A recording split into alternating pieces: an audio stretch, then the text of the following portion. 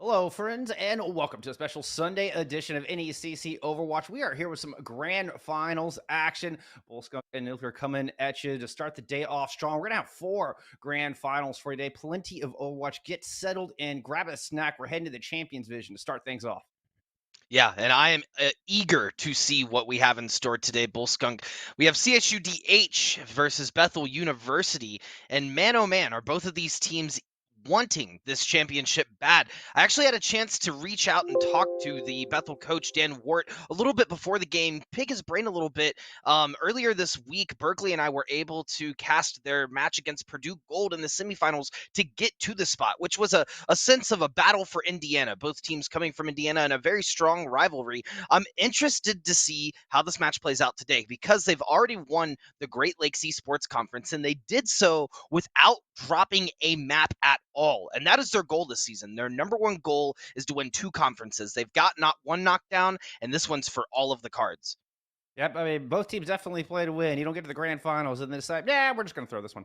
It is for all the marbles here. And the Pilots looked really good when we saw them on Thursday. I mean, they beat Purdue 3-0, and a lot of it, we've got to zoom in on this back line. But before we do that, let's take a look at our bracket. Let's see how both of our teams got to where we are today. As the Toros coming in, Dominguez Hills 7-1, your number 1 seed off of a 3-1 victory over Central Methodist University. And we had that 3-0 that I just mentioned with Bethel. I mean, perhaps played, and they self-admittedly from that conversation you had, their best game of the season. Feel like they are peaking at just the right time here in the NECC fall split. And oh man, I can't wait to see these two go at it. This is gonna be quite the clash of styles. And one of the reasons Bethel were so strong last week was because of that backline. Zach and Right. Kuda were just phenomenal. Yeah, they were in their face the entire time, and there was no let up. All gas, no brakes, if you will. Now, looking a little bit at CSUDH, we've talked a little bit about the pilots, but looking at CSUDH, they are very. They've had an interesting season coming into this finals. They have a very philanthropic focus, and I once again had a chance to talk to Robert Caputo, the director over at CSUDH, and he had mentioned that they've taken some time out of this semester to mentor in the fall with the Compton School District program. And that mentoring, that ability to capture leadership and apply leadership has helped outside of game and within their esports ecosystem. It's definitely elevated each of the players' confidence. Going into finals with that sort of mentality in a best of seven, anything can happen. So being able to have a steel trap mental is imperative. Yeah, Kuda, I caught that. Kuda said, "Good fun, have luck." As we get into map number one, Busan has been the deciding factor. Both teams get to ban out a couple maps to choose map one. Like you said, a first to four series here for all of our grand finals. And we're seeing this dive composition that Bethel was so strong on last week. Really, this composition for the majority of the map. On the other side, we're gonna get Nate and the cast coming out in the ball style from the hills. Immediate high ground right out of the gate. See if they can get Zach and a couple opening picks. See Quibsy going in and engage here momentarily. With that, Big J5 will work around to the back line, trying to avoid that flashbang. Doing a good job of just surrounding California State at the moment. Yeah, when we saw the pilots take on Purdue, Zach used to like to hold up on this corner, throw down on point, and we might see a little bit of that today as we're actually seeing him take out Night Fury to kick off this fight. Brandon finding a pick as well. This may be Bethel's first point. Absolutely, that is done and dusted. Once the Baptiste goes down, that is the start of the dominoes. Your brawl composition cannot survive without its sustain. And right out of the gate, look at Zach's ult charge, 71%, 75% towards that first transcendence. Yeah, that's huge. That's going to be massive for this next team fight. I mean, looking at CSUDH, they've already switched up a couple of players. Night Fury making the swap over to the Ana, and Maelstrom switching over to the Winston. They're going to have a hard time in this fight. Yeah, we saw Purdue try to use this composition last week to no avail. I say last week, it was Thursday. Right. Still technically last week, I suppose. Yeah. But Bethel University are really good. Kuda's really good at protecting Zach, who's going to go ahead and pop this Transcendence just at the slightest amount of pressure, knowing there's not a whole lot of ults coming up online on the other side. Holding their ground. Big J5 is going to work around to the outside. Deadeye gets nothing. Big J5 does fall, so first blood going to Dominguez Hills in this fight. Brandon, it's up to them to put the hurt down. The Diva Bomb coming over the top. Yep, that's going to find Danny. And a good start as both teams kind of had retreated to their respective corners, but with those two picks coming through, Bethel University can be able to push in and clean up. Yeah, CSUDH is having a hard time just getting on point right now. Bethel having a much more oppressive dive composition, I feel, and they're getting the picks a lot earlier than CSUDH is. But looking at the ult economy, CSUDH does have a good 4 or 5 ultimates about to come online. They might be able to sweep this point if they catch Bethel off guard and get a good pick. This nano engage is going to be so important onto the Winston. Maelstrom has to find value on this backline for this to work. Absolutely. Ooh. Yep, they're still waiting for it. They're getting pounced on. Nice. Okay, so they fend off Quibsy to start things off, and Danny is able to pick off Big J5. Then they drop the nano in a 6v4 engagement. Bethel University popped their rally and back on out. It does prompt the sound barrier from the other side. Kuda still may want that one back. They're starting to get reinforcements back in. Quibsy's back into this fight, but Zach is now down as 3D Hizzy is able to move in and take out the Zenyatta. This should be CSU taking this, but as we see a couple kills coming from the other way, and now Brandon's gonna pop Attack Visor, and that's what's so great about this dive comp. You can cut off one head of the Hydra, there's still plenty of threats left. Finds on the point, and it's at least gonna get to 99 before it flips. That's if at all. Yeah, that's a beautiful analogy, Bull Skunk. I think that you're spot on with the Hydra comment. Brandon popping the Tac Visor really secured that for Bethel. CSUDH, while they did take out a few, it's not going to be enough for this this front line on Bethel University. I mean, they took down Big J5 and Quibsy. I mean, two of the the prongs of the spear, two of the ways that Bethel wants to engage and dismantle. And even with a 4v6 situation, a 6v4 if you're looking at it from Dominguez Hill's point of view, and a Nano Winston going in, it's Bethel University who are able to bounce back. They just fall back into that little room, pop a rally, and boom, they're right back into that thing. Yeah, they've really. I feel like CSUDH's issue here is they're not picking the targets fast enough and switching. You know, Zach is obviously one of the big threats here, and they have to jump on him and create an opportunity for the rest of the team to thrive. They take out Zach and Kuda, you're cutting off the base of the Hydra. Yeah, they got one, but not both. Just kept growing heads from there. It did. It did. Bethel University, they have a strong bite with their plethora of Hydra heads. And are making 0 changes coming into Sanctuary. Don't expect it to. Interesting. Really no changes from either side.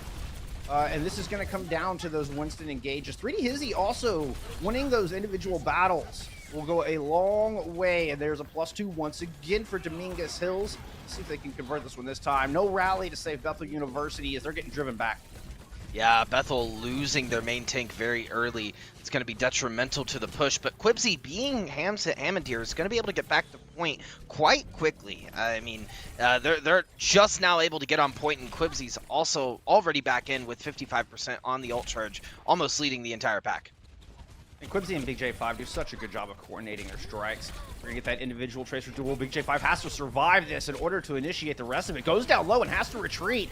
But Tank's winning out in the front line. 3D Hizzy does eventually win that Tracer duel. And Quibsy's in a lot of trouble. Was anti-nated, had to roll all the way back. Nano goes out on the 3D Hizzy as opposed to onto the Winston to make good use of it. As Zach is just gunned down with the Pulse pistols. And Dominguez Hills hang on to this objective. I mean, that's exactly what they needed. They needed to take out Zach there. He was a little bit out of position on that corner. Didn't really have any of the tanks to be able to heal. Winston had just, the D.Va just jumped or dashed, so there was nothing to be able to peel him off. But now, Bethel have some ults to come back in and work with. Rally could be problematic, but Quibsy going to start things off with the mines. A couple of early picks would go a long way here. Kuda does have a rally of their own, so both teams are going to be armored up to the heavens. Danny with a Deadeye from the back. Might have a couple skulls here. Now everybody's able to get into cover. Now Bethel University coming out of their hidey holes. They're going to strike back. Brandon goes down before they have a chance to use attack visor. Quibsy gets shield bash, anti flashed. Oh my goodness, that was the main experience if I've ever seen one.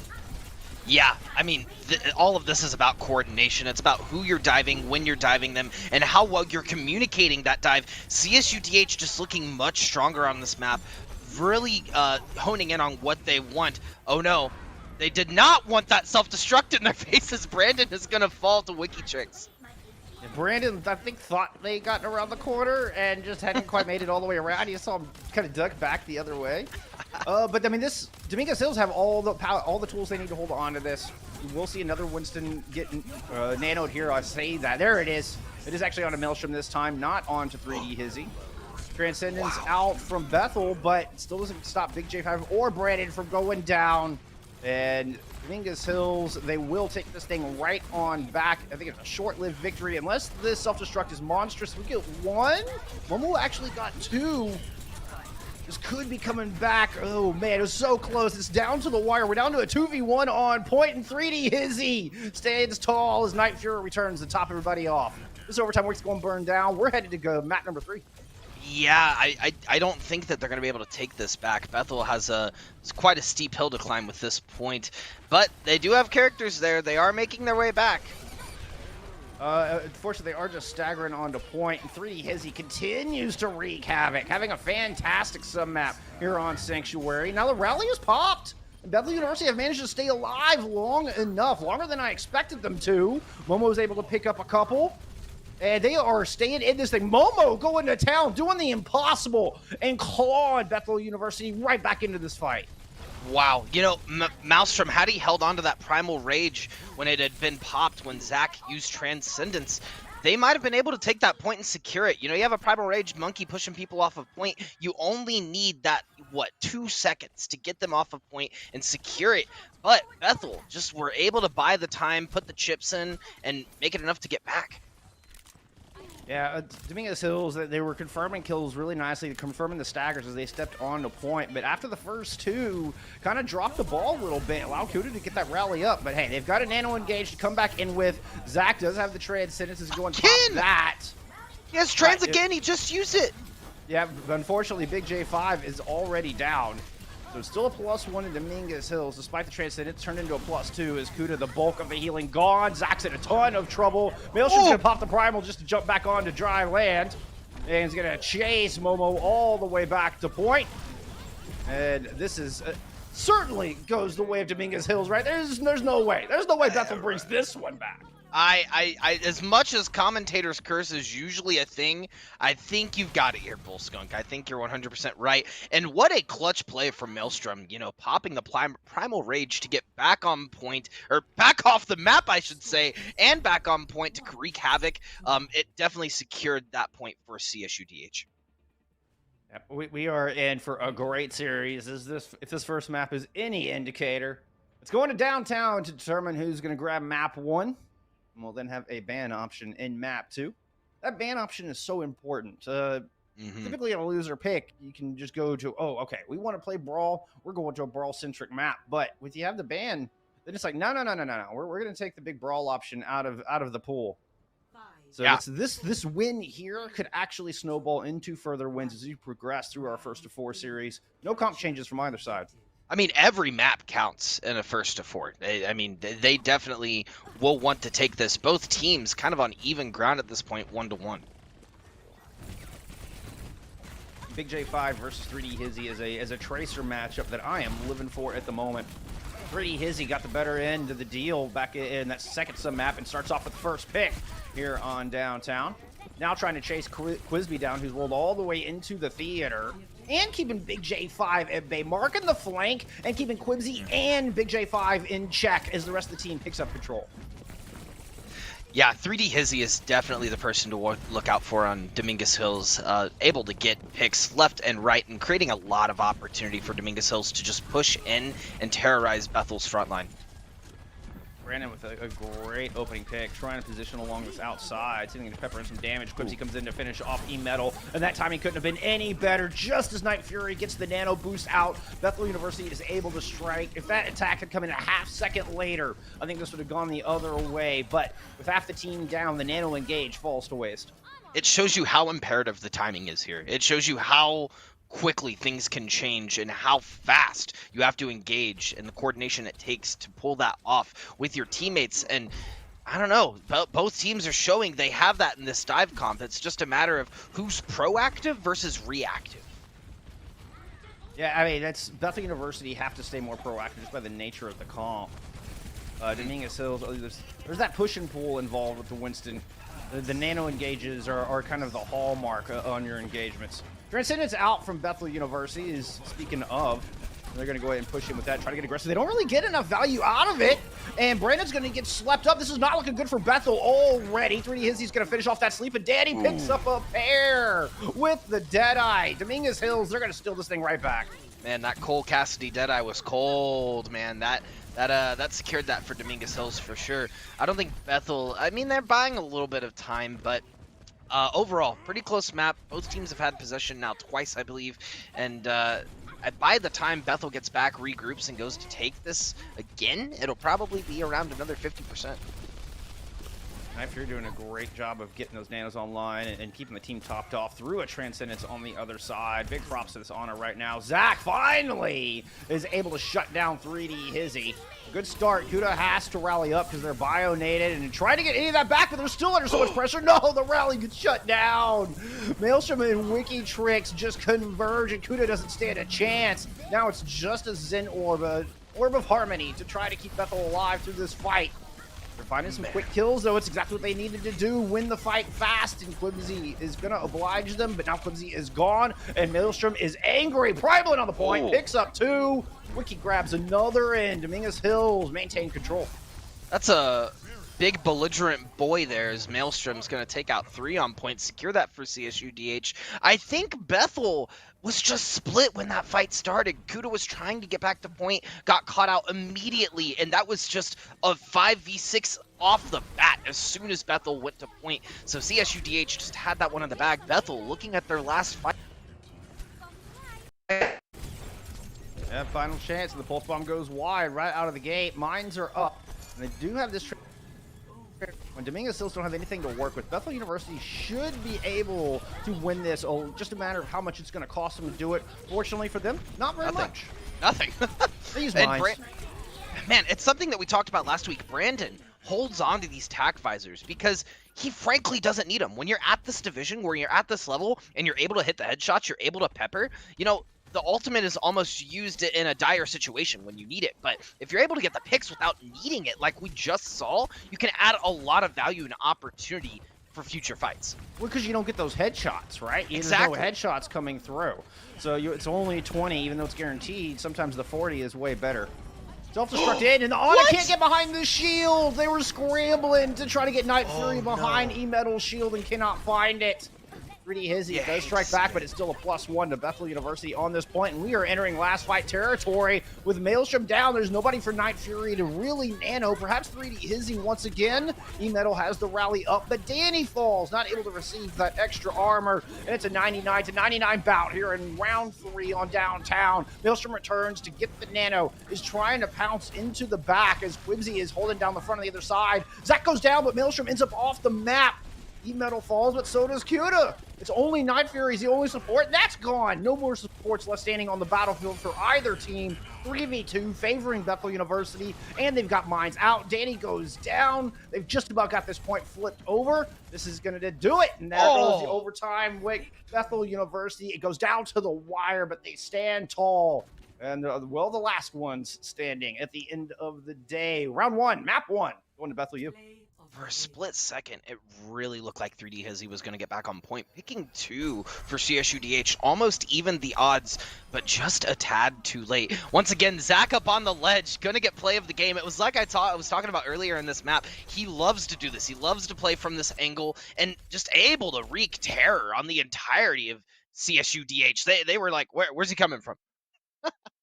Yeah, Zach's a monster. Whether we see it on the Baptiste or the Zen, but that Zen in particular, oh, so strong. And the Discord orb just continues to get value as the fights draw on. Bethel University, I mean, usually pretty quick engagements, but the longer you've got Zach just sitting up there raining down orbs of destruction, the more and more value that they're getting out of the Zenyatta, out of the Discord orb itself.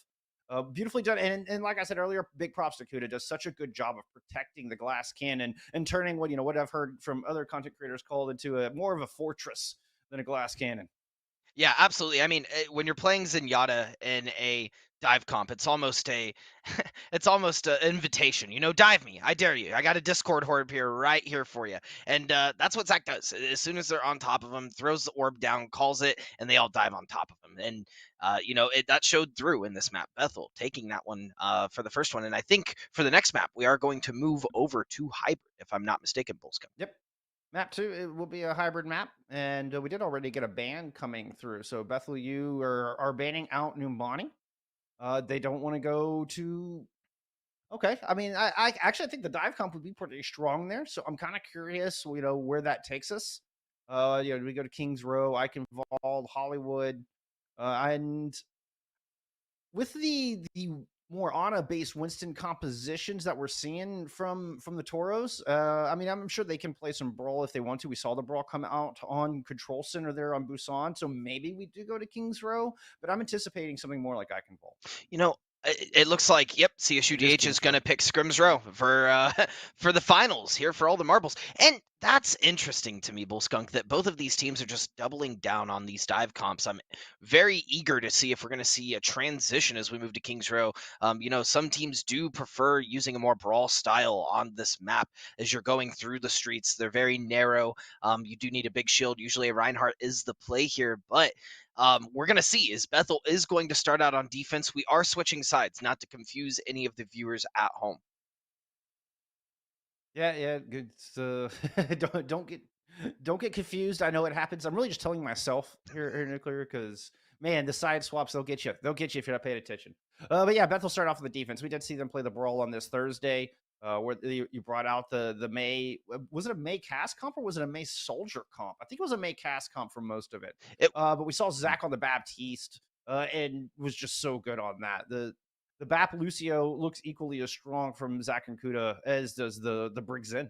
Yeah, it does, and it just shows his versatility on any hero. You know, it's interesting. Both of these teams have a very similar mentality. When I talked to the coaches wanted to highlight, you know, the things that are going on with the teams outside of the game.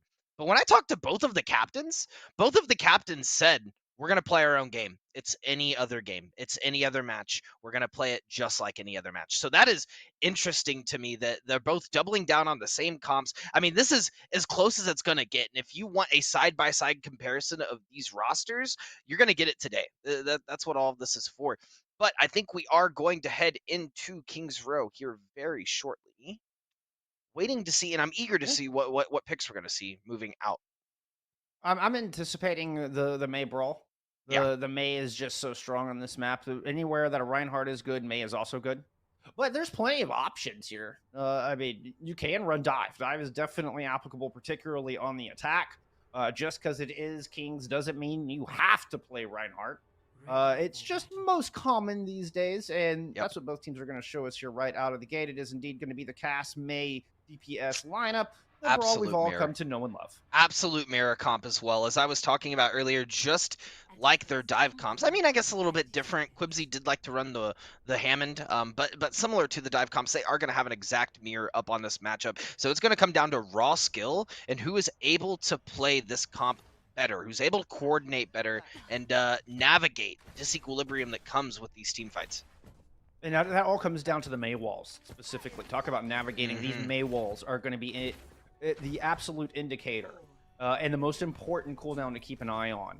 And that's one of the reasons you bring the D.Va in this comp as opposed to the Zarya, because the D.Va can kind of navigate around those, as can the Baptiste. But May is a Reinhardt's worst nightmare. And if either Quibsy or Maelstrom get caught out, that could snowball into a quick fight win. Good rotation here from Dominguez Hills as they just go around to the right side. Looks like they're going to loop all the way back around to the top high ground. Yeah, and look at the swiftness with it. They know exactly what they're doing before they're starting. That is what I like to see in a finals. 3D Izzy just jumping in on the action immediately. Yeah, that's a coordinated attack. That takes E-Metal, Amp speeding everybody across, and Maelstrom right there with it and picks up 2 with the Rocket Hammer. And immediately the decisiveness from Dominguez Hills paying off. And we see Bethel University running for the hills. Yeah, running for the hills and almost caught out by a sneaky Danny. It looks like Bethel is going to back up, look to regroup, and retouch at last second here. Kind of a smart move if they were not stopped by the May wall, but it is not going to matter. Yep, the flash fam pays off. Ant Matrix from the front, Danny in the back, and Bethel University are caught in a very painful sandwich. CSU DH did not care if they backed off at all. Like, you know, take your time. That's fine. You're coming back, and you're still losing this point. Yeah, that was pain sandwich. That's one part Danny, one part Maywall, little sprinkle of Maelstrom for some flavor. It's delicious if you're Dominguez Hills. Oh yeah, not so much for Bethel U. Yeah, it's a little sour if you're Bethel U. Maybe the little bit of salt in there as well. You know, we're a little bit of salt there.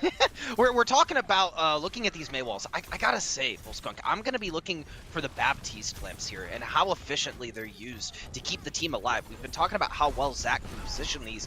I'm interested to see how it goes as we go into this team fight with the Blizzard being popped by 3Ds. Maelstrom almost got caught out, and the Blizzard comes out from the defense. Nice shatter as the shields fade. And it is Bethel University who come onto the point just with a vengeance, beautifully timed. As 3D Hizzy and E-Metal both pop their ults amidst that. And then Quibsy comes in with a massive Earth Shatter. Yeah, we saw earlier this week, Bethel University likes to hold further up on this point in the Streets phase.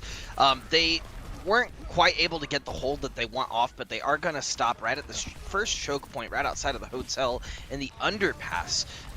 And utilization of those ultimates was huge, but if you look at CSUDH, you know, they're going to have 4 coming online here very soon, and if they can pop that 4th and use them efficiently, they should be able to continue this push. Yeah, I don't expect to see any spawn holds here. Bethel University going to give up a little bit more respect. This archway is exactly where you want to be with this May comp. And there's the wall up behind. Shatter! Maelstrom's holding on to it. Quibsy's down. That Shatter could be free, but they got to keep the shield up for that self-destruct in the back. Able to block that. Danny's going to go ahead and drop this Deadeye, take care of some flankers.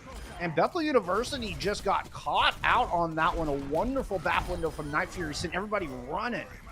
Yeah, that was a beautiful positioning on the Cole Cassidy Deadeye as well. Taking out Zach, really repositioning all of the Bethel University supports, and they were so focused on what was in their face in their front line, they did not notice the Cole Cassidy Deadeyeing to the side, which I think spelled the end of that fight. It was interesting, though, looking at Maelstrom not using any ultimates there, but I guess it wasn't needed. No, I guess not. And now they have that Earthshatter coming into this next fight.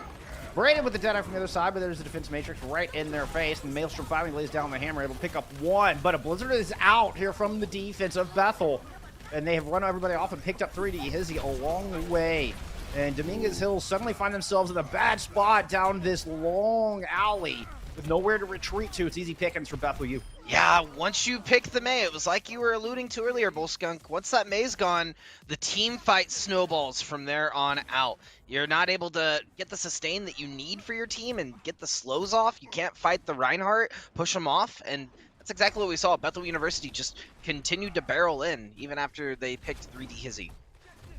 Now, Dominguez Hills certainly have the tools to win this next fight. We're looking at Blizzard, we're looking at Sound Barrier. Two huge high-impact ults on this, and the wall is a little off from Big J5. Shatter comes down from Quibsy, though, and oh my goodness, as soon as the wall was destroyed, the Shatter came in, a wonderfully coordinated play, and Dominguez Hills never saw it coming. Wow, that is how you play around a May Reinhardt. Dropping the wall and dumping the Shatter. That worked perfectly for Bethel, and what a hold.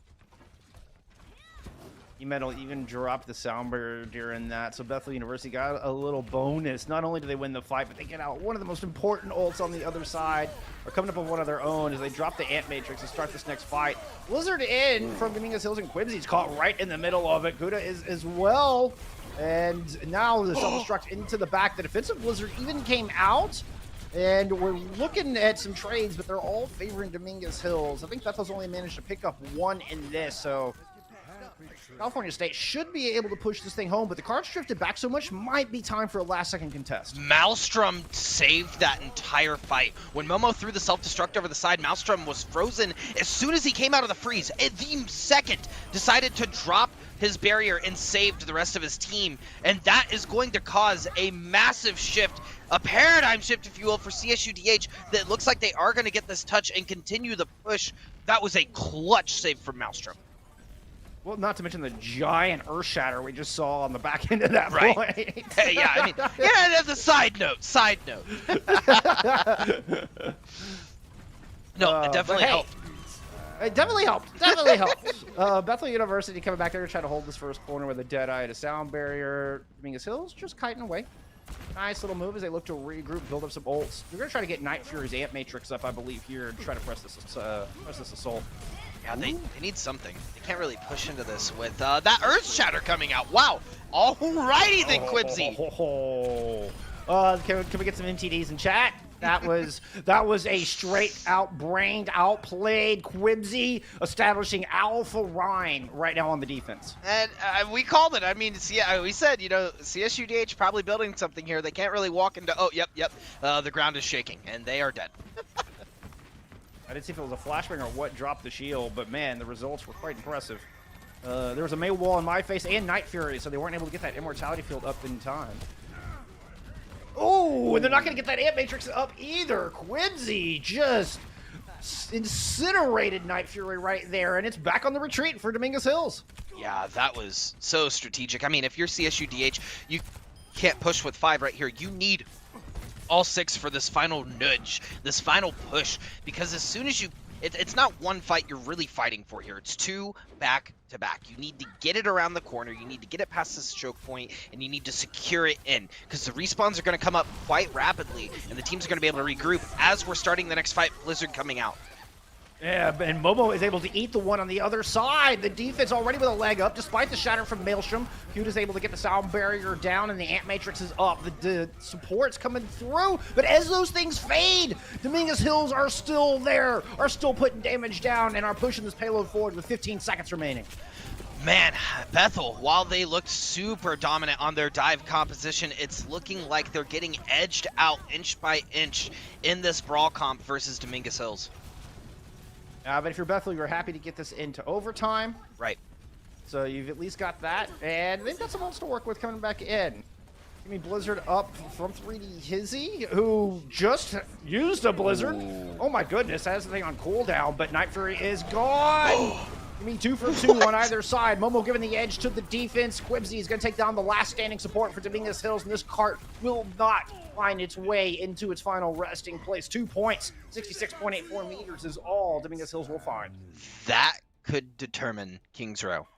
That hold right there, being able to drop those shatters and bombs, getting the picks that Bethel desperately needed and required, might determine all of King's Row. Because if they have a more oppressive brawl push, you know, I was saying that they were getting edged out. That is on the defense, and that is really important to look at. Is once again looking at proactive versus reactive play. If you're stuck on defense, you're naturally gonna have to play a little bit more reactive. Otherwise, they're just gonna kite you out, like we saw multiple times CSU DH do when they were attacking. They'd bait out an ult from Bethel, they back up, and they'd say, "Wait a second, we're gonna engage in just a second. Wait for the Blizzard to go down. Wait for the bat field to go down, then we're going to push in."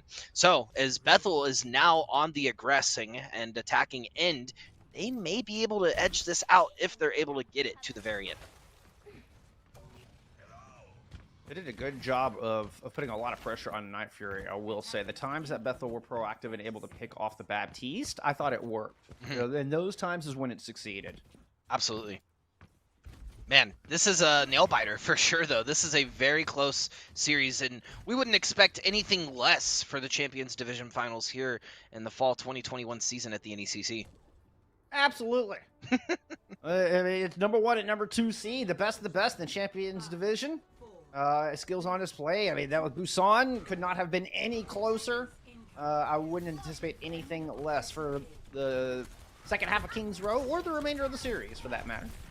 We're not seeing any changes coming out as far as composition. Going right back to this May brawl, and a nice wall to start things off already. Wikitrix and Maelstrom already in trouble. Immortality Field already out. That's a lot of resources from the defense. Dominguez Hills used way too early in this fight, and it's Bethel University who are able to push up and claim this corner. Maelstrom is going to go down, and this is going to be a point A take right there. Done and dusted. Big J5 with the massive shots on the entire front line for Bethel University. Big J5 was getting headshots left and right. Really was the icing on top of the cake for that push.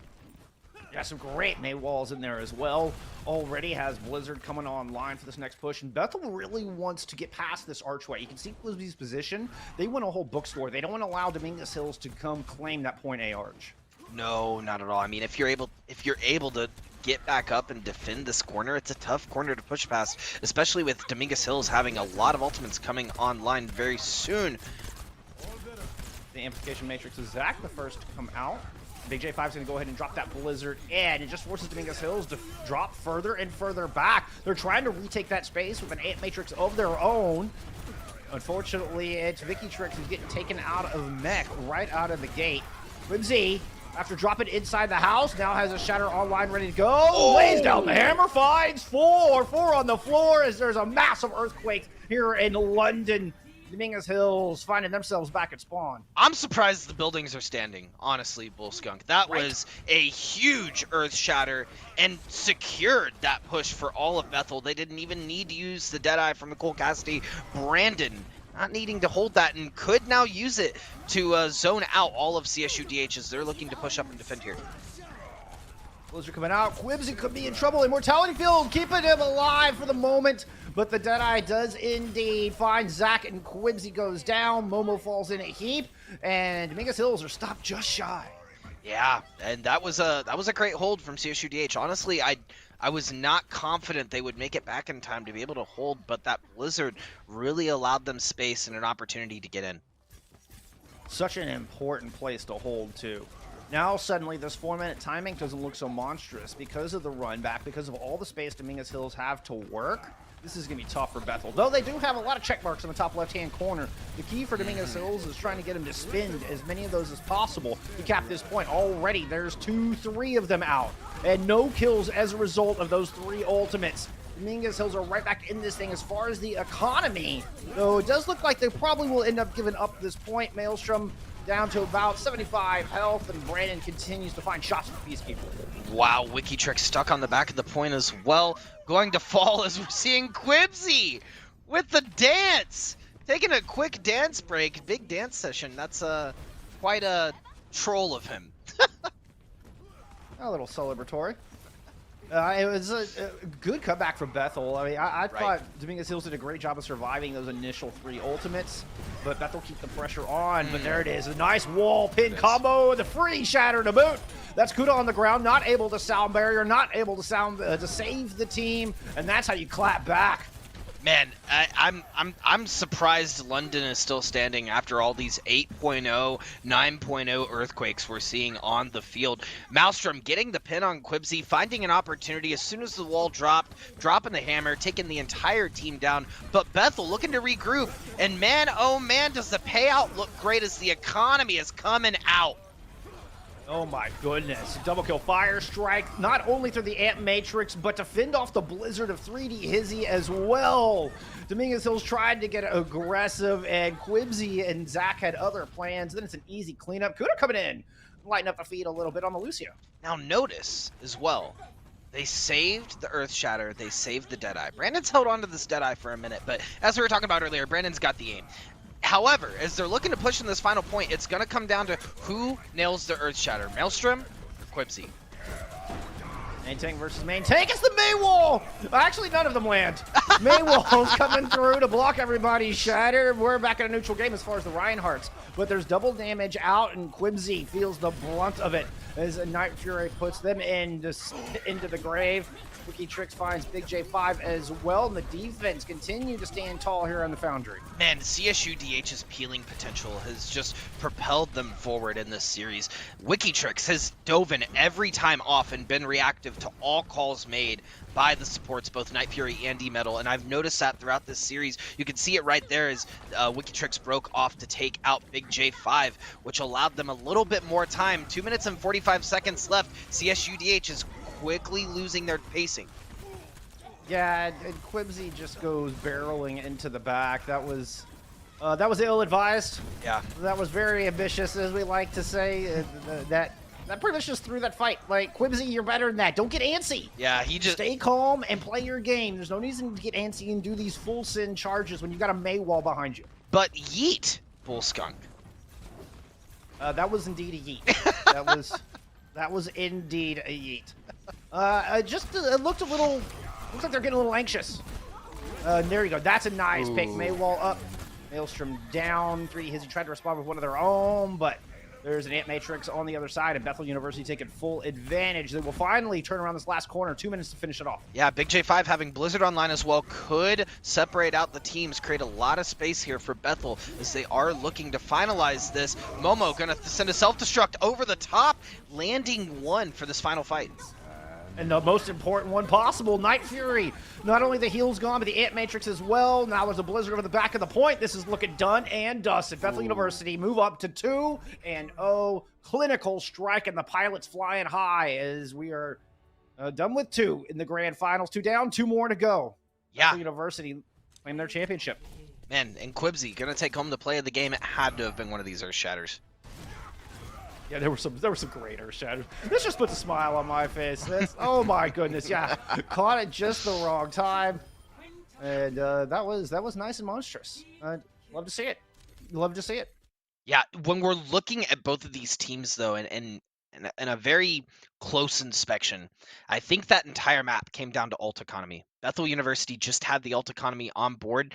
They knew what they were doing. They were only using 2 ults at a time. However, if you look on the side of CSUGH, every time that they were dumping ultimates, it was 3-4 at a time. It was like, we're loading up ultimates, we're emptying the chamber all at once, which is good for winning team fights, but not for sustainability, not for these pushes when you're on a hybrid map. Right, you ideally want to get into a nice ult rotation where you've always got something coming up online. You've always got ults as a win condition in your back pocket to help swing fights. Yeah. But hey, speaking of back pockets, we're gonna put map 2 in our back pocket and move on to map 3. Before we do that, a short little break. When we come back, we're headed to assault. We'll see you in a minute.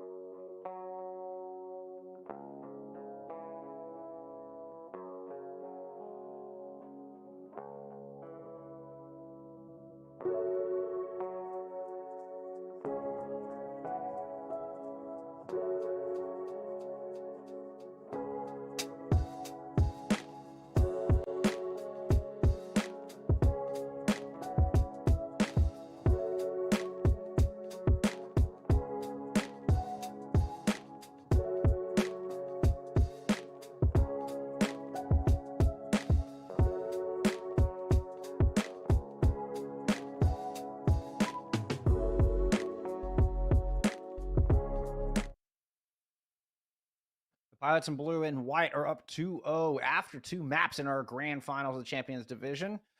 Dominguez Hill is going to try to bounce back here. They've chosen Hanamura for their assault map to see if they can start making their comeback. Yeah, interesting choice. I mean, thank God it's not Volskaya, right? But I'm happy that we're going to Hanamura, and I'm going to be eager to see what they choose in terms of composition once again. This is a map where you can do a couple of different things on offense or defense, looking to defend. I'm going to be keeping my eyes out, see if either team chooses to pick a Symmetra to get onto those points fast and quick. If you're able to be in their face immediately, especially with a 2 CP, you might be able to sneak it out. Oh yeah, this is a classic Symmetra map. I really enjoy seeing the creativity that comes in with the teleports. There's multiple options. You don't have to go directly to point. A lot of teams will choose to go onto the banister above. There, you see it at the bottom of your screen right now, and kind of loop around to one side or the other. You can teleport to the top left platform and go in that small room where the mega is, and kind of loop around to the back of the objective. Definitely a few options. I've even seen teams teleport into the right building and go take the high ground that direction. But What? so far, let's take a look at this defense. There's still time for Dominguez Hills to change their mind. I don't want to talk about that What? because they could make some last-second swaps. But look at this defense we got going here. As Big J5 is going to feign the Torb and then swap onto a... Drumroll, please. Torb. Torb. It was just a yeet off the map to get things kicked off. Like that. Just trying to make conversation with Night Fury in chat. That's beautiful. I'm not honestly looking for a response. Doggo, okay, liking the Doggo. peppers. All right, let's get underway here. We are going to get the Sim Reaper strat. Zach likes giraffes, in case you are following along at home. Teleport is going to go top right this time. They're going to try to drop in and split up the defense, but Risa Quibsy is kind of at the back of Maelstrom, and they're having to just flip around on all sides to keep an eye on things. Dominguez Hills do manage to push onto the objective and grab one tick already, but haven't gotten any kills. There's definitely a recontest coming in. You've got Brandon and Zach up at the high ground, now fades with a pair of Hellfire shotguns. Zach is down. Brandon's in a lot of trouble, will fall as well. Meanwhile, the rest of Bethel University had looped around to the front of the point. Big J5 on the outside manages to pick up a hammer kill. Good for you. That's always fun, but unfortunately, they're going to lose the point. I don't know if the thought process was, we're going to lose first point anyway, let's just stick to second. But I do not agree with that defensive comp whatsoever coming out from Bethel. They allowed CSUDH to get in immediately, set up shop on point, pitch a tent, and just hang out. Bethel struggled to get in, struggled to kick them off point, and I think it is a lot to do with their engage. They just didn't have any there. I don't think Bethel expected the teleport to the top right. You can tell by the way Quibsy kind of just backed up, and then the whole defense just scattered. But now going in, I mean, there's a snowball chance. Maelstrom close to a shatter. Big saving grace is some damage ultimates on the other side in the form of an Ant Matrix and a Supercharger coming online for the defense of Bethel University. Dominguez Hills working all the way around. They're going to try to get up the rest of this rally, pop that, and go dislodge the high ground. Quibsy is waiting for them up there. The rally is out, but there's the Gravitic Flux coming through. The Ant Matrix there as well. Immortality Field keeping Dominguez Hills topped off for now, keeping them alive while the rally tops them off more specifically. But Kuda is able to land the shots. As Zach and Kuda have, I would say, swapped roles, but in running the Baps Zen, it's Zach who's picking up the Baptiste. Yeah, Zach actually mentioned last week that he feels Baptiste is actually his main because he plays him a little bit more, allowing Kuda a little bit of a flexibility to, shine on this Zenyatta. And doing a good job of it. Really important pick there to help clear the high ground, take some pressure off of Quibsy, who's able to hold on to the Supercharger. Maelstrom pushing in, has tanks on both flanks right now. Discord Ord on there as well. Try to see if 3D Izzy can sneak around the other side and clear off some room. But Supercharger is out on the high ground. That's 6% extra damage for everybody involved. And they're going to push forward and clean off this stairwell. So get out of here. Eviction notice served. That was a great hold from Quibsy. And CSUDH trying to push up on that stairwell twice now, finding no avail with either push. Momo able to get a massive Gravitic Flux the first time. However, it was saved by Night Fury's Immortality Field. They had to use a lot. to stay up there, and it did not work out in their favor. Going up again a second time, Quibsy just dropped the supercharger and pushed W, and it worked out. So if I am CSUDH, I'm taking a step back and I'm contemplating how we're pushing this again. And I love the move already, waiting until everyone is grouped up to push. They were kind of pushing in willy-nilly before, and now they're making sure they're a cohesive unit. Danny with a great opening pick as Big J5 invested the pulls. But Momo has another Flux online. This time they're going to be able to kill that Immortality field. Transcendence out from Kuda. They're trying to get aggressive, but the Death Blossom comes out. And despite the two great ultimates, there's only one kill on the back of it. Big J5 bringing it back. Those return to the fray and able to take out two key picks, 3D Hizzy and Maelstrom, respectively. And Bethel University have done enough damage to not allow any progress. Yeah, I mean, look at Big J5. He's a master menace on this Tracer, picking apart most of CSUDH's backline, wanting the kill, gonna get the recall. What some style play from, oh my gosh, Big J5. That was stylistic if I've ever seen it. Just really nice play. Big J5 returning in and taking down 3D Hizzy, who's now swapped on over to an Ashe. That was looking kind of dire for Bethel University to start. Dominguez Hills did a great job of surviving the Transflux combo, but in the end, didn't have the tools to push on through. So after a couple swaps now, it's a May and an Ashe. 3D Hizzy is going to look to get themselves positioned up here to rain down, but Bethel University are playing really close up and are not going to allow a lot of space. Dominguez Hills have to fight tooth and nail for every bit of it. They've chosen to pounce on the Sigma, try to open up this side room, and 3D Hizzy is able to take out their counterpart from a distance despite the Amp Matrix that was available to Brandon. And now with a +1, the attackers are looking kind of scattered here. Shatter comes down. That finds one, and they confirm that kill on Nakuda. They've already have two now, and they're actually 3 up now. They need to push point. They need to take it and play together. I think that this might be CSUDH's time. Yeah, but they don't have any ults to hold on to it with. Bethel University, you do have time for a recontest, and they're going to come out with tank ults to boot. Big J5 close. Bob is invested. Bob's on the point, able to contest. The second tick is there. And I think Bethel University are just kind of biding their time, seeing if they need to invest anything more into this thing. Yeah, they are going to go ahead and throw the Flux down onto the tanks. That captures both of them. Discord Orb means Maelstrom cannot survive. And the retake comes through. A little under 90 seconds left. Only one tick left for Dominguez Hills to pick up. Yeah, but looking at Dominguez Hills now, they have bought their time, they've sat, they've waited, and the ultimates can come online. Looking like they're all going to come online around the same time. Bethel, going to take a second to get some more ultimates online. Yes, they have a couple of defensive ultimates coming up in Quibsy's Supercharger, but the Supercharger is super easy to burn if you have the positioning, and CSUDH is coming on, all 6 almost. Ooh, actually, sorry, E-Metal is going to transition over to Lucio, trying to possibly get people onto point quicker, which will ruin a little bit of that ult economy that they had previously. Yeah, they're just going to try to rush down Momo, throwing a wall up. Momo drops down low. Is a lot of troubles. Everybody's chased Momo to the bottom. But Zach and Big J5 doing work on the other end. While Momo does a wonderful job of kiting, the Supercharger and Ant Matrix are out. You can't underestimate that 150% extra damage. Wow. I mean, Kuda plus Quibsy with the Discord Orbs and the Superchargers, you're sneezing on people and they're falling over.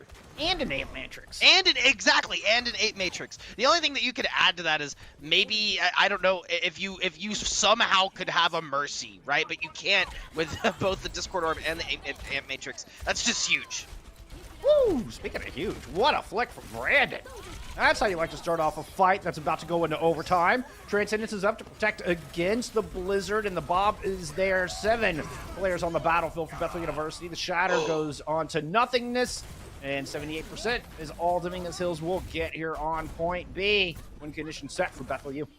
Yeah, CSUDH opting to choose this, brawl style with a little bit of dive with the Diva and Tracer. This composition, it works, but Bethel didn't allow them to get in whatsoever, and they just let CSUDH run into them. And every time that they did, they just threw ultimates at them, and it worked every time. Quibsy definitely throwing down. I had to have been 4 Superchargers on that entire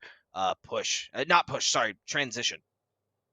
Momo did such a great job holding down that flank as well. Mm-hmm. So if Momo had been up top with Quibsy, then Dominguez Hills would have just been able to rush and close the gap, right? And just get right on top of them. But because Momo was positioned to that 90-degree angle, that they had to choose where they wanted to go. And if they went after Momo, Momo just kited back, and they took a lot of damage trying to chase Momo down. If they tried to push up to the high ground at the stairs, then Momo would come in and create a sandwich with Brandon shooting from across the way. It was really well positioned from Bethel University, and Dominguez Hills never really quite found exactly who they wanted to go on. They couldn't quite unlock the success on that. Now having to go on the defense, hoping they can hold out, hoping they can prevent that 78.1% capture on point B. Yeah, I mean, you could tell it from 3D Hizzy when they were jumping on Momo, right? Momo jumped down, was on the Sigma, and got really low, but it was only 3D Hizzy there. There was no one else capitalizing, so I think that analysis is absolutely correct, Bullskunk. I think they need to be a lot faster with target priority, and then switching from target priority. Listening to calls and being able to communicate and coordinate is everything here in the finals. Give me a double shield defense. Teleporter from the offensive Bethel heading to the top left.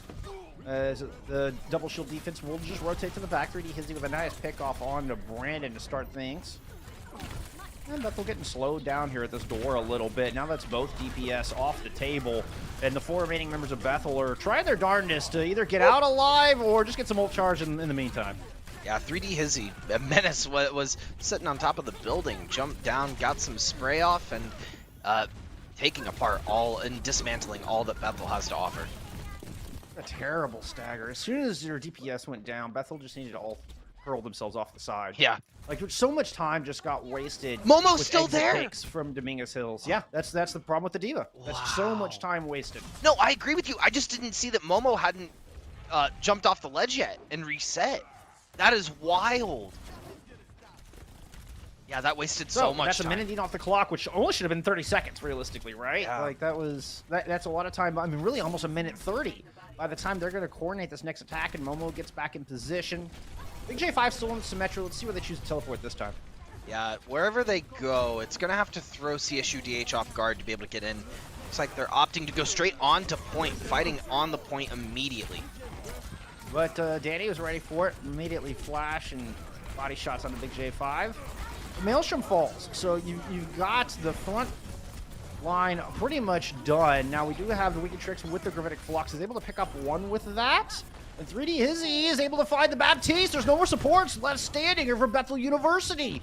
And despite a good start with that early pick on the Maelstrom, Bethel University aren't going to get anything out of this. Yeah, 3D Hizzy on this Tracer has just been a constant this entire set. You can always trust going into fights that they're going to get 2 or 3 picks almost every time. But Bethel taking this point, with around a minute 45 seconds left on the clock, they're going to have some time to get in, and they have the ultimates to do it. Kuda with the sound barrier could cause some havoc.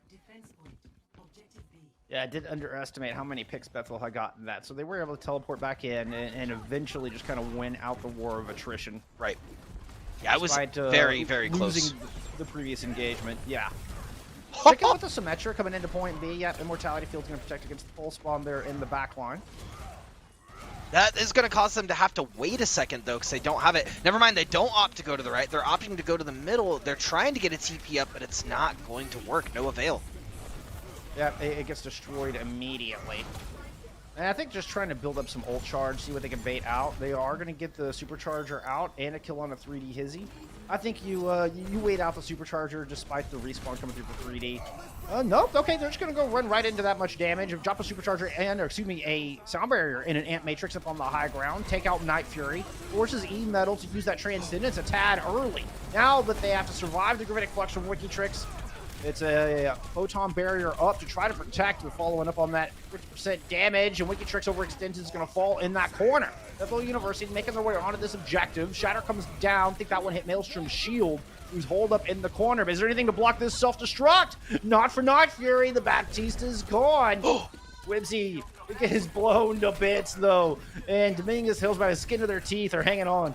3D Hizzy just took out 3 there to save that point for CSUDH. Bethel had the upper hand for a majority of that fight. We're even knocking them off. I would even go as far to say that Big J5's Symmetra ultimate being right off of the corner of the point was not exactly the positioning that they were looking for, but 3D is he able to come in and clean up for CSUDH is going to be a detriment for Bethel University. especially considering how expensive that fight was for Bethel. Oh yeah, look. I mean, look at that. Look at those alts.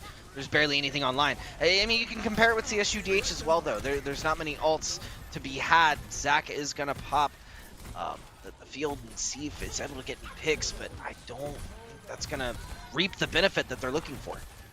It kind of did, because it bought them a little space on the high ground that they've now rushed through and have been able to chase down 2 kills on the back of that. That's fair. So they bought a lot of space, and they're able to take advantage of that space. Now it's a +3 on the objective, and progress is coming through. Nearly 2 ticks as the sound barrier is dropped from Kuda. And I just see a Lucio and an Orisa on this point. Neither of the above last long. Wow. Bethel University now on championship point. 3 unanswered maps in a row. Bethel looking very dominant here today. Wow, I gotta say, I hate eating my own words. However, you were 100% correct there, Bullskunk. If you're able to take that space and snowball from there on, which is exactly what Bethel did. They got picks, they created space, they went down.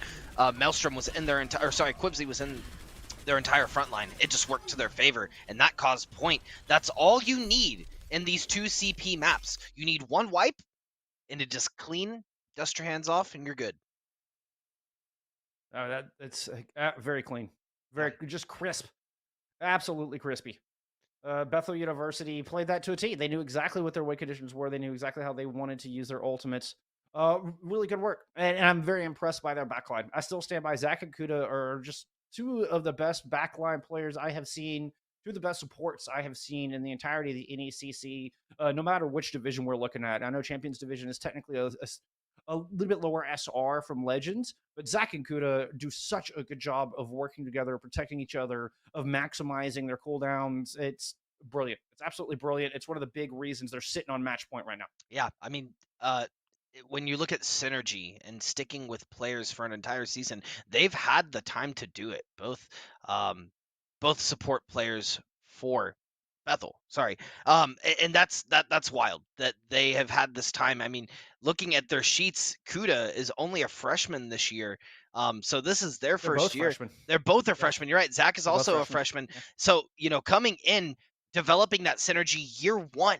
These players have 4 years to develop and grow with each other. And if they stick on the same roster, I mean, this is going to be a national level team you're not going to want to shy an eye at. I mean, and just to further that point, Big J5 also a freshman, Quibsy also a freshman. I mean, the synergy is already so strong between these 4 players. I mean, and really the whole team. But those 4 are here to stay and have time to just further develop and polish these skills and polish I just see what Bethel U have in front of them, because they've had a heck of a season so far here. They have. They absolutely have. And I think it's a little funny. For those of you that don't know, to draw out a little narrative here, Dan Wart and I were talking last season, and man, he was talking up his team so hard. He was like, next year, you guys aren't ready. We're going to have the roster. They're going to come out. They're going to come out swinging. And all the other directors and coaches are like, yeah, we hear this every year. But man, he was not lying. I mean, here we are sitting. They're up 3 points in the grand finals of the Champions Division. Most of these players, it's their first season, and they've done an immaculate job of playing together. And that's not, a shot at CSUDH. They've obviously had the time to put in as a team and develop as well. It's just it's so close. Bethel's just edging them out in every little bit that they can. Yeah, I mean, to put that in perspective, Dominguez Hills hasn't lost a match since week 1 of the regular season. That was the last time they've lost. This is a strong squad. Now, they never faced Bethel University during that regular season. This is the first 2 times, the first time these 2 teams, excuse me, have matched up here in the fall split. So, maybe the Toros just hadn't met their match just yet, but nevertheless, I'm talking. This is an extremely strong squad from CSU. So, I mean, Bethel aren't exactly like just getting, an easy shot at this or whatever. And another thing to put that in perspective is Bethel, little above 1,600 students. This is a tiny university, and they're able to find this kind of quality out of such a small student body. I'm telling you, hashtag Midbest. I gotta say it. You know, we cultivate the best talent here in the Midwest. It What are you feeding them happens. there in Indiana? Hey, I came from Ball State, so I'm telling you, even back in 2017, 2016, we were holding intercollegiate events. Bethel's even hosted Battle for Indiana themselves multiple times to allow a stomping grounds, allow a situation to, grind the iron against each other and create the best opportunities for the best players. So I'm elated to see an Indiana school, take on, a California school. California, not to be East Coast versus West Coast or Midwest versus everyone, but California has really had its chance to develop as an esports ecosystem for Sure. quite some time now. So this is just such an interesting point to look at, especially looking at the regular season records for both of these teams. Like you mentioned earlier, CSUDH has not lost at all since week 1, and Bethel had lost twice going into the postseason. So I mean, they have going into the postseason, they have Right. what it takes. It's very much on top for both of these teams. We're currently waiting on map pick, but giving you a little bit of the behind the scenes, it looks like Bethel did ban Dorado, and then CSUDH actually I forgot all about this. Carol put this in chat. CSUDH won the Challengers division in the spring. That's 100% right, and looks like Yeah. the map that we're going to is going to be Gibraltar. Yeah, we are headed to Watchpoint Gibraltar for our 4th escort map of the day. So this is a very Winston-dominated map traditionally. Yes. Now, I do still think that Bethel University can run their dive comp that we like to see from them with the Wrecking Ball and the Diva. Definitely applicable here. But Winston, I mean, this is the home of Winston. This is where Winston's lab is, in the starting spawn, in every sense of the word. A very Winston-centric map in the way it's designed, and the way to utilize almost all 3 points, but particularly point A and point B. And that's what we're seeing from the defense of Bethel, and that's what Dominguez Hills is flashing us here. Well, they still have some time to change their mind on that. With so much backline engagement, do you think we might see a double bubble comp? This is basically double bubble. Since Zarya has fallen out of fashion, this is it plays very similar to double bubble. The way you use the Ana Brig with the Winston and the Diva on this. Sure. That's why it's not really a dive comp. Even though you're seeing Winston Diva Tracer, it really is a hybrid dive poke comp and is derived from the double bubble composition. You're just substituting Momo in on the Diva because Zarya is kind of in a weird spot right now. Yeah, that's kind of an a neat introspection there, Bullskunk. And you can see Maelstrom trying to push up top. This is the classic map. I don't know if y'all have seen Aspen's clip of just forcing back the dive over and over again with the Brig. But that's the goal of Dominguez Hills is to try to gain some ground up here. Bethel University are trying to maintain and not allow any room for Dominguez Hills to work on the high ground. You can see Quibsy doing a little bit of push and pull. Gets antied, though. That's a big Bionade from Night Fury. Quibsy needs to find some survival. Does manage to, with about 50 health. They fall back and live. It gives up some space. Yeah, this is going to be the crucial push as well. You do not want to get stopped underneath of this bridge. It can spell disaster, especially if you can create space on the other side. Bethel University are just holding blue box right now. Big bio name from Zach, and the Nano is online, ready to go. Crucially before the attacking side. And we got Quincy going diving in. E-Metal doesn't stand a chance. And the Nano engage brilliant. You can see even the bubble even comes out, the split timing to block Night Fury's Bionade. That's a perfect Nano engage from Bethel U. Absolutely, and it will. CSUDH did push enough, though. They will be able to get on top, push through the top, not needing to push through the bottom tunnel. They were able to push the payload just past that point. Big J5 getting a very quick kill on 3D Hizzy and trying to prove Tracer dominance. And that's really important in this matchup, in this mirror matchup, because whoever controls the Tracer dominance controls the flanks. And you can see this little stick comes through in a Maelstrom, just saying hello, just keeping him in check, like making sure Maelstrom's still awake. That's a painful alarm clock, if I do say so myself. 3D Hizzy looking to respond, has a pulse bomb of their own.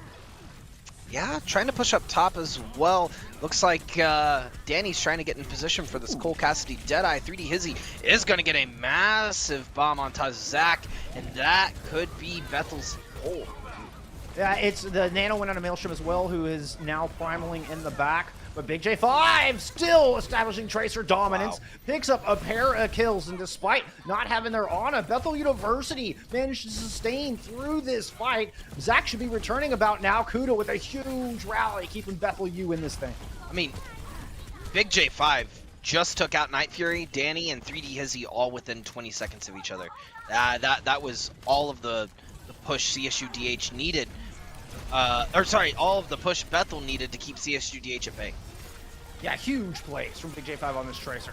Absolutely game-changing in that last engagement, at least. Yeah, I mean, with a minute left on the clock, too.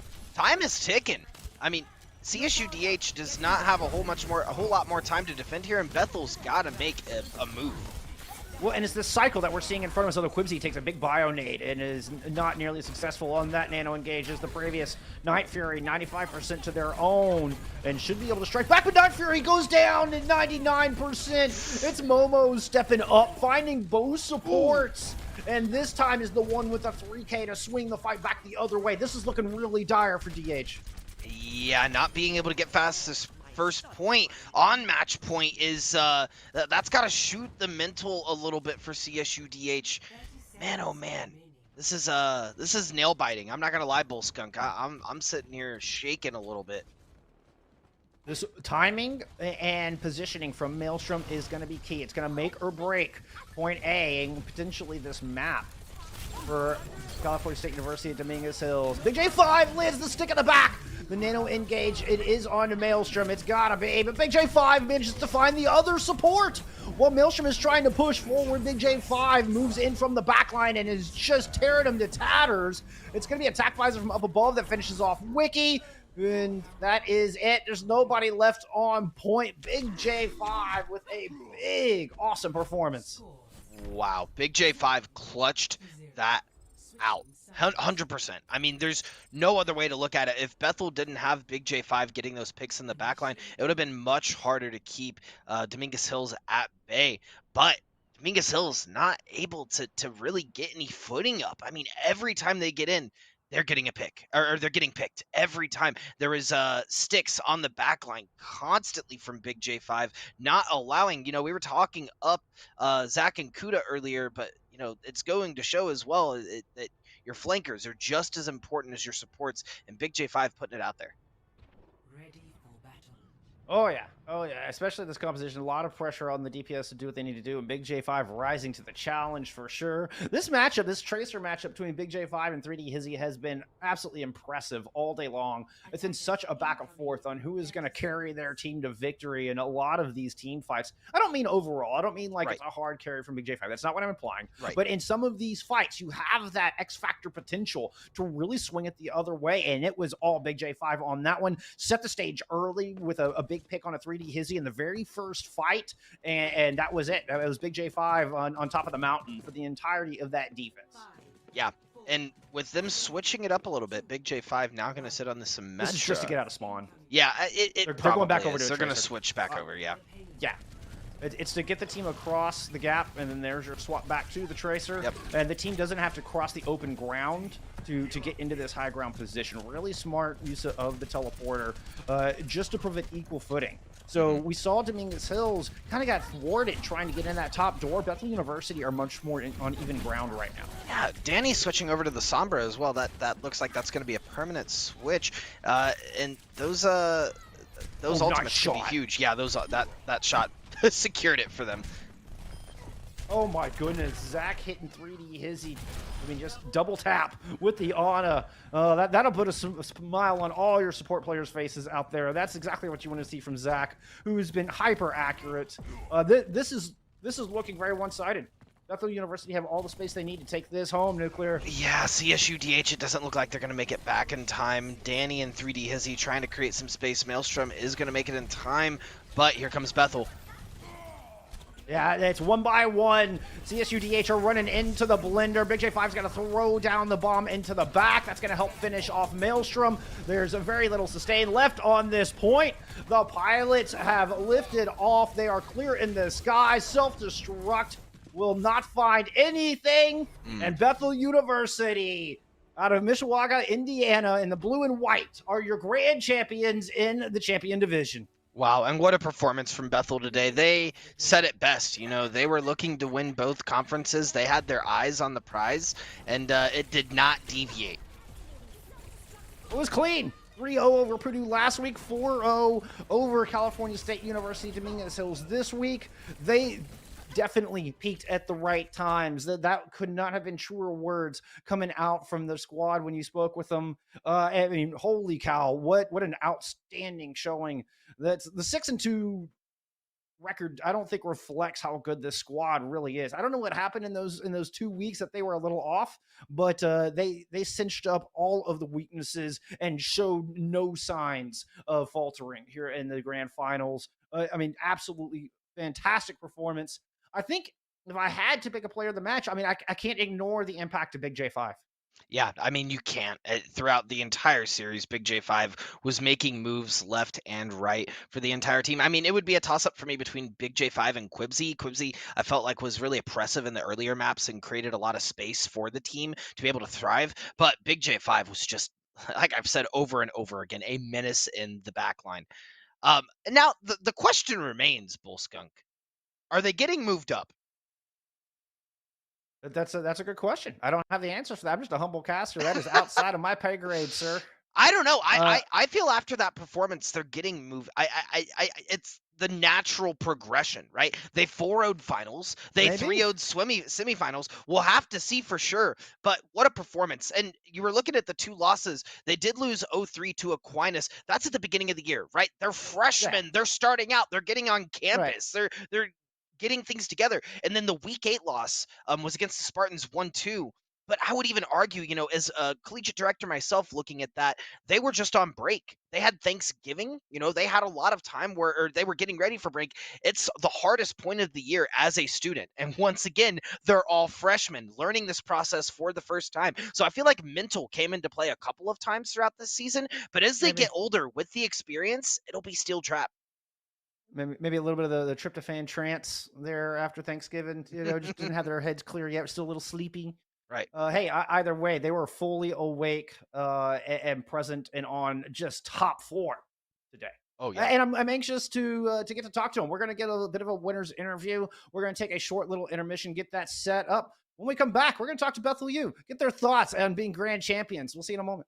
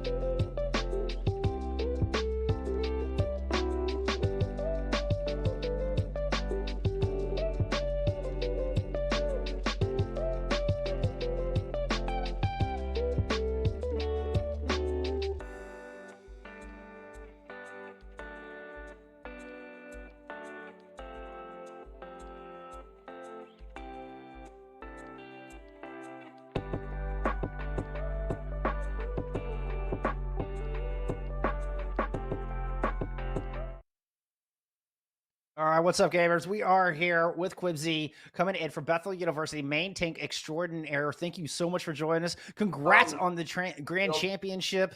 How does it feel? Like, did the place just explode? I know you're in the arena with the rest of the squad. Tell me what those final moments are like when the victory sign came through. Yeah, I mean, we have a few people here. It's pretty neat. Some of our family came down, so they're all rooting us on. We kind of expected to win, so I mean, we're excited, of course, but it didn't exactly explode because we kind of expected it.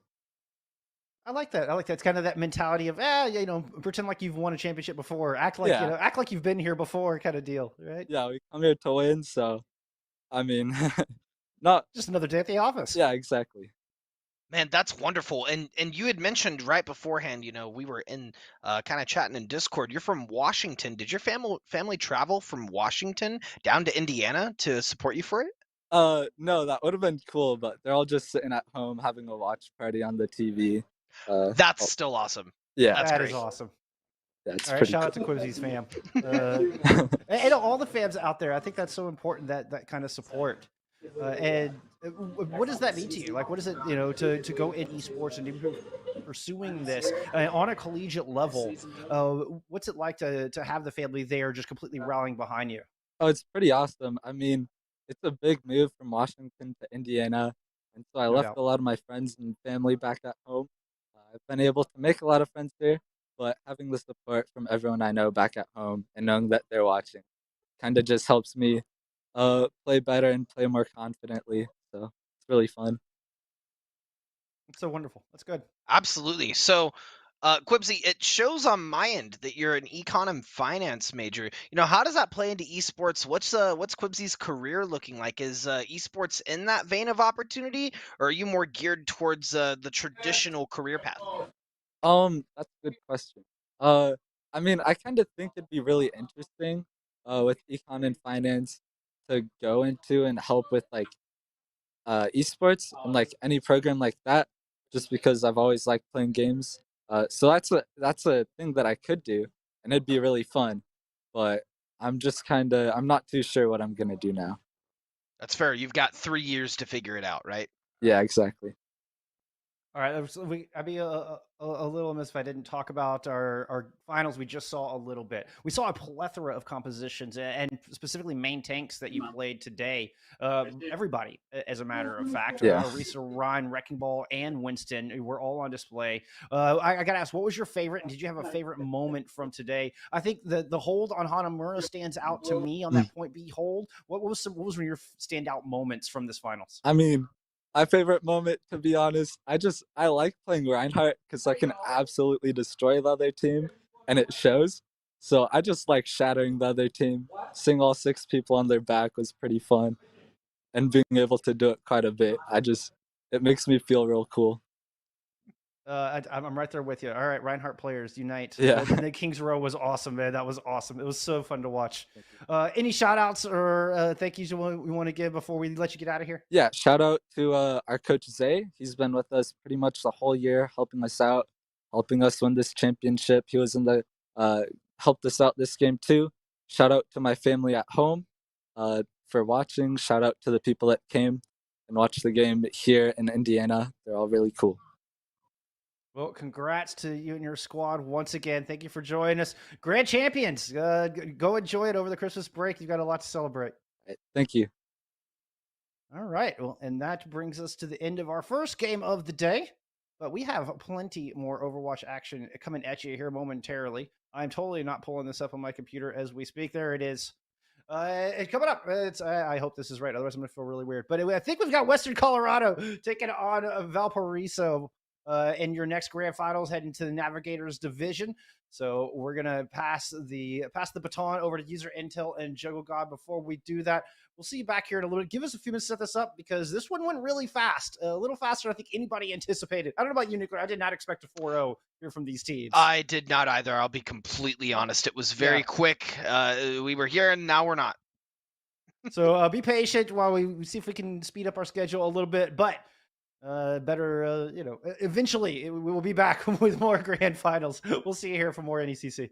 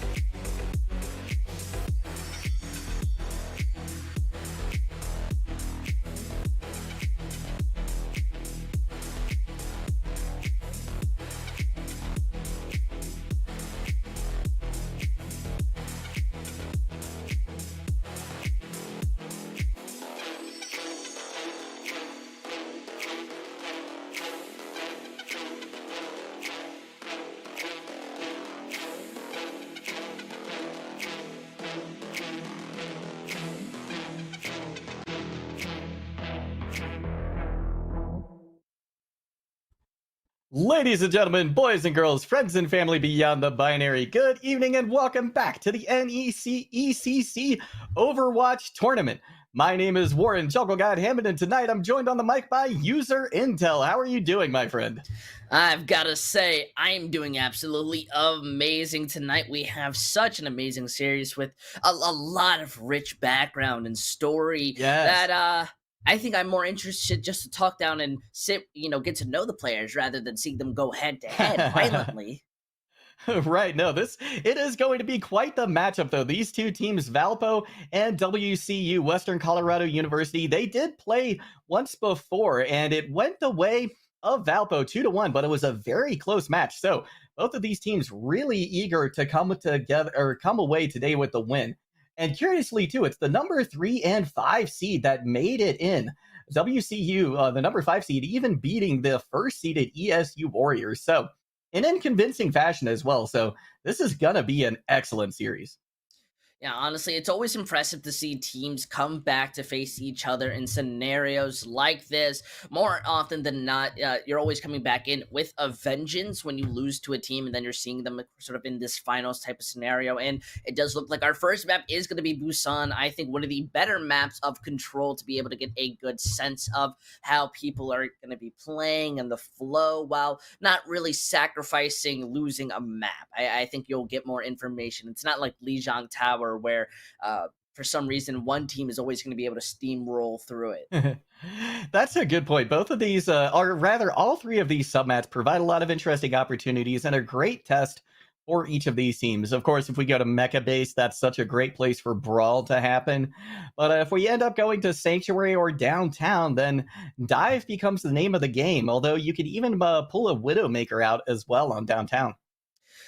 I definitely agree to that idea. However, these teams have not been more favoring those types of sniper compositions, especially throughout of recently. They have just been looking a little bit more assured when walking out on anything of a wrecking ball. And hey, I totally put that thumbs up on it. I love the wrecking ball strategies. It very much benefits those team coordinations, but that was a big problem going into the last series. It just seemed one side was a little bit more working as a unit compared to the others. So it was their big problem.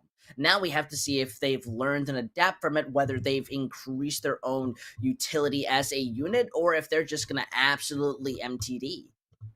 That's a good question. And, before we get into more details about that, I wanted to mention one other very fascinating thing about both these teams. This is both of their first years in existence. So, this is their first semester, first year for each of these teams. And what a showing from both of them to come out in the grand finals here of the NECC tournament. So, really excited to see what they're going to bring.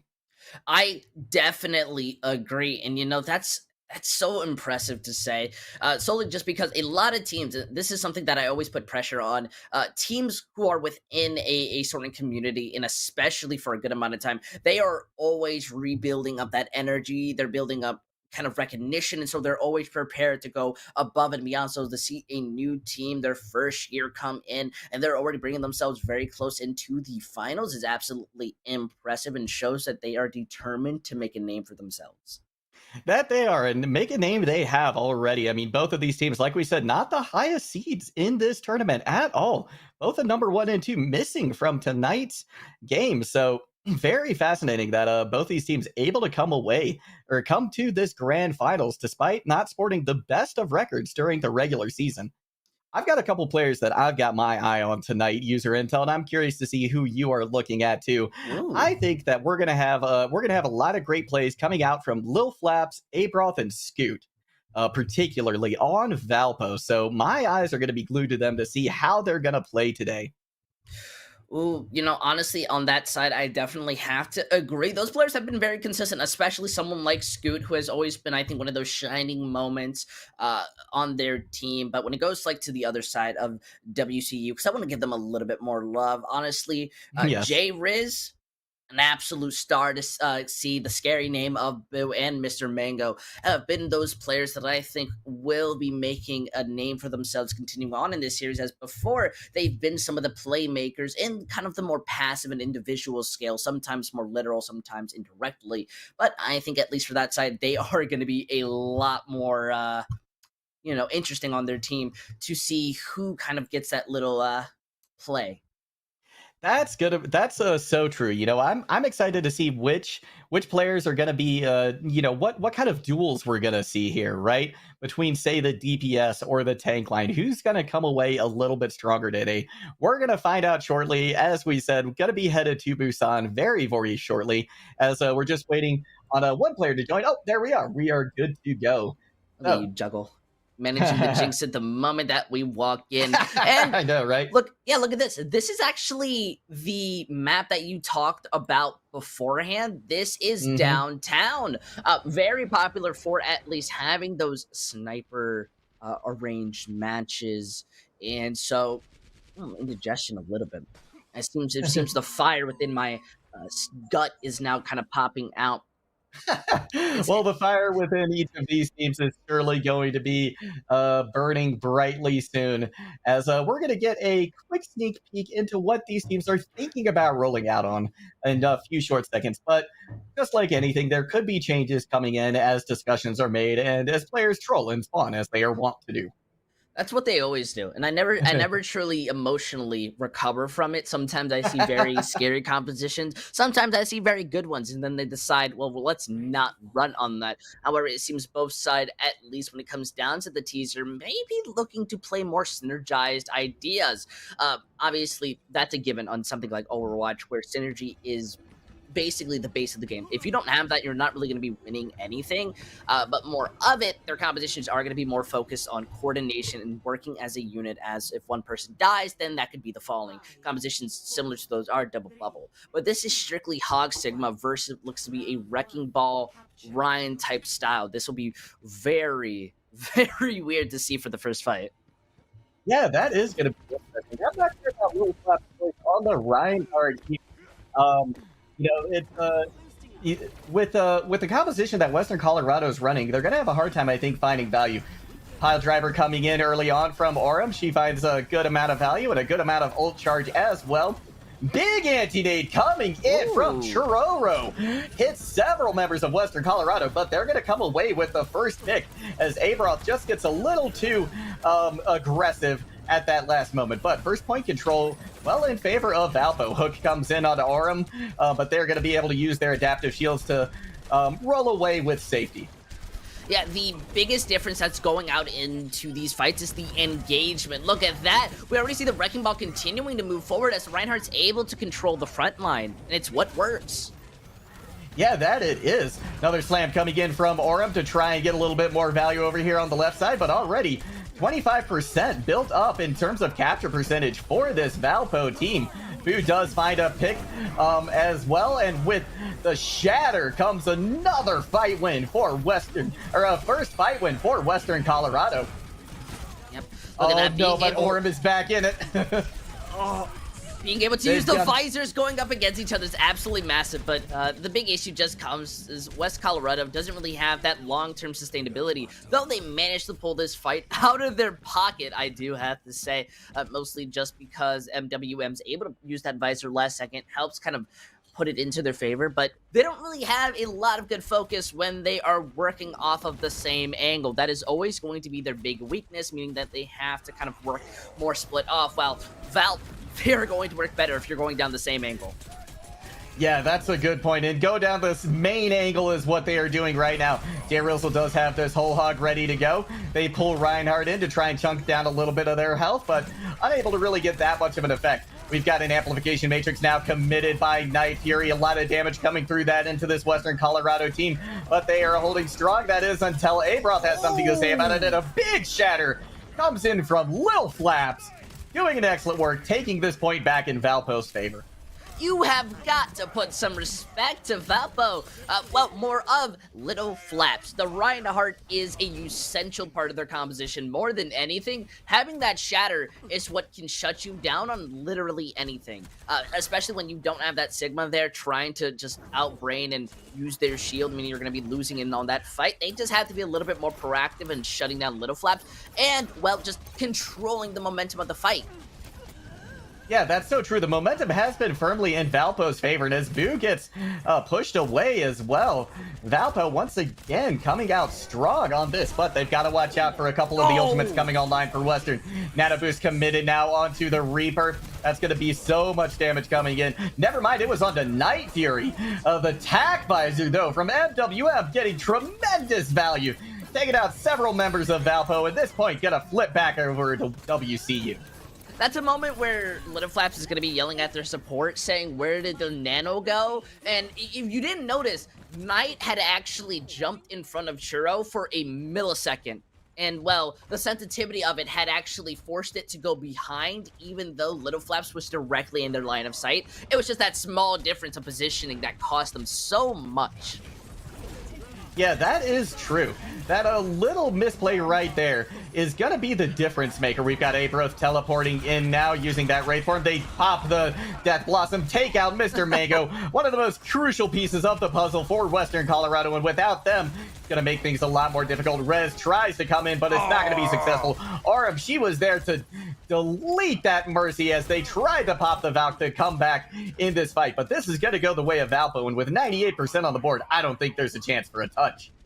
Honestly, there's just nothing left as they are dying very late. Though the Baptiste is going to be getting a little bit of a swing. Poor Little Flaps. Little Flaps gets whole hogged away mid Earth Shatter, so no value from that ultimate. J-Rizzle, though, on the other hand, coming back in, making a case for WCU, but going to be taken out by Abroth, the natural enemy, the Reaper of the Roadhog. Tac Visor coming in one more time, this time from Scoot, and they're going to find some value. Mr. Mango out of it again, but Night Fury been picked as well, so no supports actually online at all for Valpo. This could be WCU's point coming back in their favor, but look at Lil Flaps coming in. Huge plays out from that main tank. Can they get these last few picks? Another Death Blossom from Abroth, and that's going to be round one going to Valpo. Valpo just showing off an incredibly impressive start, solely just the being so unified and knowing what they're working with.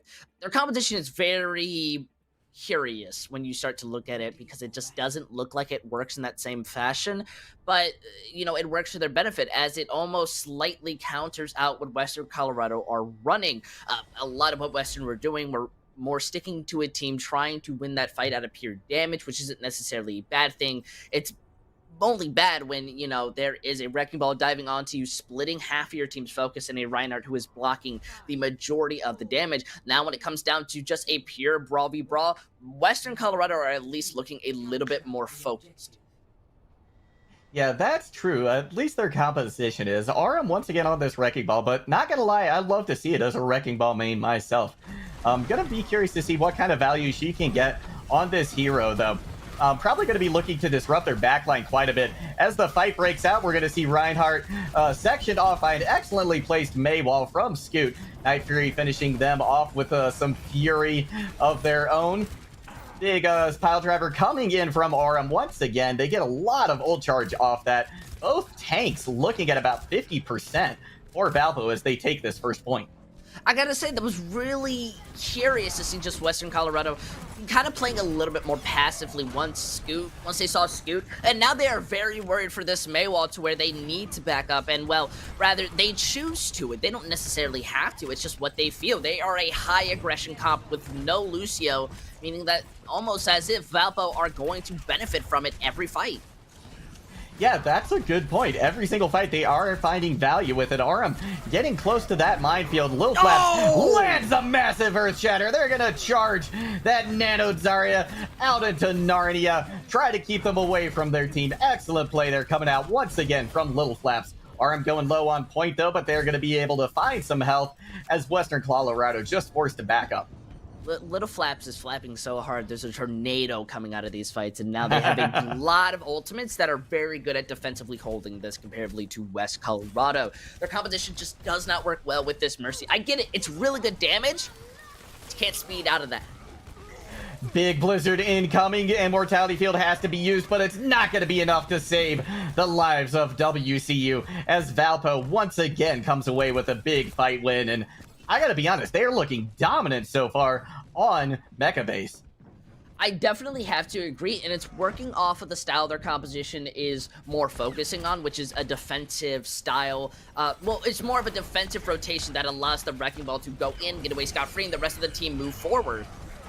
And speaking of Wrecking Ball going in, they deposit Minefield onto the Western Colorado team. They've got plenty of ults themselves, but they're going to have to wait a moment or two at least before they have a chance to use them. Maywall comes out a little bit early, almost catches Hoodie.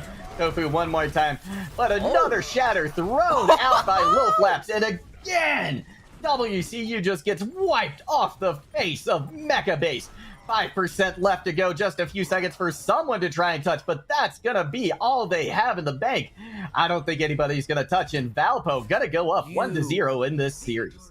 It's even worse when you start to think about the fact that Western Colorado had 5 ultimates prepared to use, but they didn't have a single opportunity to use them. And that's more on their own side of putting in that hesitation that they've shown continuously.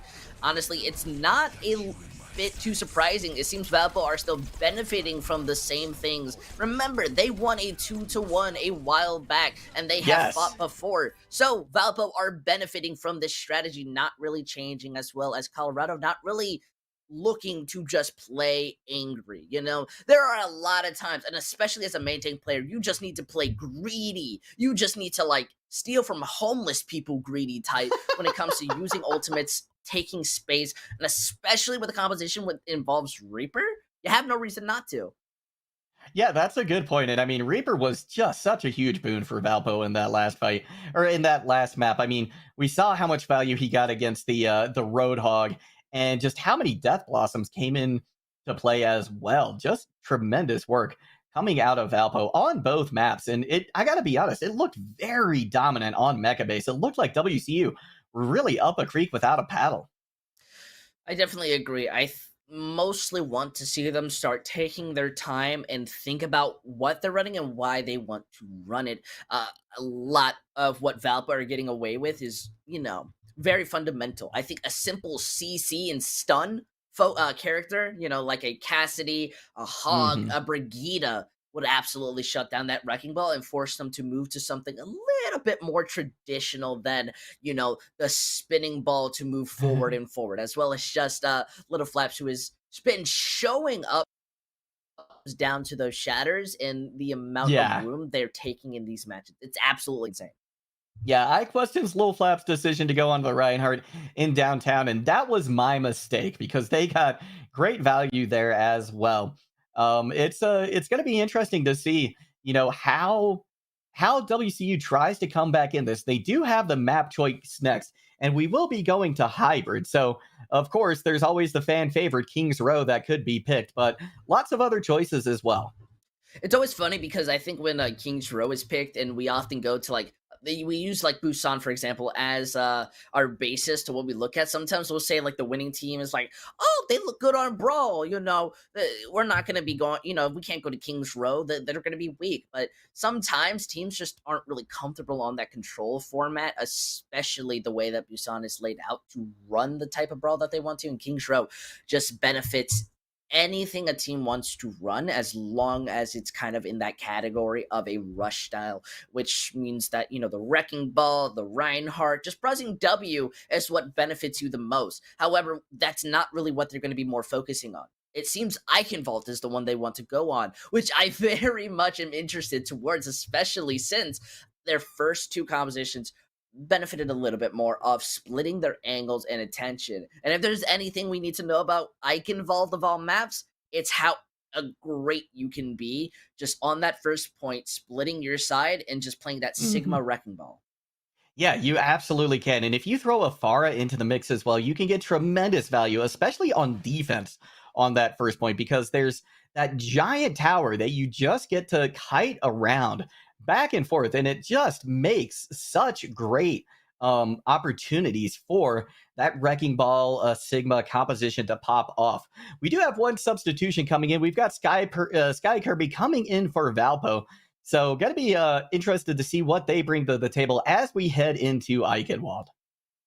You know, honestly, it's going to be a little more curious to see how much that's going to benefit, or rather put them at a disadvantage, because putting in a sub always means a composition switch. You're putting in someone who either has better comms, better focus fire, maybe is a specialist when it comes down to specific maps or how you want to run a composition, whether that's the Pharah, Orisa, you know, definitely those categories. Eichenwald very much benefits to be slowed down, and teams who do play rush or kind of aggression always are on the back foot, but it seems they both want to more prioritize walking directly into each other. I am more interested on the fact that Western, because they are on the defense, well, they're going to be able to choose what they want, and it's more Valpo to react to it. So seeing out with the Mercy, we know that they are more looking to be spammy and annoying, though having Mango with it and not something like a Hanzo is more confusing, because Mango still has to work with the team, and you're not going to be able to speed into them,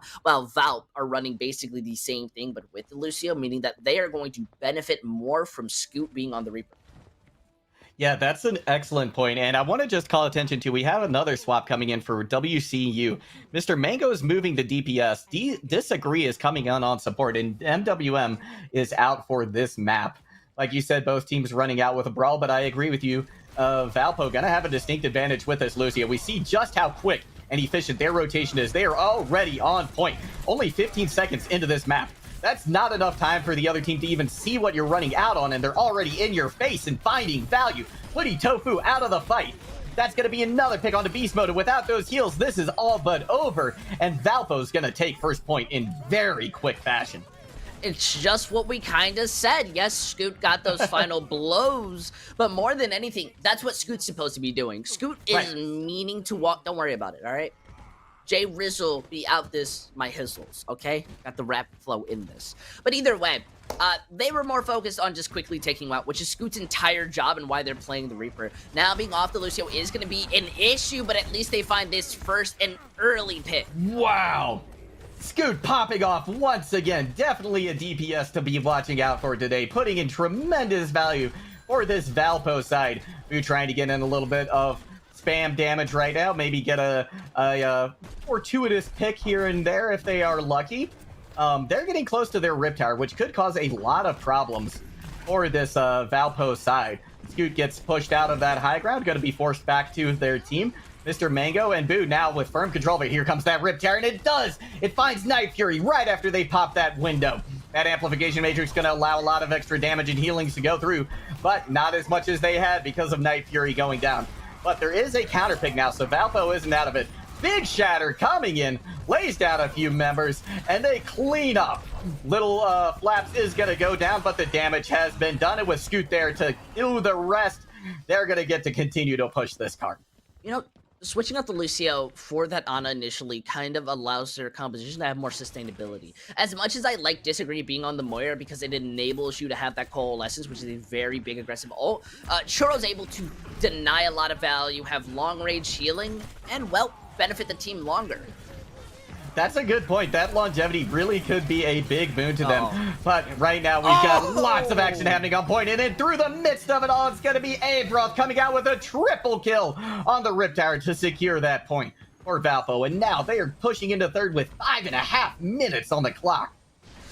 That just doesn't look too good, and it hurts the longer. Moira very much as resource management heavy, meaning you have to be ending these fights quick, or at least giving your Moira something more to work with. And obviously that's when a Lucio kind of goes into benefit. Always going to be handling down to your head. Now as they start moving out, this Graviton Surge is the best that they have to stop the snowball.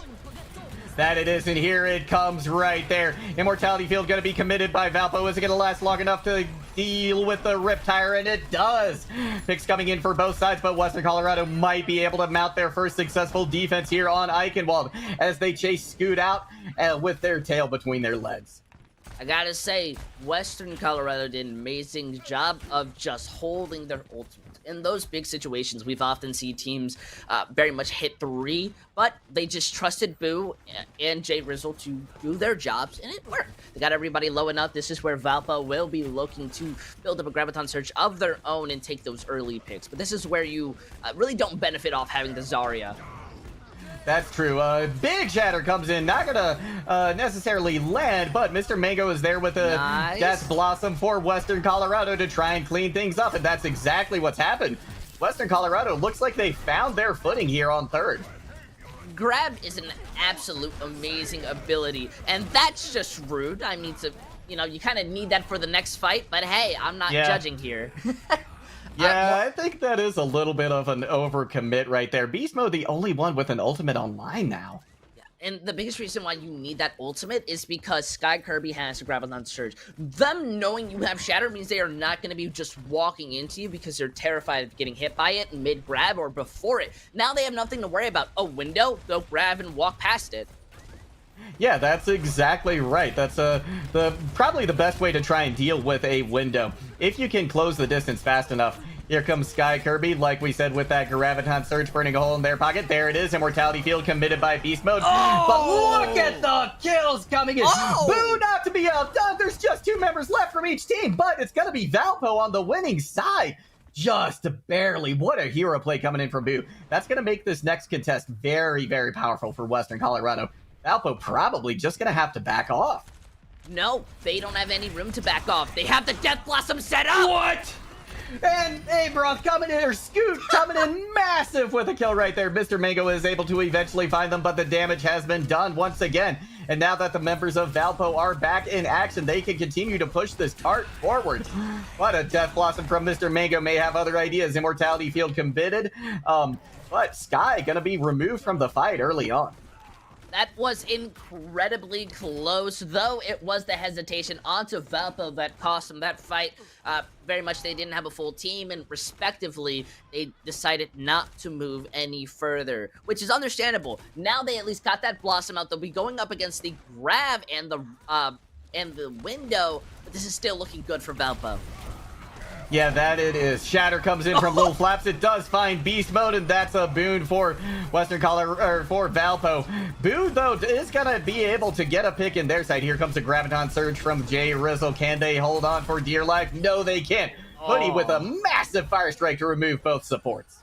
That window is so essential when helping to clean up a fight, especially in a grab. You basically build your window very quickly, so that's what you should be doing. And look at that. Western Colorado benefiting a lot off of the Lucio's own passive healing as well. Having the sound barrier, it does seem Valpo want to go on to a more unconventional cop, seeming to want to deal and eat as much damage as possible. Finding the Disagree may work, but Boo has already found their weakness, an early pick to end the fight. Yeah, that was a massive pick onto Disagree because Disagree had that sound barrier online ready to go.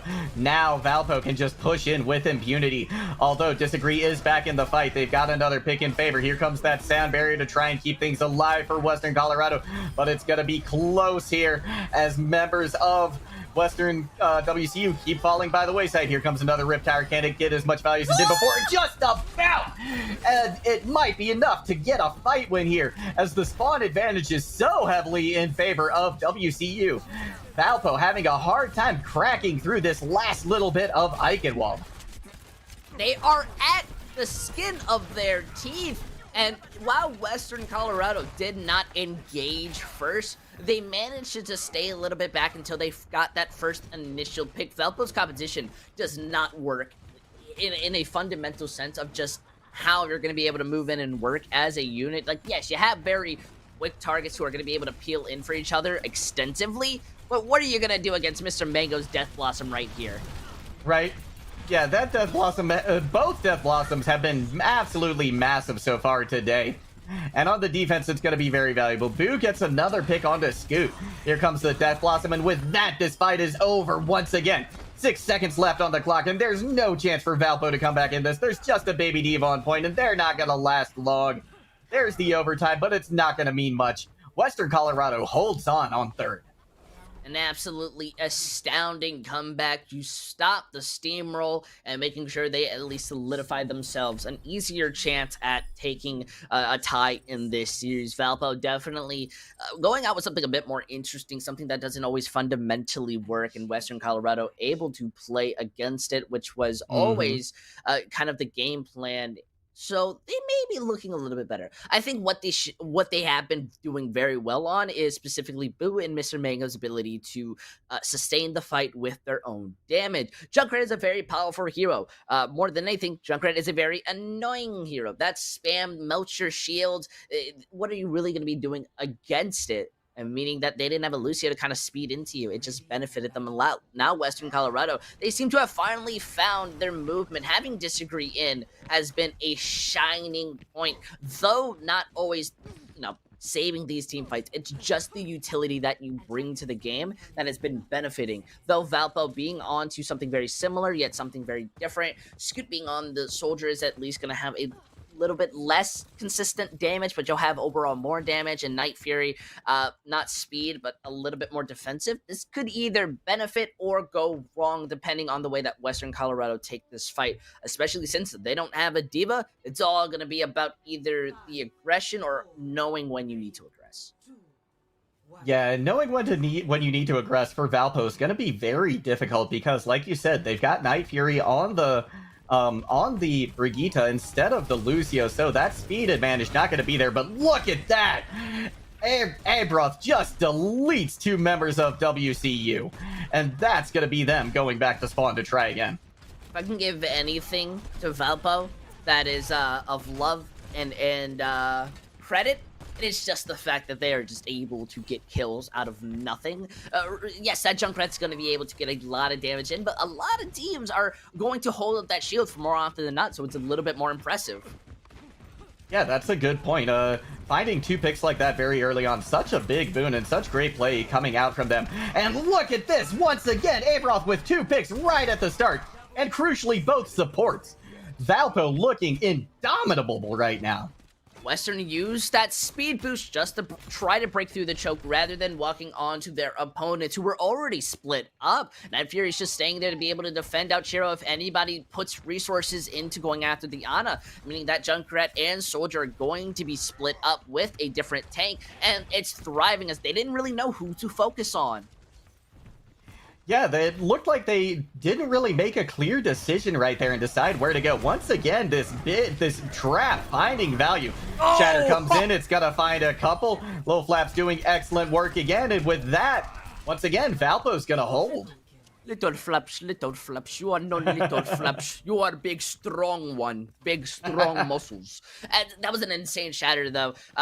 It wasn't even needed, I would say. They were already winning when it came down to putting pressure onto the shield. But, I mean, winning off of an ultimate is something that you should always be looking to do. Now having 2 very good ults, Western Colorado go off of the Lucio. Now they have a little bit more sustain, but they're losing that overall ability of movement. That's true, they are, but with so much damage coming in from Abroth, it's almost forced that they have to go on to something with more heals, but a Fire Strike takes them out of the fight, so they're back where they started, and that is Spawn, as Nano Boost committed now onto Lil Flaps, gets a big shatter once again, and just demolishes Western Colorado. Okay, we can point out how fast that shatter was built, but that's not something I want to point out. I just want to show the difference in understanding aggression and when to aggress. So there is an unnecessary amount of aggression that we saw from last round where obviously Valpo were walking in for the sake of walking in. But that moment was knowing to aggress because they had the nano, they had the resources, and there's nothing that a Hoodie could do. No, there wasn't, and again with the Fire Strike, Beast Mode out of the fight this time. The res is going to come in as Disagree is playing musical chairs with their heroes. Graviton Surge in, there's a Death Blossom as well. But when the dust falls, it's going to be Western Colorado coming out on top. Now it's up to see if Valpo can come away with, oh no, the Tac Visor taken out. Hoodie Tofu finishing things off, and Valpo going to have to defend second. Boo being onto the Pharah obviously threw them for a bit of a loop. I'll give them that. But the big part of how that worked was just Mango's own Death Blossom breaking down the resources. They don't have any true defensive ult. They didn't really have the rally is like good, but it's not a great defensive ult. It's more of an anticipation trying to more sustain you rather than a Lucio Sound Barrier, which is supposed to protect you. Still though, that was almost a full hold. They already have a sizable time bank wasted onto the side of Western Colorado. Valpo has to be feeling great about this right now, though. Hoodie Tofu finding another 5 strike. We've had some massive fire strikes today. I just want to say that. I feel like there's been more than normal. So these Reinhardts sniping with their rocket hammer. Another one takes out the back line of Valpo. And with that, WCU gets to push this card a little bit further. See, that's a moment of aggression rather than knowing when to aggress, and I'll have to think of a better like word for it in the future. But Little Flaps walks in, has the nano, has that overconfidence, and well, gets shut down. Their shatter even gets blocked. Though finding out Boo is going to benefit because that Mercy cannot res it. This still means that I'm sorry, but look, all right, whatever. This still means that they have to move forward and they have to try and go against it. Graviton Surge gonna hit from Sky Herbie gonna get hit several members, and Abroth coming in with a Riptire to finish him off. No, I'm more impressed on the fact that they let Mr. Mango live for that long. I mean, yes, Mr. Mango was asleep, but the amount of times I see a person get slept and that Riptire focuses them is absolutely praising. So to see it go after 2 and you get a lot more value and resources, that's a big benefit. Western Colorado are not really taking the engagements, and I feel their composition, while not set to be able to do that, it still benefits off that idea. You have a Pharah, for peeps sake. Do you know how mean you can be with that? Oh yeah, absolutely, especially when they are pocketed by a Mercy and have their barrage online. Western Colorado just been saving up in their bank, and now they're gonna cash it out, and they're hoping for a big payoff as they have taken this high ground now. But Scoot comes in with a massive pick. Is the res gonna come in? Doesn't look like it, as there's just 30 seconds left to go, and with no supports online, this fight once again is over. Look at that. That's putting yourself into a crippling amount. Wait. Oh, bring it back. Never say it's over, Juggle Goddess. You tried to jinx it. Look at that. Western Colorado had 2 people left, able to just bring it back. Now they have 5 ultimates. They can just pop it the moment Valpo walks out. That they can, and we see the contest starting to come in. Scoot pops the tack value. Shatter comes in, but look at the value that this tack visor has got. The immortality field is there, but it's not going to do much good. Jay Rizzle tries to take it out of the fight, but that's not going to happen. And with just 10 seconds left on the clock, I don't know if anybody can touch. They're going to have... No, it doesn't even look like Beast Mode wants to. More has to wait for Mr. Mango to. But the barrage is all that they need to do to win it. Unfortunately, though, it's not too much in their favor.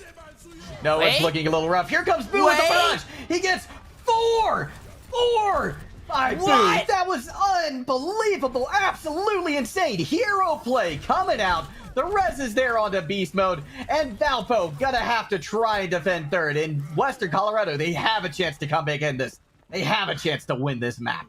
I got scared, Boo just booed them. They got so cocky, they weren't ready for the concussion blast to knock them off the map, solidifying an ability to bring this in. You gotta give Boo some loving credit, folks. A true MVP in the making. The big problem is that now they have no ultimates besides from the supports, and they need to be able to break through a team that they've already struggled against. But here comes the Amplification Matrix. Immortality Field has to be committed by Night Fury. Lil Flaps goes in with a shatter and lands! Mr. Mango out of the fight. Hoodie Tofu not long for this world. And with Scoot picking up this slack and getting those final few kills, that's going to be a tremendous win for Valpo. But they need to get these last few kills. This fight isn't over yet. With Hoodie Tofu falling, it is just about done. It's just getting a lot harder. They're not dealing with those who are being able to shut them down. Yes, Valpo has a lot of long-term sustain, being with the Baptiste and Ana. If you just decide to shut down their DPS, what are they naturally going to do? Just hit you with a hammer? No. You've got something stronger. You've got Boo on and Mr. Mango. Oh, what a hold coming out here from Valpo. 20 seconds left on the clock, and several members of Western Colorado going down, and this time they don't have that Death Blossom to help bail them out. 10 seconds left to go. Scoot pops the Deadeye to zone away members of Western Colorado and gets a nice shot right there. The grab does land, but it's not going to do much, and Valpo goes up 2-0 in this series. Western Colorado are definitely showing a lot of sign of life, though that sentence doesn't sound too right. What I mean by it is that they have been looking brighter and brighter the more that we're seeing them. I definitely feel that was a different team, especially with Boone being able to bring up that last-minute clutch.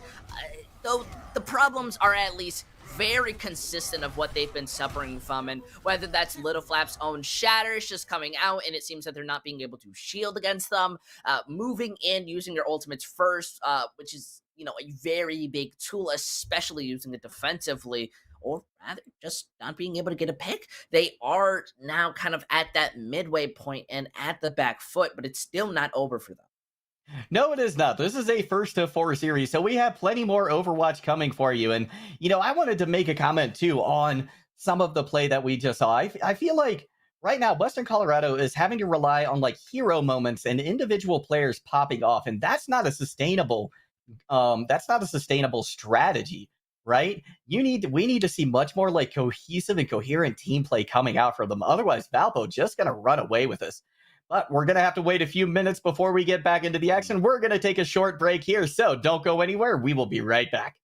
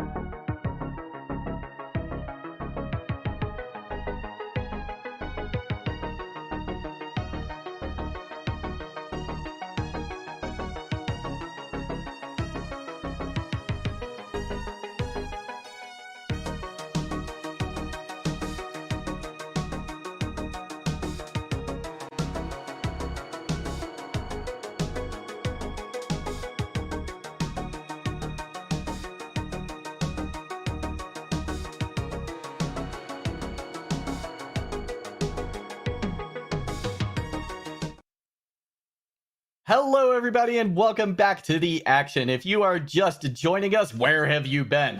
And more importantly, we've got Valpo up 2-0 right now over Western Colorado University. And we are going to be headed straight to the cherry blossom strewn mountains of Hanamura. I've got a smile, but let me turn that smile upside down. I don't like Hanamura. Hanamura, of all maps, is such a 50-50 and heavily relies on team coordination to be able to successfully do consistently. And Yeah. especially with the main strategy of attacks being that teleporting main point, that could be terrifying. I'm more impressed of the team to have the kahunas to continue and look at this map and say, you know what? This is what we run, even if teams are very familiar with the same strategies.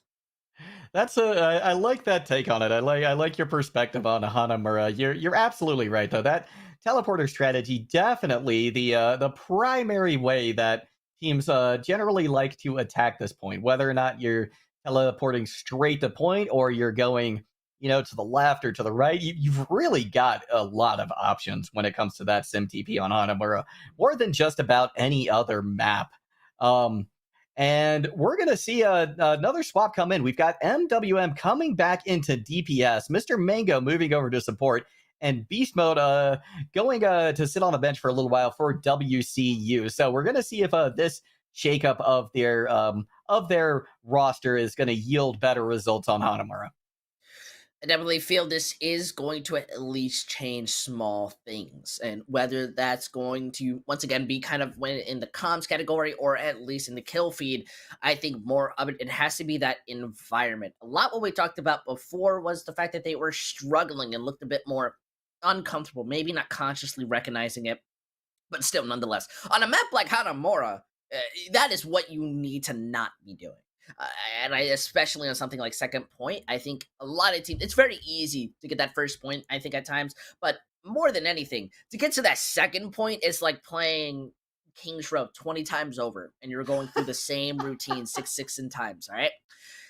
You have to not only watch the right side, the mid side, the top high ground, but it is such a fortress to break through that it very much requires teams to be able to end it very quickly and then stop others from being able to touch that point. So I am going to be paying a lot more attention to Western Colorado. They are defending first, meaning that we need to be seeing them have a little bit more sustainability. First point is very much going to be to see if we notice any true changes or any type of different mindsets, while Valp just want to do the best that they can when it comes to confirming the room to push forward. I like what they're running out, though. There are no complaints, at least when it goes down to this traditional idea that they've been continuously going in, especially Cassidy. I think Cassidy is one of those consistent heroes. Not great, but is definitely not out of this meta. With that consistent kind of burst fire into mid to low ranges. Ana obviously being very good to counter down against any form of Symmetra. But the big thing that you have to worry about is that you didn't choose Baptiste. Night Fury did. And do you know why Baptiste is annoying, Mr. Juggle God? I've got an idea, and it starts with the letter I. Yo, it's at Immortality. We'll have to see how much it affects this push. Yes, that we will. Hoodie Tofu getting a little bit of ult charge right there at the beginning off of a nice fire strike. But Valpo gonna rotate around to the right, and they're definitely looking for that sim TP. We see it go up. Oh, a nice wall comes in. It's gonna keep Reinhardt from being able to do anything. But Mr. Mango already with a nice pick onto Night Fury. That's gonna open things up. Spree out of the fight though, so Western Colorado not in this yet for sure. Valpo coming back in with a couple of big picks. Anti-nade hits, but Mr. Mango goes down right after that. And this point going very quickly in favor of Valpo. But a huge shatter comes in from Hoodie.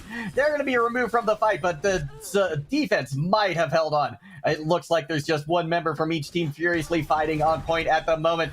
Take that too from Valpo as MWM trying to come away from this with their life intact, but it's just going to be too difficult. Can they get a last second contest? Can Western Colorado come back in this? It's looking less and less likely by the moment.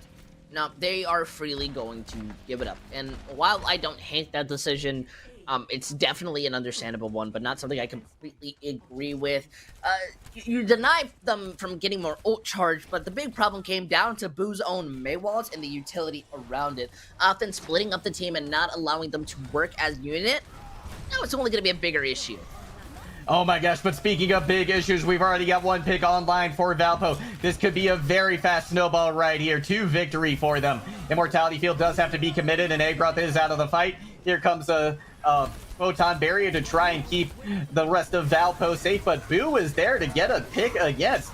Shatter comes in, this time from Low Flaps, and it does land, but the defense is gonna hold strong. They are continuously being able to move forward and find these picks in this stressful moment, but unfortunately, Valpo, respawns aren't in their favor. And if you're not just killing 3 when they kill 1, then you're never truly going to win, and at least Sky Kirby's going to be getting out with that charge, meaning they can just come back and at least have some range of it. Though Western Colorado benefited a lot with the fact that Valpo did not push in very aggressively. They were very scared, and now this is where they're going to be looking a lot stronger. Their entire comp works extremely well, especially with that Lucio. Can be absolutely annoying with those boops. More than anything, pay attention to Boo. That's a good point, because they can knock people off of this point right here, and it takes several seconds to get back up the stairs, and seconds matter in this game. Big anti-nade coming in, and that's going to be another nice beginning to a hold for Western Colorado. But look at this, Valpo coming back in. Can they get the picks that they need? As we see, a couple of members have gone down onto the low ground, but they're still pushing. They're still finding value. A big anti-nade comes in, this time from Mr. Mango, and with that, they're going to hold once again. I gotta say, at first, Boo was one of the people who I criticized onto first point being a little bit of a weakness, but now has been shining through just by playing the Mei character. Now, what do I mean by that? Besides from Mei is a very good character, Blizzard as a utility is one of the strongest in the game, and Cryo Freeze being able to contest that point without taking any damage is absolutely insane. Valpo are not focusing down the people who have long-term sustain, rather those who have just been doing damage. And I can understand it, but you gotta put some respects on those who have just been surviving. That's a good point, and you know, surviving is the name of the game here on these assault maps. You have to mount a solid defense. You can only lose one fight essentially in this game mode on defense, and it looks like the fight might be won this time by Valpo. Both supports are out of the fight, and they both had their ultimates online. Neither going to get a chance to use it. Boo walks right into a rocket hammer, and with that, Valpo's going to cap. Just a small individual issue when it came down to that the DPS were split, seeing they really didn't know what to do against that immediate engagement from Valpo, you know, and that was the big problem, as well as just the Mei not being able to use Cryo Freeze before they get hit, gets taken out. If that Mei and Cassidy were able to stall for just a millisecond, I definitely feel Western Colorado could have started to come back and maybe turn it around, but that's all in hypotheticals. They need to just be predicting a little bit more. Be proactive, be greedy, you know, just look at the enemies. They're right there. You always know where they're going to go, so it's just about responding to it. Though Western Colorado, I will say, looked very clean on most of those fights. Now it's all about... Yeah, now it's going to matter most about how they walk in.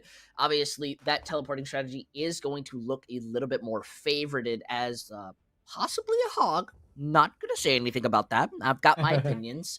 But Valpo are on this double shield, which counters out the hog. That it does, and Scoot back on that Mei is going to cause a lot of problems for this Western Colorado team. If they can get a nice wall at choke and eliminate Hoodie Tofu, then Western Colorado's push is just about done.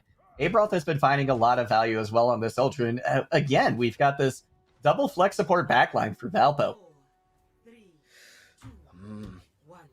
A lot of what Valpo are working with is very much sustainability. That's pretty much the name of the game. But against composition that can do a lot of damage, I wonder if they're going to be able to play against it. Yeah, that's going to be a very good question. TP works, but Valpo is there to respond, and they respond furiously, not letting a moment go to waste. And with 20 seconds down on the clock, this fight is once again already over. You know, not a bad idea. I think their engagement worked, but not when you teleport in the same spot that that the enemy's teleported before and you hit them with the anti, so they're obviously going to be sitting there doing it. But this hook's massive. Oh my gosh, and that is gonna open things wide open now for Western Colorado to push in. They have to expend their immortality field though, because another Maywall was placed by Scoot, and that proves to be quite the stumbling block for Western Colorado. Boo goes down very low. They are taken out of the fight, but Colorado gonna continue to push on to this point. Charge comes in from Lil Flaps. Hoodie is taken out of the fight, and with a Blizzard on point now, that's gonna do it for this push. Western Colorado very much split in that opportunity of being able to move forward, though they're getting closer and closer every time. Boo has finally made the self-conscious decision to not run out with the Symmetra, though I can definitely agree to that idea. It's more of knowing how you want to walk in. It's only going to be more increasing. You need to enable Rizzle just to get these hooks. That's basically your win condition. That's a good point. If you can get a hook to land and a pick early on, then you can walk into this fight with a lot more confidence. Immortality field has to be committed early by Night Fury. They've got both support ultimates out right now. Reinhardt doing a tremendous amount of work. Lil Flaps flapping that hammer back and forth to great effect. Once again, Western Colorado not exactly adapting very well. Disagree was in the enemy's backline, and as much as I'm all up for a Reddit Lucio or some type of big play, that's not your entire purpose. You have the sound barrier. You need to be there to be able to defend your team. Anything can happen, even if you're dying. That's such a good point. You know, even fights that look as though they are lost can be just made to, you know, bleed out ultimates from the opposing side or to get your own ultimates online. Already Western Colorado coming out with a lot of value, but this tac visor from Maybroth could be big. Boo trying to find some more hero plays with this Riptire, and it's gonna get Little Flaps. So, one member down, but it's gonna be Valpo holding on again. Little Flaps being gone is a great thing just because the Reinhardt's been a continuous issue for them, especially with the Shatter now built. So Western Colorado, as long as they speed on to point, they can have a good chance to cap first point. More than anything, they need to just work as a unit and pay attention to whoever they want to kill. And the people they want to kill are the backline for sure, because there's just so much sustain going on. Frontline has swapped over to the Rhine Zarya after using that double shield for a little while. Here comes MWM with a big Death Blossom. He's going to hit by an anti-nade, so there's only a little bit of value that he gets. And once again, it's just Disagree on point with a hope and a dream. I gotta admit though, MWM had an amazing idea, just made a little bit too much noise by walking. It almost worked, by the way. The Death Blossom came in. Unfortunately, though, the Immortality saves the Ana for a little bit longer. You need to win this frontline fight rather than worrying about that backline, because they're not really doing too much. It's been the people who have been stopping from working with your own unit, and that's been Hoodie the entire game. Wait, no. Little Flaps. Oh my gosh, and look at this massacre once again. 10 seconds left, and the kills all coming in for Valpo. A nano boost committed to Lil Flaps, and that's gonna do it. I don't think anybody's gonna be able to touch. And Western Colorado with their backs against the wall, and Valpo at match point. I accidentally, said the other team's main tank, but it has been Little Flaps who has been the Reinhardt of Reinhardts that I've ever seen, continuously being the person who is holding down this front line, and they're not really doing anything to shut them down. Like, this is a perfect example. The Maywall comes in, you have the window, but you didn't have the immortality to be able to save your team, and the Shatter's absolutely free. It's been a continuous problem, and well, when your team is split up and you're more open, even if you have a first two starting picks, a couple of times they had a first pick as an engagement, but it's not always that Reinhardt. And a lot of that time, they're not really focusing the same person, which is now crumbling. To be able to win, they would need to fully reverse sweep. And I don't know the chances of that, because that is like a 1 in 1 million for most teams to be able to do. I don't know the percentage-wise. I didn't go to calculus. Well, Western Colorado is certainly gonna give it their best effort. We're gonna get the map ban and choice in here very shortly for you, but it's looking rough for Western Colorado right now, and I gotta say I'm a little bummed to see that, because I myself am a Colorado local, so you love to cheer for the home team at times, but we're gonna stay neutral here in the casting booth today. Valpo doing a tremendous job, going up 3-0 in this series, and I don't know what WCU can do here to try and bring it back. They've got a tough hill to climb. I definitely have to agree to that. And while you struggle to be neutral, I'll be absolute.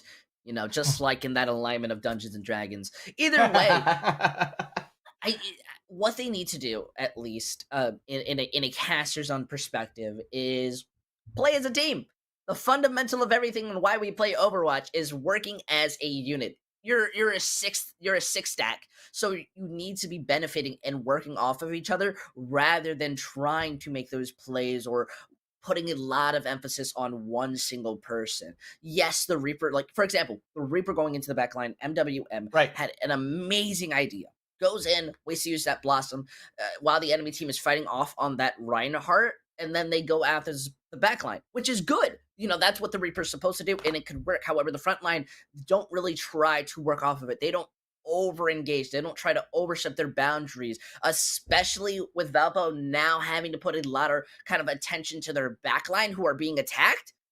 You're breaking down their structure, and yet there was no true benefit that they had from it, rather than maybe getting that pick for the KD. I wonder if maybe the better option wouldn't have been to just push that front line harder and harder. Reaper can chunk down shields so quickly, and Lil Flaps have been getting so much value on the Reinhardt that it just makes me wonder if maybe, like you said, their focuses aren't in the right place. We're going to be headed to Route 66 next, though, for what could be our final map in this final series here at NECC. And I, for one, love this map. I think this is a great place to go next. Such a missed opportunity for Blizzard of one of the many is just a single idea. They have never released Big Earl merchandise. For me to be able to bring up a cup and say we're on Route 66 and drink a coffee out of it would be absolutely amazing. I'd buy it in a heartbeat. Right? But that's neither here or there, unfortunately. Route 66, though, as a map, this could be a shining point. Everything about it is very kind of weird and slow, but listen, Juggle, all right? I'm rolling a dice right now, okay? All right. There is still room for kind of a swap. Route 66, while is very good when kind of messing with the way that a team wants to move out on and go in, it's very slow rather than quick. It is more favored to teams who run out with the double shield or bunker type strategies, while others like to use the double bubble or dive, even the wrecking ball strategy to move in. A team that understands how to play that bunker is mostly going to win. I've seen it, 5 out of 4 times. Yeah, that's such a good point. I mean, especially on defense, if you bunker up on top of Big Earls or on second point, right on that mini bridge that connects the gas station to the other buildings on second, both of those are excellent spots to mount a big defense with some kind of a bunker composition, whether it's double shield, whether or not you've got a hog in there as well, or a diva even. Diva can be very, very useful alongside an Orisa, kind of looking at like a counter dive composition. And as we head towards Deadlock Gorge, we're about to see a lot of death come on board as well. One of these teams, Valpo, looking to secure the series win right here and now. They want to go home with it. Western Colorado, they have a tough mountain to climb, like these canyons, cliffs right here, to get back into this matchup. Man, the Spider-Man Homecoming trailer actually just released, and I'm pretty sure there was like a scene where Doctor Strange was fighting Spider-Man on the train. Is this like a crossover with Blizzard, on Route 66? Because either way, this is the roll of the dice right now. This is what we see, what they will land on, and how they will work because of the different styles of compositions that can run. Both teams wanting to at least favor when it comes down to the rush rather than forcing any type of opponent to slow down. Understandable. Absolutely love it. But Western Colorado playing a bit more cautiously, not choosing for a spawn camp. That's true. They're gonna maintain this high ground position right around the first corner that the payload's gonna move to. Orem going for a flank, but they're gonna be caught out very quickly by Mr. Mango. Have to use their adaptive shields to get out as well. That means they don't have them for this engage. Barely able to survive with their life. Go back towards their team to get some healing as they did a little bit of damage, but not too terribly much just yet. Coming in for a second pile driver. gonna have their shields online very soon again. Actually, after about 12 seconds. Book hitting down very low at the moment. If Valpo can find them out, they can get a distinct advantage here, but they're able to kite away. Little Flaps already has this Shatter online, though. And there it lands right off of a big pile driver coming in from Orem. You love to see that kind of coordination between your tanks.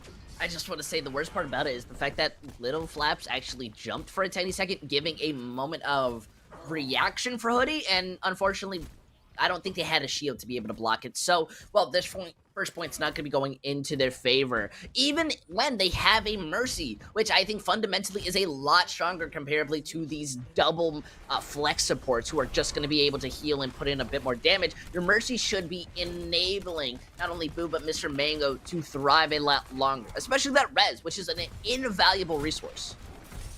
That's true, it really is. It's right up there with the immortality field in terms of, some might say brokenness in this game. Minefield ready to go, or I'm looking for a hook spot, trying to find some value with it. Gonna drop onto the Cassidy, take them out of the fight in very short order, and once again, Valpo pushing forward with little to no resistance. I love how much Valpo are trading each other's jobs at times. A lot of what the Wrecking Ball has been doing is going in later than early and then picking off any stragglers like a Tracer would, while Little Flaps has been more of the main tank. It's defending the front line. And, well, they traded often. This is going to be a moment where you actually see the Wrecking Ball moving in early and Little Flaps stay more back rather than beforehand. Yeah, that's interesting. I mean, it is typically what you would expect from a lineup like this. Speaking of expecting things from a lineup like this, you don't expect to see Night Fury in the kill feed too much, but there he is. No supports online once again for Western Colorado. And with that, Valpo going to be able to push into third point, and they're going to have a blistering time bank to do it. Western Colorado look like they are kind of breaking down mentally. Hoodie had a really good opportunity to kill Churro. Yes, it wasn't going to be too impactful, but they still mess up, not only due to just a small boop, but, well, just not being able to mentally keep the mouse right there. And when you're not focused, it's going to break down. They have 6 ultimates. They're finally going to have a moment to use it, but even then, they might burn through it. That's true, and if they don't ult first, Valpo certainly will. And when they come in with their ults, they get team fight wins, and that is exactly what we just saw happen right there. Another amazing performance coming out from this Valpo side. And WCU, they have to start pressing Q. What a way to start taking the engagement. This is the moment when you know to be aggressive. That you have to be. Once again, the ult's coming out early from Valpo. And another pick onto Hoodie. And like you said, it just seems like WCU is falling down. They're losing their momentum and everything that they had going for them at this point. This is just a massacre from Valpo, and they're going to finish with over 4 minutes on the clock. Mr. Juggle God, Mr. Juggle God, Mr. Capital J God, all right? Listen, you've got Tetris. You got a Tetris jacket, right? Uh-huh. Can you put the pieces together of how 6 ultimates were slowly burned one by one, yet none got any value? I can answer that, all right? I've got a line piece right here to match it out. And it was the fact that there was no idea going behind it. They hit Q to hit Q. And that's not a terrible thing in itself, but it's terrible when you're on the back foot. You had 6 ultimates and a Valkyrie, to say nonetheless. And I want to put emphasis on that Valkyrie because you can increase your own damage tenfold with it, as well as being able to heal multiple targets. Valkyrie is a very good engagement tool and a very good defensive tool, meaning that Western Colorado had no reason not to use that first and defend themselves for a little bit longer and maybe set up the grab, then set up the Reaper. But really, they just kind of got a little bit nervous, and it seemed that whoever's controlling the comms is losing that hold. And it's starting to show in Western Colorado. I get more and more worried, but they have moments. These players have talent. Yes, they do. They are an excellent team. They knocked out the #1 seed in this tournament, but now their backs are against the wall. They have to come away with a stronghold here. Or rather, they have to come away with a blisteringly fast time on attack here. Otherwise, they're going home, and Valpo gonna be the grand final or the finals winners here in the first half of the season for NECC. Gonna see Mr. Mango trying to flank now on that low ground, putting a little bit of pressure onto Night Fury, who fell onto the ground. They're gonna put themselves back onto the high ground, though, in short order, as is Mr. Mango putting a lot of pressure onto this Hanzo. They're gonna be able to jump away and kite away that damage, but Orisa might not be so lucky. Fortify had to be used, but once again, just not quite able to get the kills finished off. Aurum Corvus does go down, so with her out of the fight, now is definitely a time for them to shine. Honestly, that was a really good engagement. Just keep enabling Mr. Mango like that. You saw how much damage you do to the Orisa. Their composition doesn't really work well as a bunker, more of a rotating brawl. That's a good point. We have a charge coming in, but an anti-nade hit. Hoodie Tofu, they're taken out of the fight in short order. And this attack is actually going fairly well for WCU right now. They seem to have maybe found an answer for what Valpo has for them. Immortality Field was committed, though, and here comes Scoot throwing in a Dragon Strike. Finds a nice couple of kills, and with that, Valpo gonna hold on.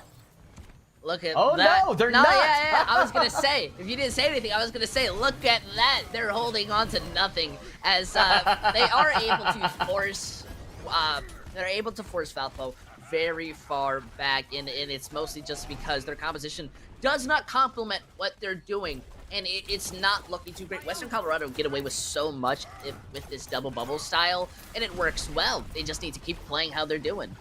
Yeah, that they do. If they can keep this momentum up, they're going to have a fantastic time and could be well and easily back in this series. Boo goes down, though, to Scoot. Shatter lands once again from Little Flaps. And they go to town, taking out the rest of the members of WCU. But they've got over 4 minutes on the clock. This is a very doable push. Another big moment where Western Colorado has 6 ultimates, and we're going to see how they try to do it. Now, this is, whatever game show they call it, where you get 4 answers, A, B, C, and D. Let's see which one they pick, and it better not be all above. Yeah, that is a good point. It had better not be. But look at this. Once again, they ult first and they win. Valpo just reacting at a split second, on a hair's breadth, and doing tremendous work once again. Out of all the options, and even the all of the above, they decided to go none of the above and go a sight line that opens themselves up to getting shot down. Western Colorado look to be a very reactive team, and they're very hesitant when they look like they should be playing a lot more aggressive. Yeah, that's a good point. They're very hesitant to commit these ultimates. They're gonna go over. Boo has the soldier online, but with beast mode out of the fight, Abroth, she does tremendous work once again on that Reaper. Things are really looking rough for Western Colorado. Despite that duplicate, things just not going their way. They committed 3 ults to this fight, and they're still losing it. Once again, using ultimates without any direction is really not going to be benefiting you at all. They had 3 ultimates, and the primal is always used to save one's own life or deny a different ability, meaning that they had 2 ultimates to work with, and neither one was used to set up the fight. Now, with Nano should not be held on for this long in any scenario. They need to be using it for Hoodie to be able to go in and be Monkey Brain. That they do. We're going to see if they're going to commit it this time. Big anti-nade comes in from Chiroro, though. That's going to slow things down considerably. We've got Monkey Low on the low ground, as well with Scoot on the high ground with his tac visor. Things are looking real rough. Once again, Hoodie Tofu out of this fight. And again, Beast Mode nowhere to be found with the Nano. The hesitance on Western Colorado has been the weakest point that they are showing the more this goes in. Mind you, Valpo still has 4 minutes and 13 seconds in their own time bank, while, well, they're struggling to break through the first choke with around 1 minute and 40. Yes, there isn't much setup, but I would much rather see a team burn through an ult rather than not use it. Absolutely. You need to commit these to try and find value. Hoodie Tofu in a prime position to jump in and start to get value. There comes the bubble. They're going to go in, but the amplification matrix is there. Hoodie Tofu goes down very low, but they do pop the primal rage. Mango coming in huge with the hero play. That's what we needed to see from this WCU side. and that's what we got.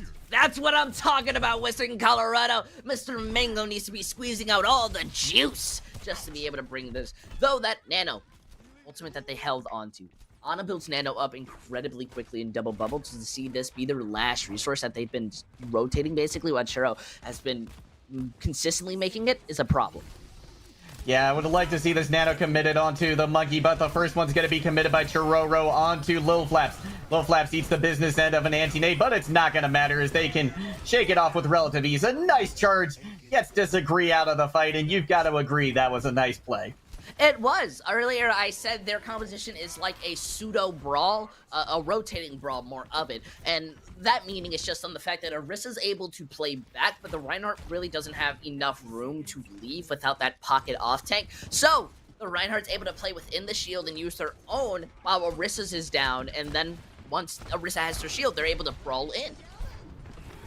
It's an excellent rotation you have going. We're going to try and find value with the Riptire, but Scoot's there to take it out of commission. 10 seconds left to go, and Western Colorado has to come up with something right now, but the tech visor is saying otherwise. Scoot goes down very low. Hoodie Tofu has them down. And once again, Lil Flaps finding value with another charge to seal the deal. And I believe we have your finals winners here, ladies and gentlemen. It's going to be Valpo coming away 4-0 over Western Colorado. Congratulations. I've got to say, not a legacy that is going to be good when reflecting, but I feel Western Colorado will only become stronger after this. This is the type of loss that does not weaken a team, but rather gives you a moment of reflection and understanding that things need to change. We've seen it continuously from teams like O2 Blast, Runaway, and, you know, while those are big comparisons, those are standards that I still compare these teams to this day. Though we have to give some props. What a way to end the series. Oh my gosh, Valpo looking just absolutely dominant. You know, we mentioned before this matchup that these teams had seen each other once before, and it went 2-1 the way of Valpo, but it was apparently a very close affair. This one, not so much. As the series went on, it seems like Valpo just downloaded their opponents and were able to figure them out more and more, and each map just looked stronger and stronger, and unfortunately, WCU looked weaker and weaker. I definitely agree. So at least when it just comes down to the future, they'll be working off, you know, just that adrenaline, and when coming back into the series for their second time, hopefully they do, that new redemption arc can be made. And they have to feel proud of themselves. I mean, taking the number 2 slot in this tournament, knocking out the number 1 seed. I mean, there is so much potential for this WCU crowd. But the story of today is Valpo, and we're going to have, after a short break, an interview with one of the members, one of your finals winners today. So stick around, don't go anywhere. We will be right back.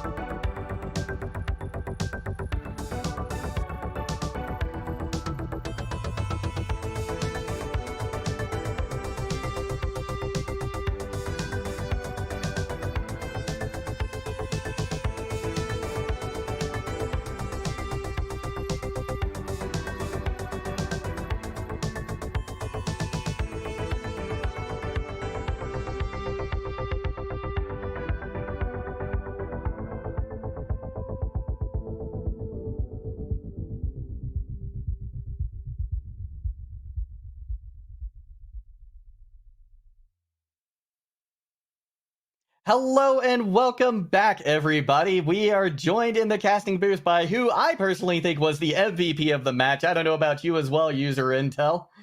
Yeah, he's nodding his yes. Yeah. We have Lil Flaps in to talk with us a little bit. The main tank with a big brain from excuse me, from Valpo. So first off, congratulations on an excellent and convincing win today. Thank you, thank you. Now, to start things off, I just want to know, a Reinhardt, right? Like you popped off hard today a lot Thank of you. times. I mean, so many shatters and the fire strikes as well. Like I made this comment during the cast, but there were just so many brutal fire strikes that came through as well today. But I want to know, a Reinhardt doesn't exist in a vacuum, right? A Reinhardt doesn't just do that all on their own. So how was it that your team enabled you to pop off that hard? Well, some of the strategy that we have like surrounding this is we knew that coming into this game we would have to fight a really heavy brawl comp. So a lot of the strat goes to me just being able to play as aggressive as possible, along with the team just supplying as much healing. And this all can't be done if we have our DPS like just shooting damage to the other DPS, so I can't get picked. Like I give credit to Mr. Mango, like during that game, he was giving me a tough time Yeah. with Reaper, and without that, Yeah. like just it would have been really difficult. Along with our healers who just pump healing into me, and then I have my off tanks who just basically are in there to distract and keep me safe. Yeah, they all did excellent work today to keep you up. And I want to know what does your team have any plans coming up for this long break that you're probably heading into, right? I imagine you're probably still in classes, but who knows? Yeah. Maybe not. Yeah, we are still in classes. So upcoming next week is we have one more week and then finals.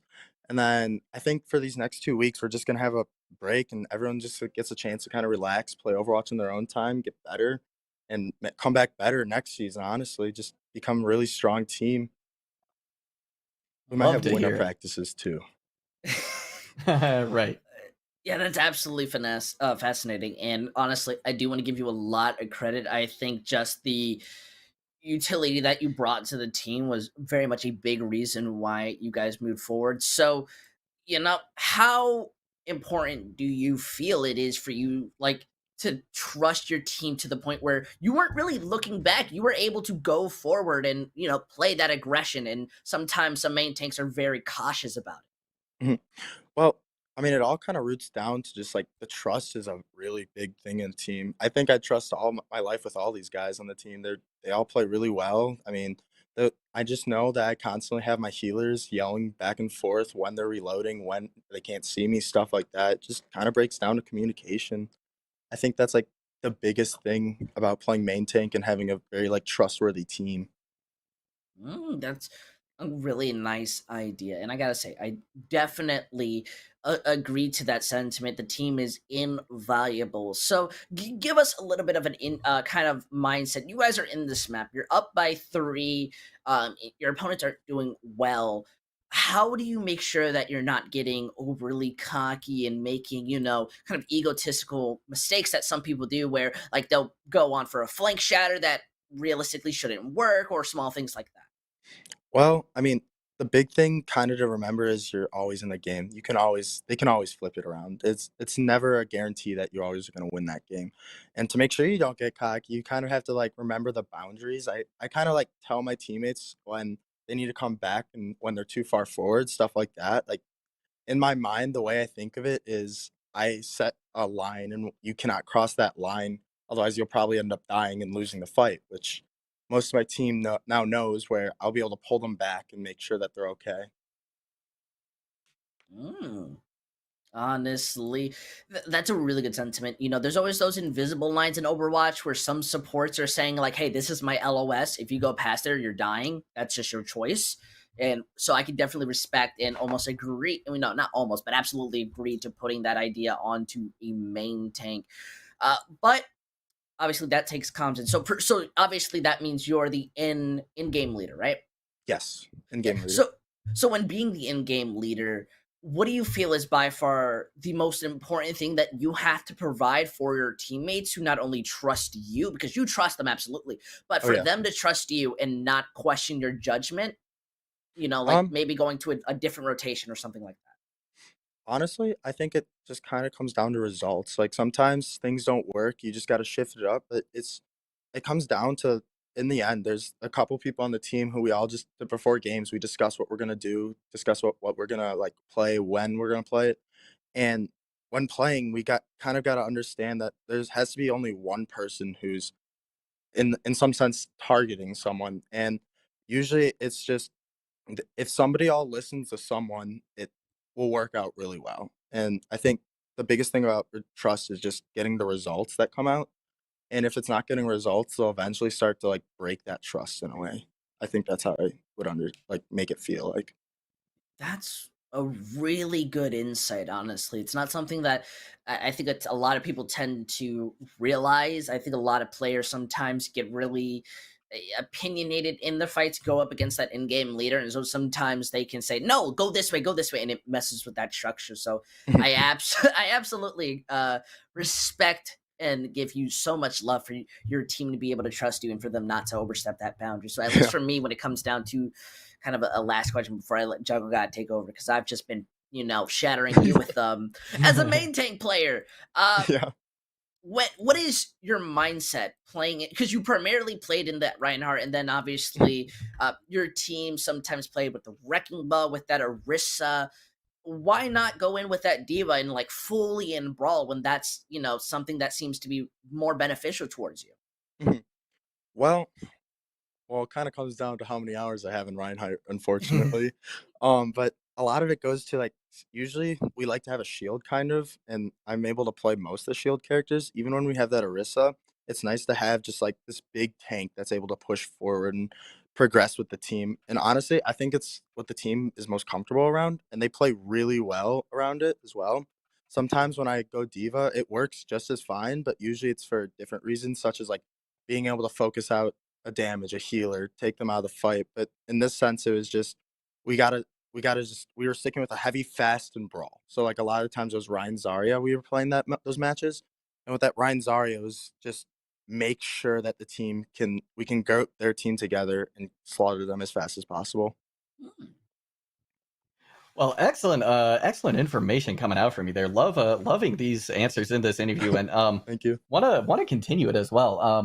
One of the things that I love about esports programs is it's not just one game, and I understand there's something very exciting happening for the Rocket League team as well at Yes. Valpo. Yes, they're actually going to go to finals. I'm not really sure when the game is, but they're playing very well, and I'm very excited to see them win this if they can.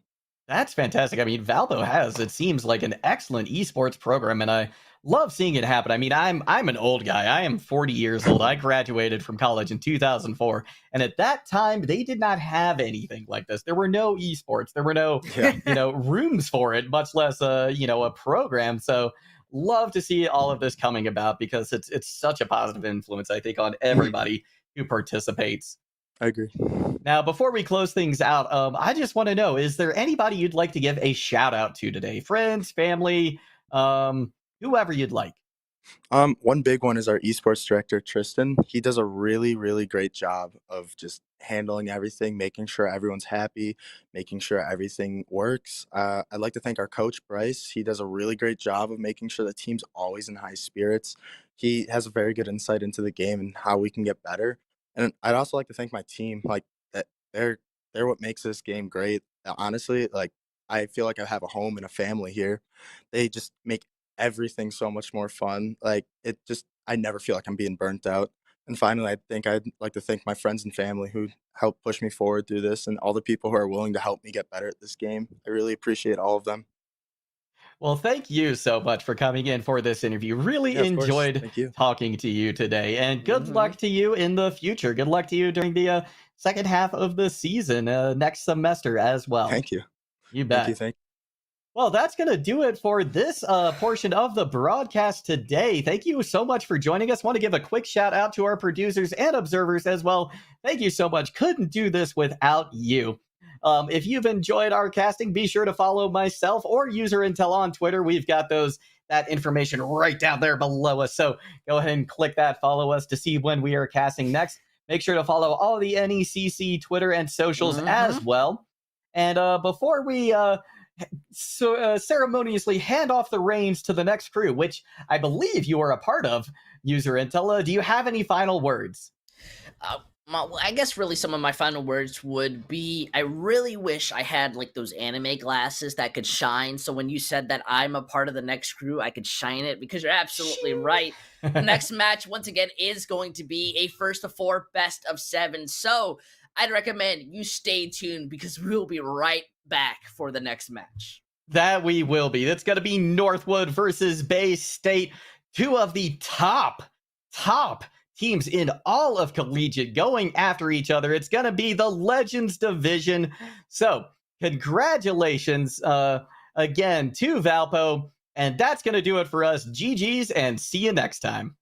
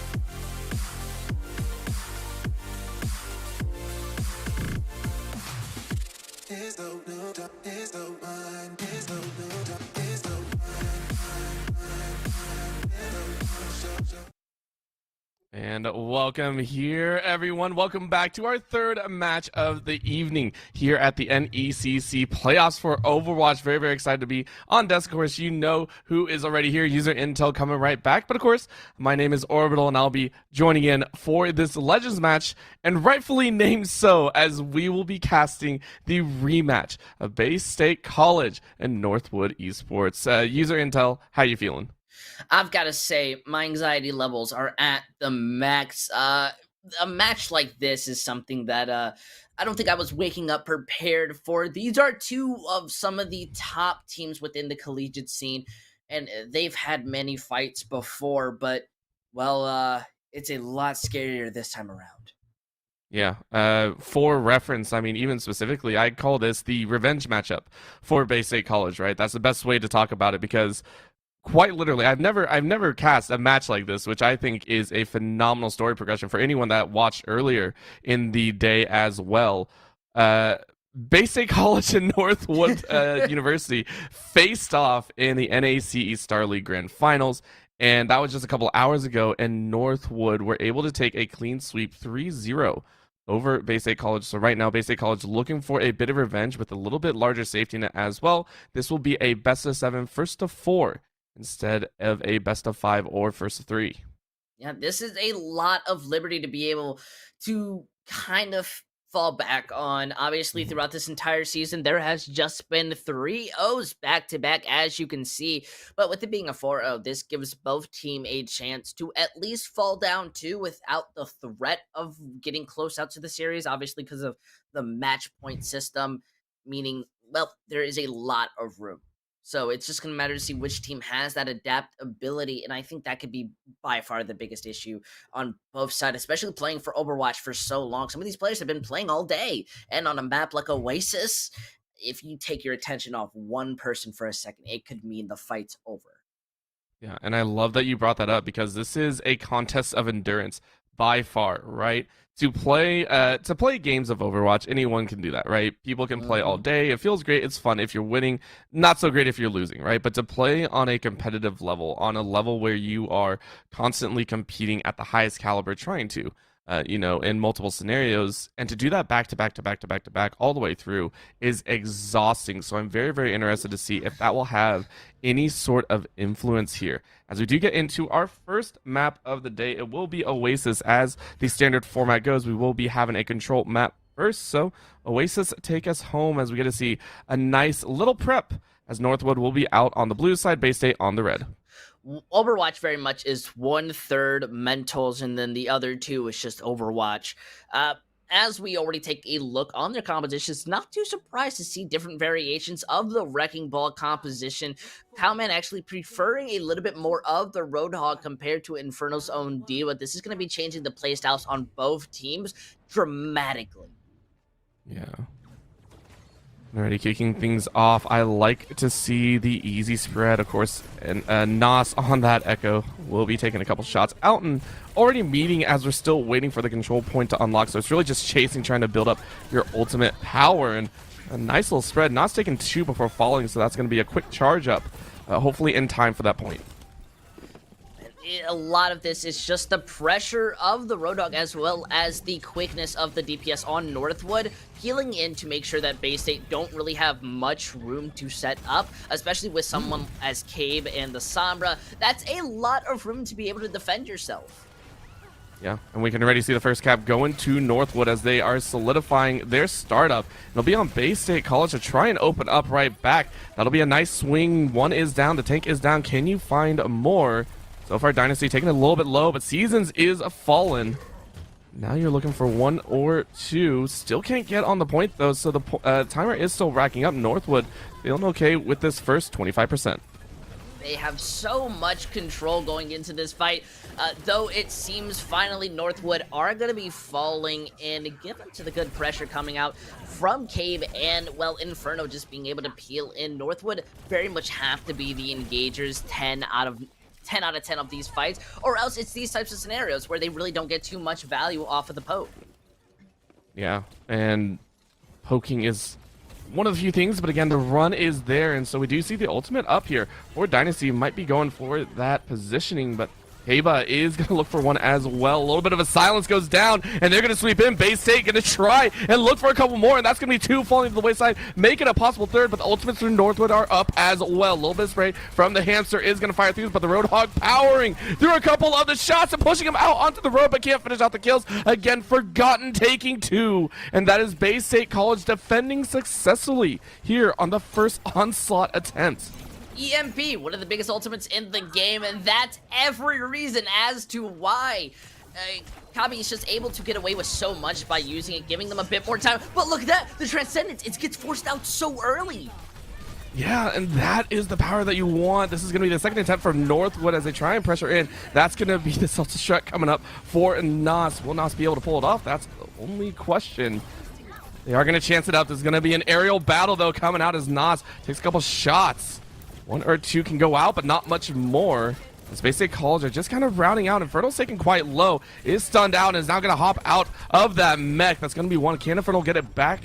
Nope, not in time. And Northwood still stalled out here. Need to get on, need to cap. And they have 40% and climbing here. Look at this. Being able to bring that out, taking abs so early in this fight has been kind of more benefiting, though it seems these teams are fairly even. It's going down to the own individual skill, especially the coordination between Northwood's main tank. This has been one of the biggest parts, as well as setup to where they're being able to immediately take these fights in, though losing Northwood's Wrecking Ball is going to hurt them in the long run, mostly because Bay State has now fully regrouped. They're going to be able to plan their engagement. Planning has been done. Now tying it up Northwood. They're trying to stall out because Bay State have maybe 1 or 2 more attempts at this site for point number 1. Down goes the Symmetra though. Gonna try and roll out. They're gonna break out into the small corridor. That's gonna be self-destruct going up. Everyone has to dance out. I don't think it's gonna collapse on anyone. So Cowman not able to make too much of that ultimate follow through by Bay State College, though. Everyone is still up and available. A little bit of a silence is available. The EMP possibly dropped, but can't really find a time. It has been dropped, it has been expended, but no one on Northwood side is really that far down. Dynasty, though, only one to fall so far. A nice ultimate from Abs is going to keep everyone topped up on Bay State College's side. Still, though, 99% overtime coming in here. Will they be able to manage? Bay State College have got to push any part of Northwood off the point, and so far it doesn't look like it. Abs taking very low. Abs is down. Dynasty is able to take 1, but a quick follow through means Nas is going to find another. Multiple members of Bay State are falling by the wayside. Healers are down. Tanks and DPS are still alive. Execution not coming through, but Forgotten and Kaba going to try and stay on, but phenomenal staying power of Bay State College. The entire fight has been going on, and yet no one has stopped off the point. That is one of the most amazing parts of Oasis. Everyone keeps battling towards the end. Seasons and Nos able to take 1 apiece, but they're still managing inside. There's the overtime timer, and Northwood will go ahead and finally take round number 1. That was incredibly close, kind of going down to the wire of just not only the ult economy that they were able to rotate, but rather the focus fire. And I think Northwood benefited a lot more with the composition that they were working with more than anything.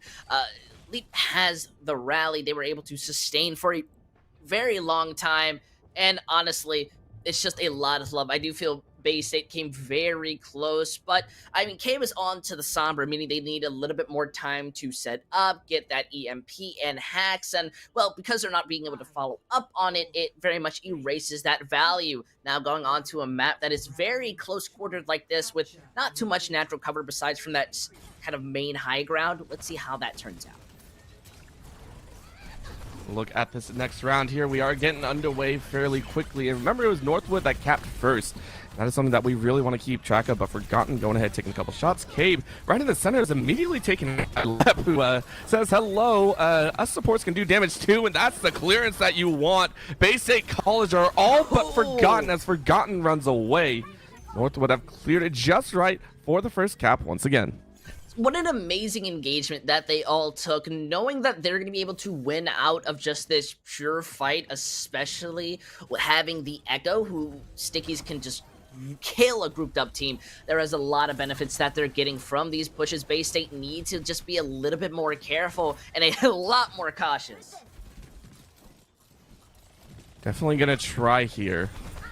As we do get to see that ultimate on Forgotten. Maybe going to use that to take out maybe one or two of the tanks, or at least try and chip away at some damage. But they have to regroup first. Bay State College coming out here and getting laid into here. They're trying to get on top of the point, but still counting away. Faded, taken very, very low. That's Wrecking Ball almost taken out, gets healed up, but Forgotten is down. That's the ultimate that you most likely need. Cave is taken low as well on the Samba, but able to take out Dynasty on this wayside. Cowman is able to take one as well.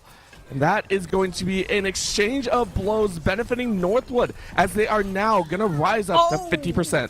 That's going to be a straight set of kills, though. Landon able to find one. Seasons gets two. And that's what you want. The sweep of kills. Bay State College are forced to recall and try and regroup up.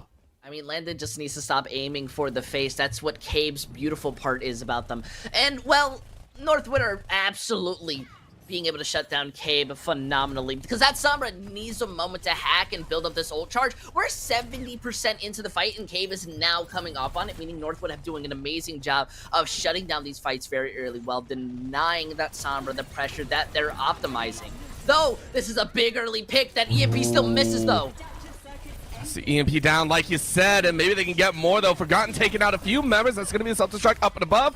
Doesn't really catch anyone's HP. Yes, it does, I think. That's the mirrored Diva pick, and that's the one you want. 91% and not caught a moment too soon, but it is contested. Can they knock it out? Yes, they can. A 94% Bay State have barely gotten a cap. Now the question is, how long can they hold it? Dynasty immediately fires back on that Cassidy, holding off Forgotten. Season's going to fall down. Infernal making sure of that one. Forgotten falls once again. Abzo keeping up a healthy level as we do watch him drop down into the second level. This is going to be the ground floor fight as Abs goes ahead, takes out Dynasty, and that's a lot of red, taking out a lot of blue on that kill feed. Bay State College defend against Northwood's engage. That was incredibly close, all saved on the fact that Abs had the Transcendence perfectly peeled in and kept them alive while Cabe's able to go on the offensive, get up that EMP charge. Northwood just got a little bit ahead of themselves, and it seems Forgotten basically does the same, getting immediately taken out. This is now going to give Northwood a lot of room to push in. Yeah, they're going to try, but Cave once again says, no, you don't get a healer. Cowman says, hey, I took out a tank, guys. Follow me. Faded is going to take a little bit to recall in, but that might be enough time. 53, 54% for Bay State College. Again, they need to hold on the entire time. If they lose even a single moment, they will lose this round, but that's a huge kill. That takes out Infernal. Again, Northwood, this Diva on Diva action is getting a little bit out of hand. Northwood getting a couple kills. It is contested right there in the mid, but that's a fall off the side. Oh, that's going to be Nev. Not alive any longer. Nas and Seasons. Cowman leading that feed, and Nas wants one more to get inside. A solo capture is not going to be contested by 1, 3, or 4 on the site, and that should be it. Contested by 2. Oh, Bay State College so close to losing here. Capture up to about 95. They need just a little bit more time. They have to push everyone out, but that's going to be Forgotten doing their best. Dynasty and Nas, though, still getting the kills where you want. And a nice rapture coming out. Landon going to keep everyone touched up and healthy. And again, down to 99. It is contested by 1, but it's overtime, baby. Once again, Bay State College keeping one inside, but this time it is the force out. No! It is not a long overtime, as that will be Northwood University taking map number 1. What a way for map 1 to end! They had the opportunity to touch, but there was just so much pressure and the echo being there that just stopped Bay State from having any confidence to try and touch that point. Unfortunately, they are not going to take this point, meaning that they basically are going to be onto the back foot, but still an impressive showing nonetheless. Starting out, I think this is going to be a series nonetheless, even if Oasis seemed to be a little more one-sided. That's just a little bit of control. Yeah. And that is something that I personally like. I'm personally a huge fan of just Slayer modes, right? I love the execution modes where it's just like fight or flight, go for it, you know, and everything. But the objectives bring with it such a consistent level of macro play, and we saw it every so often there. And I have to give props to both teams. Something that I did see is their defenses at points looked very, very clean. North was just a hair better and a hair faster on the execution. I also think that their reflexes are very honed against any kind of Sombra composition. A lot of those times when we saw Cabe trying to engage in, immediately we saw the team, the Diva, DMing from against the shots, they're putting pressures, denying out these hacks, and you're not really getting that much room, especially in that composition where you're setting up to put pressure onto the Zenyatta and the rest of your team slowly dive in to follow up. If you're not getting room for that, then you're really no point staying onto that composition. And I think that was one of the smaller parts that was hurting them. Though I think Cabe is a very talented player, it was still hurting them very much in the long run. Yeah, and another thing to kind of point out, something that is in the current meta of Overwatch, not something you see all the time. I believe both of the DPS, Infernal and not Infernal. Wow, my brain does not want to work. Cabe and Forgotten, the two DPS for the team, didn't swap off their main carries the entire time. It was that Sombra and the man, my brain does not want to work right now at all. But never swapped out the characters, and Forgotten. One, there were a few points where I did see Forgotten getting caught out, kind of trying to slink to the back on their own, and those are some of the deaths that you can't allow to happen in some of these big time matches. I definitely agree. Now, when it goes on to our next map, out of everything you just had that choose Blizzard World, that could be a scary map, honestly. I think Blizzard World is just one of those maps to where the Wrecking Ball strategy still very much is highly controlled, and that Sombra may have a lot more issues. Though, the bright side of it, it gives you a lot more room to take those hacks, take those engagements, and, well, set yourself up for any type of dive. I gotta say, out of everything of Hybrid, I think this is going to work out a little bit better. And well, it just gets me excited to see what they're gonna do going into the map. Yeah, this is one that they also did not play in their previous match, if I'm not mistaken. The hybrid map that they played back then was King's Row, so obviously saying no, we got to swap it up, can't let it go back there. We're gonna chance another map, but I love it. The diversity coming out, and like you said, this is a style so far that we know that Northwood and Basic College are comfortable on. But what we saw from that control point gives me a little bit of hope for Northwood in their initial pushes. I mean, in these hybrid maps, yes, the control point is most important, but for a payload, I mean, what are you looking at to come out here? We know the compositions they'll go for a control, but for a payload, how drastic of a composition shift are we going to be seeing? Honestly, I would say we should be expecting no true differences. If they're running out with the same things that we saw on Busan, which is what's been favored in this type of environment, then not much of a change. The Wrecking Ball and Diva is a standard when working as that tank line. Though the DPSs have a lot more room to be flexible, I wouldn't be expecting too much out of a Sombra, but that support line needs to be staying on to the Brig and Zenyatta. It is so good at elevating both damage and healing, being able to peel away from any Wrecking Ball's dives and kind of engagements. I think the biggest part is going to be coming out of the DPSs and their own follow-up. Obviously, we can see that Echo return. I think Echo is one of the bigger characters right now, but Cassidy is kind of an underrated person within these compositions that we haven't seen so far. But coming out, having those flashbangs and the ability to consistently have fire, which is similar to a soldier but a bit more utility, can be absolutely game changing. Yeah, especially when you're trying to hunt some of those members, causing a little bit of chaos, on that payload. Why am I not pushing? Well, you didn't check all your corners, unfortunately, but I love the fact that you did bring up the Cassidy and bringing up a little bit longer range, specifically because this is also one of those maps that if you're on the defensive, sometimes we get to see the Widowmaker come out. It's not as often anymore, right? But this map does allow for those longer range styles if you do want to try and go for those long range picks. What would you like to see Basic College work with, though? I know we were talking about the Sombra and the Tracer, but if you had to watch either Forgotten or Cabe swap to a different DPS, what would you like to see them on?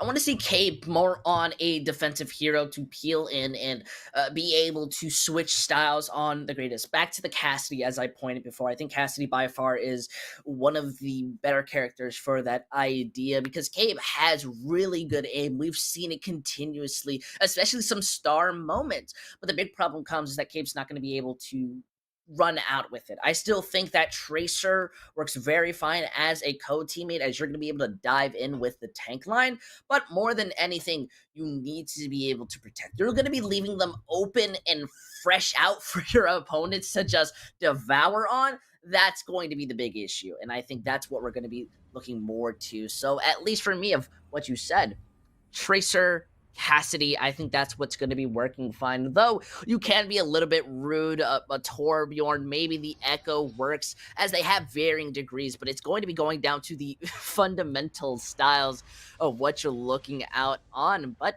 honestly, not really too surprised. Gonna be looking more at Northwood, solely just because they're on the defense, and I don't know how much Bay State really want to be messing with our minds. I still feel that Sigma Hog having enough angles to take can work to varying, if not better, degrees, and I think can win, 3 out of 2 fights more often than not, though that's not how statistics work. Northwood are looking a lot more comfortable running onto the Wrecking Ball Sigma with the Widowmaker. Now, you talked a little bit on this, and the reason why we don't see it is just because Widow doesn't have too much of survivability. Does have good escape and damage, but the Ashe betters that in many factors. It's going to be quite interesting because Bay State, they want to run out on double shield. They are staying as a unit. It's going to be good, but we need to see how Dynasty plays against it.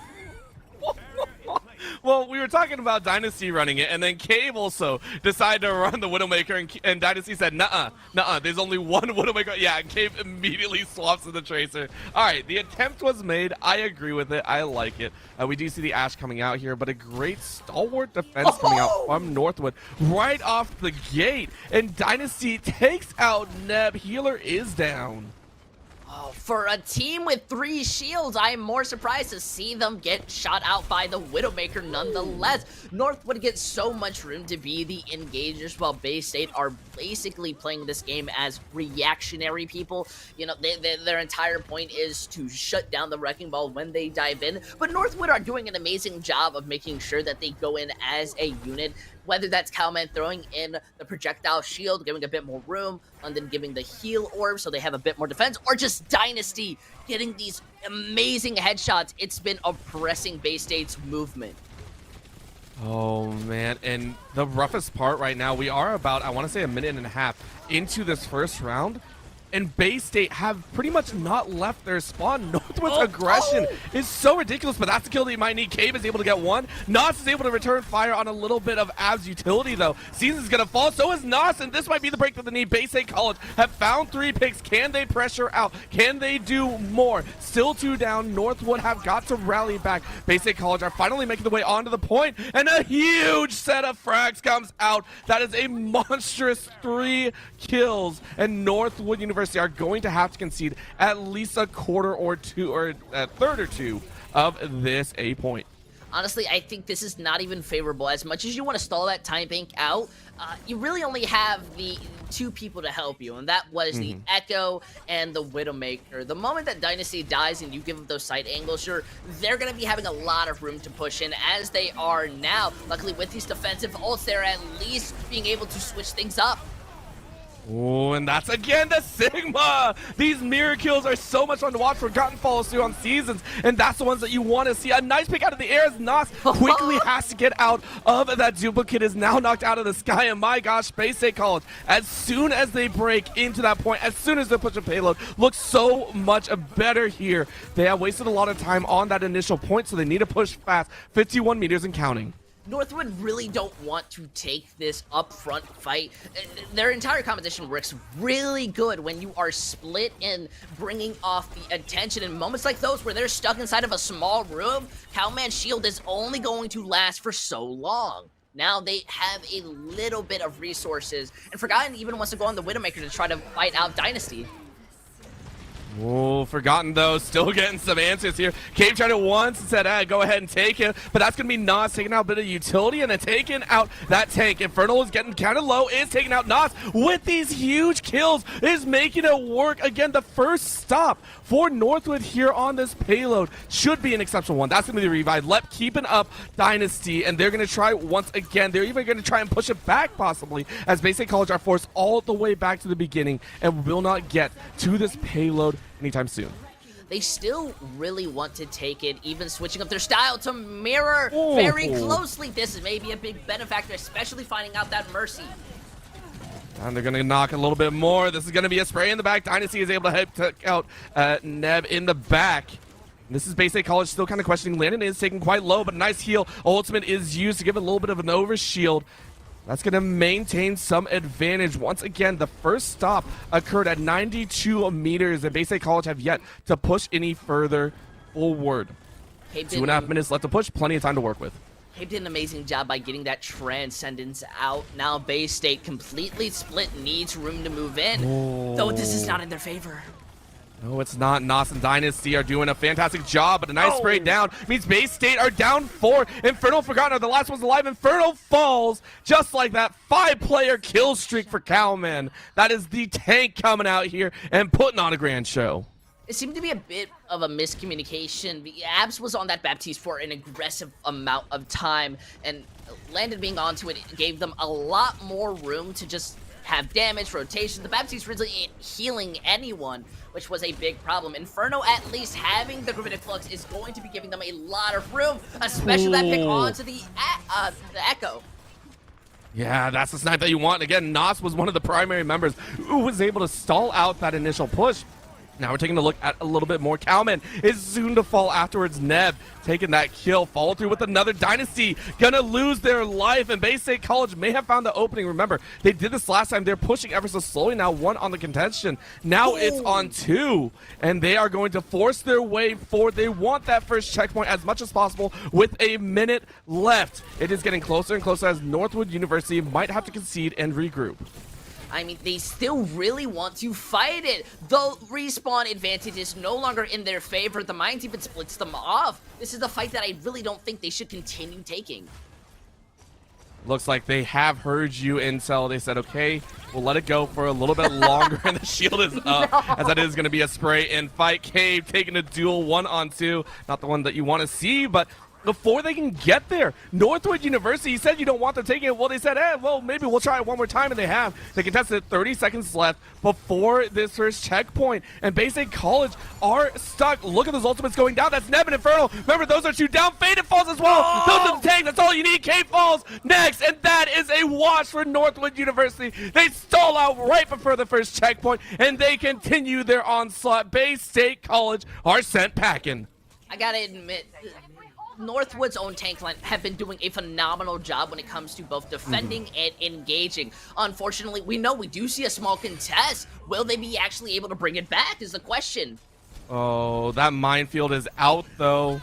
Is going to be pushed out finally. No, Neb is actually the one, I think, stalling it out, and they get it. That's going to be the stop, and it is going to be overtime. Zoning out Northwood University, going ahead and taking round 1. 108 meters is going to be the target. I feel like Bay State weren't getting as much utility with that Widowmaker as they thought they would.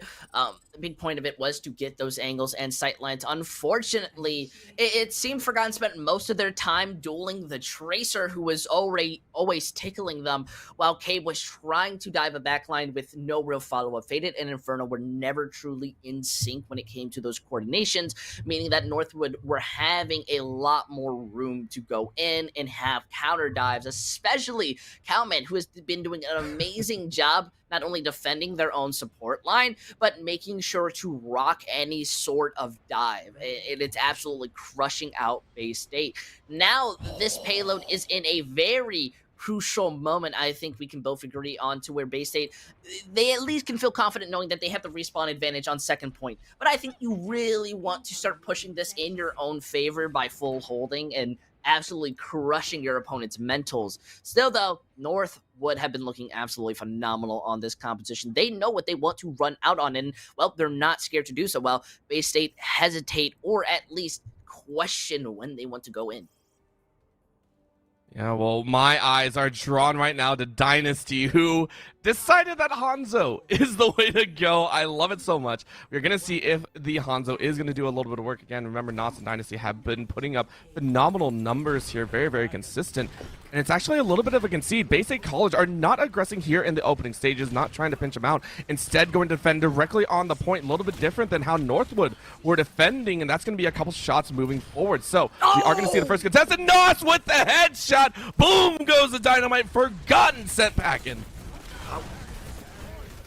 Now they go ahead a little bit further along, and again, the Wrecking Ball is going to set it through. Season, getting a little wraparound, is able to knock everyone outside of the point. Now they're going to scatter the wind as Landon is able to find Cave, and that's what you don't want to see as Landon takes 2. Dynasty takes 1. Kalman falls through, and Nos finishes it off. 4 are dead so quickly, and that is probably going to be the cap. Actually, everyone left it. Everyone, okay, so one member's still there. That would be the Sigma. I thought everyone just didn't even care about it, but that is such a fast grab. Northwood University with a phenomenal opening.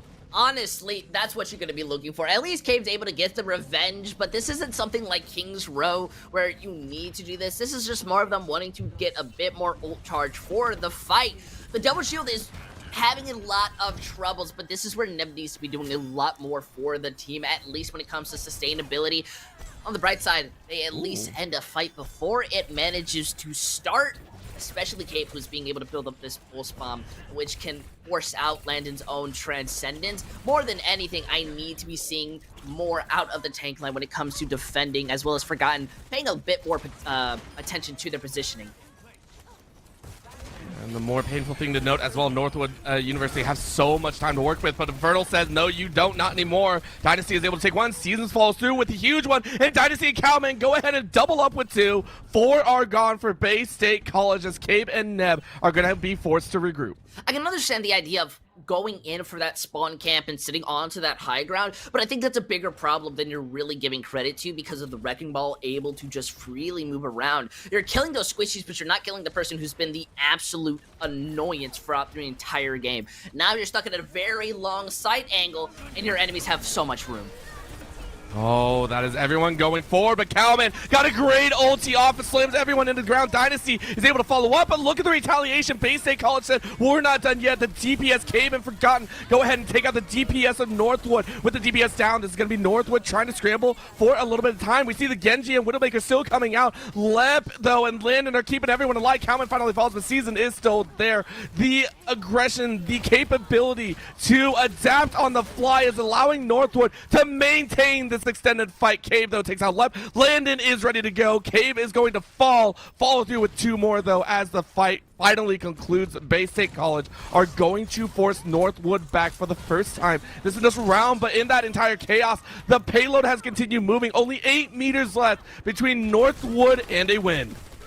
Look at this. The respawns absolutely helped, as Northwood, though they have a really good composition that is very great at executing dives and cleaning up the fight very quickly, Bay State's own ideals go up against it quite good. And look at that, Abs even to find out the Wrecking Ball forcing the stagger. More than anything, you really just want to lower down these time pangs with the early staggers. Not allowing Cave to get hit by Landon is one of the bigger parts of it.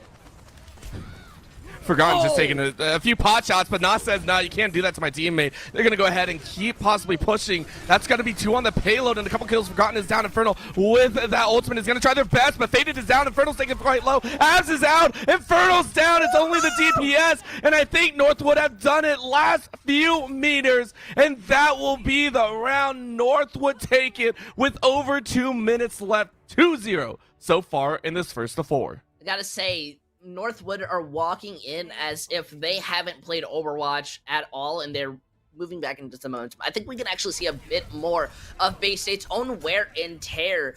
A lot of these fights that they're taking does not feel like they really want to commit to it, nor do they really want to invest a lot comparatively to, you know, their opponents, and I think that's being a big problem. Double shield is such a good counter to the ideals, but they're not being able to defend themselves, and well, they're more pushing back, and that's giving their opponents now a really good start, already 2-0. I think Bay State needs to make some big mental and kind of physical changes if they want to start bringing it back. It's a very, very painful time to kind of take a look at things, but again, plenty of leeway to work with here. Remember, in a best of 5, this would be match point coming up here, but it is not. It is a first of 4 or a best of 7, so it will be Bay State College having 1 more leeway round if they do have to fall before they start regrouping up. So we'll have to see if they can do that. We'll go to a very short break. Make sure the teams are set as we get ready for our 3rd map. Please don't go anywhere.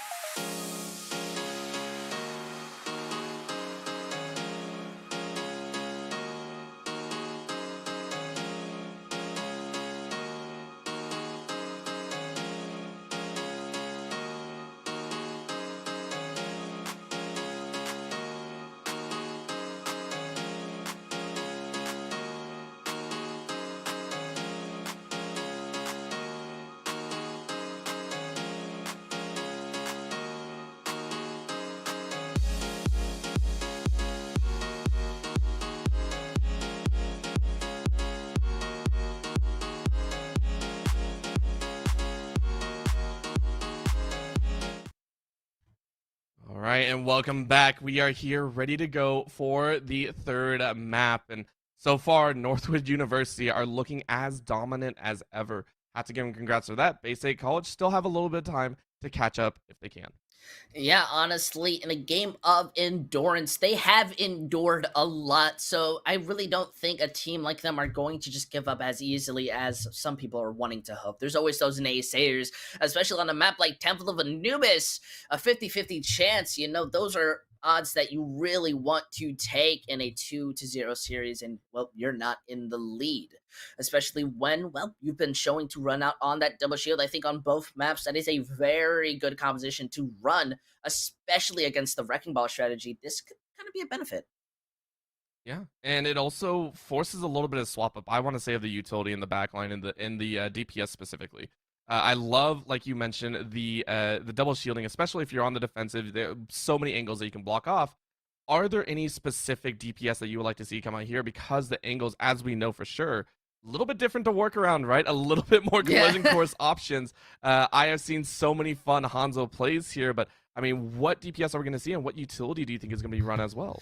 Well, I think it very much changes on which team is going out. On someone like Bay State, I want to see characters that constrict movement and deny what has been working so well for their opponents. Obviously, that Wrecking Ball, Echo, Tracer, small things. Like the Cassidy was working phenomenally at times, though it wasn't stayed on for too long. I think one of the bigger points may be onto that Junkrat and Torbjorn. I think Torbjorn as a character on Temple of Anubis is underrated, especially with the ultimate molten core, but that turret is something that they have to put attention on and focus, which wastes down a tiny bit of resources. And in the teams that are debatably as even as this, one small difference can make that pick, especially having a Cassidy or maybe a Junkrat, which is slowing down the movement of everyone else trying to go up. A trap can stop a Wrecking Ball from slamming down and getting off that damage. Do you know how crucial that can be? Well, on the other side, obviously, I think Hanzo, those snipers, they work phenomenally, especially going up against the shield. I think Northwood really aren't caring too much against Bay State's own shields regardless. As well as Northwood are defending, so they're at least going to have room to see what they want to run. Bay State looking like a bit more onto that double shield. Not something that I think is too traditional when it comes to the attack. It's a very slow-moving composition. I'm not too surprised to see Northwood run out on the Wrecking Ball Monkey. It's very fast. It's very good in engagement, especially with the Ana Anti. I'm more surprised to be seeing the Doomfist out of anything. Doomfist as a character is so easy to punish at this level, but it's so good if you know what you're doing. I think it's going to be a little bit more on to Bay State if they're going to shut it down. They have Faded and Infernal, two very good counters, and it almost feels like they're meant to be playing a defending composition. It's worrying, but we'll have to see what they can do with it. Yeah, maybe that's just the comfort that they're bringing out here. But of course, it seems Northwood are also willing to give a little bit more here, allowing the initial points of contact to actually go unchecked, which is very, very surprising. But 3 sniper shots go out. Forgotten taking a chunk out of Winston's back.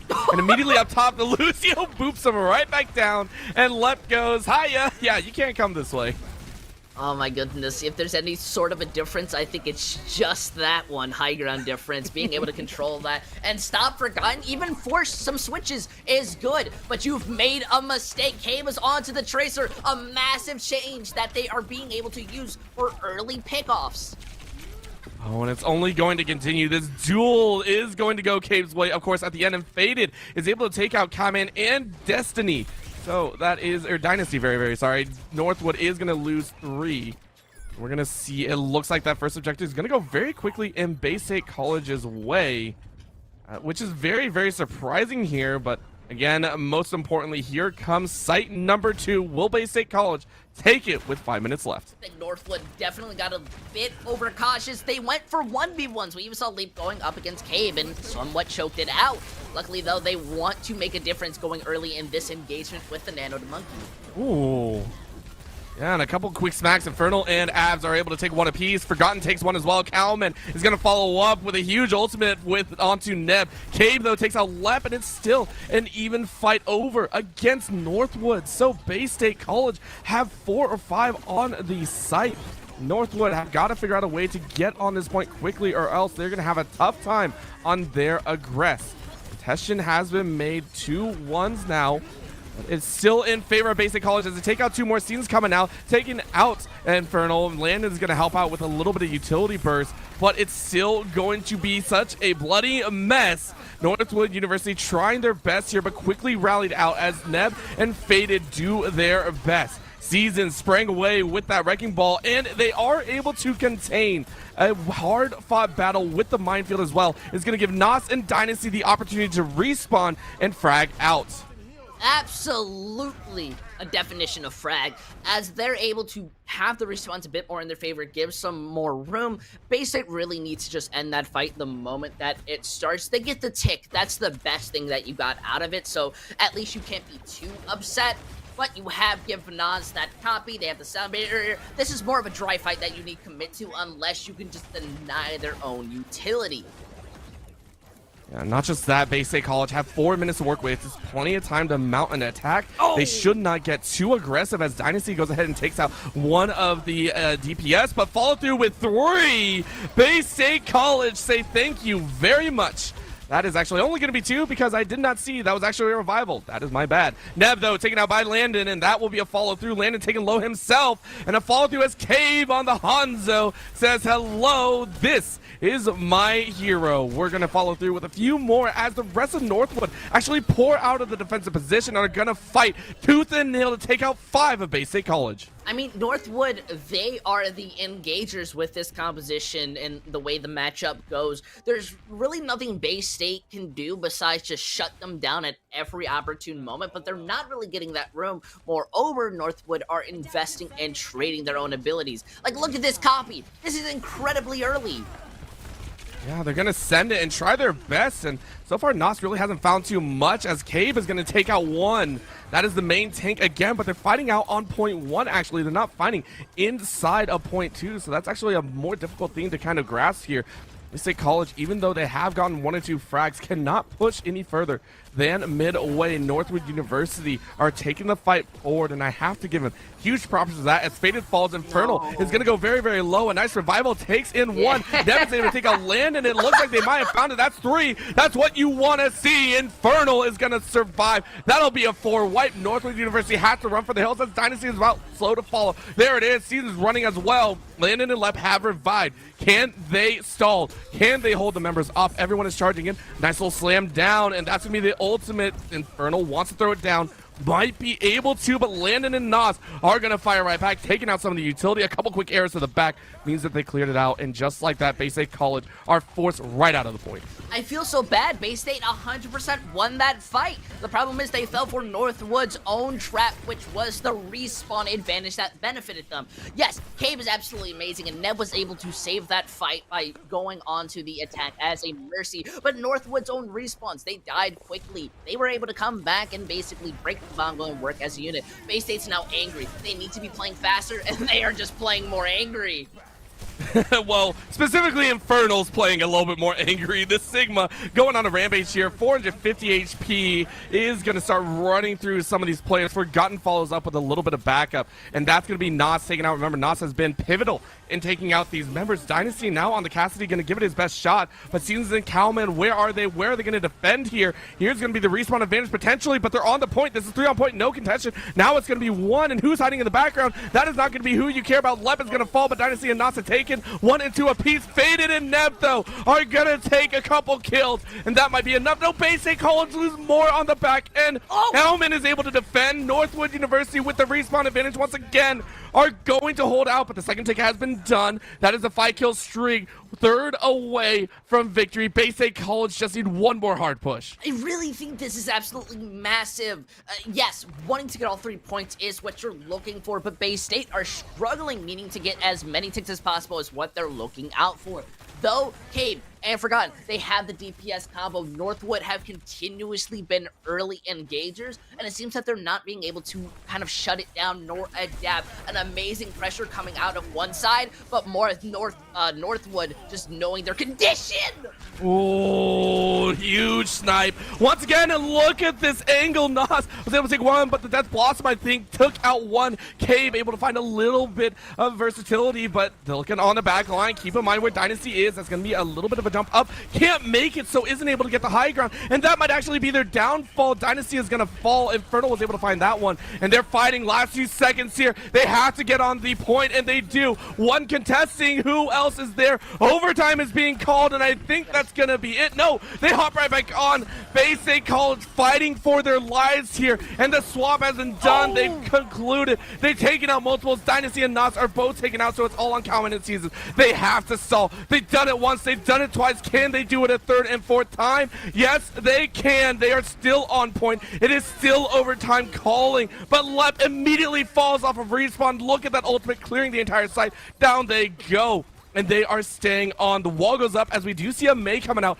on the defensive, but look at Seasons. He's going to go up, try and slam down, and they found the kills. That's going to be a 2 for 2, but look at the Wash. 3 are down. They are trying to force in. Northwood clawing away at victory, but it's not to be. Bay State College in overtime are going to go ahead and take round number 1. And that's one of the moments where we're seeing the jolt of energy come back alive into Bay State. They've been playing all day, and I think they are finally warmed up.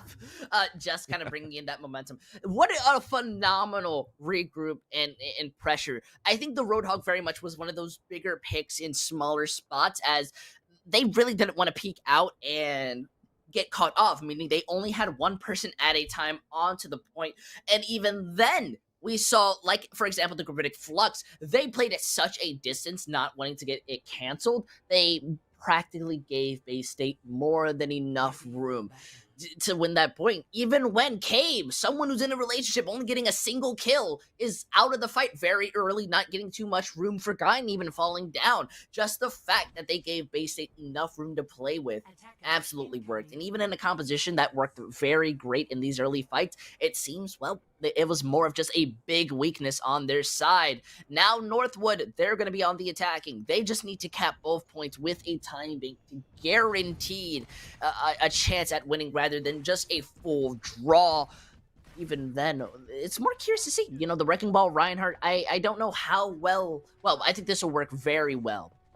Only in the fact that Wrecking Ball is going to be able to do most of the job and make the space for the snipers, while the tank is just there to protect out Landon. There's nothing more of it. It's just if Bay State can play around it.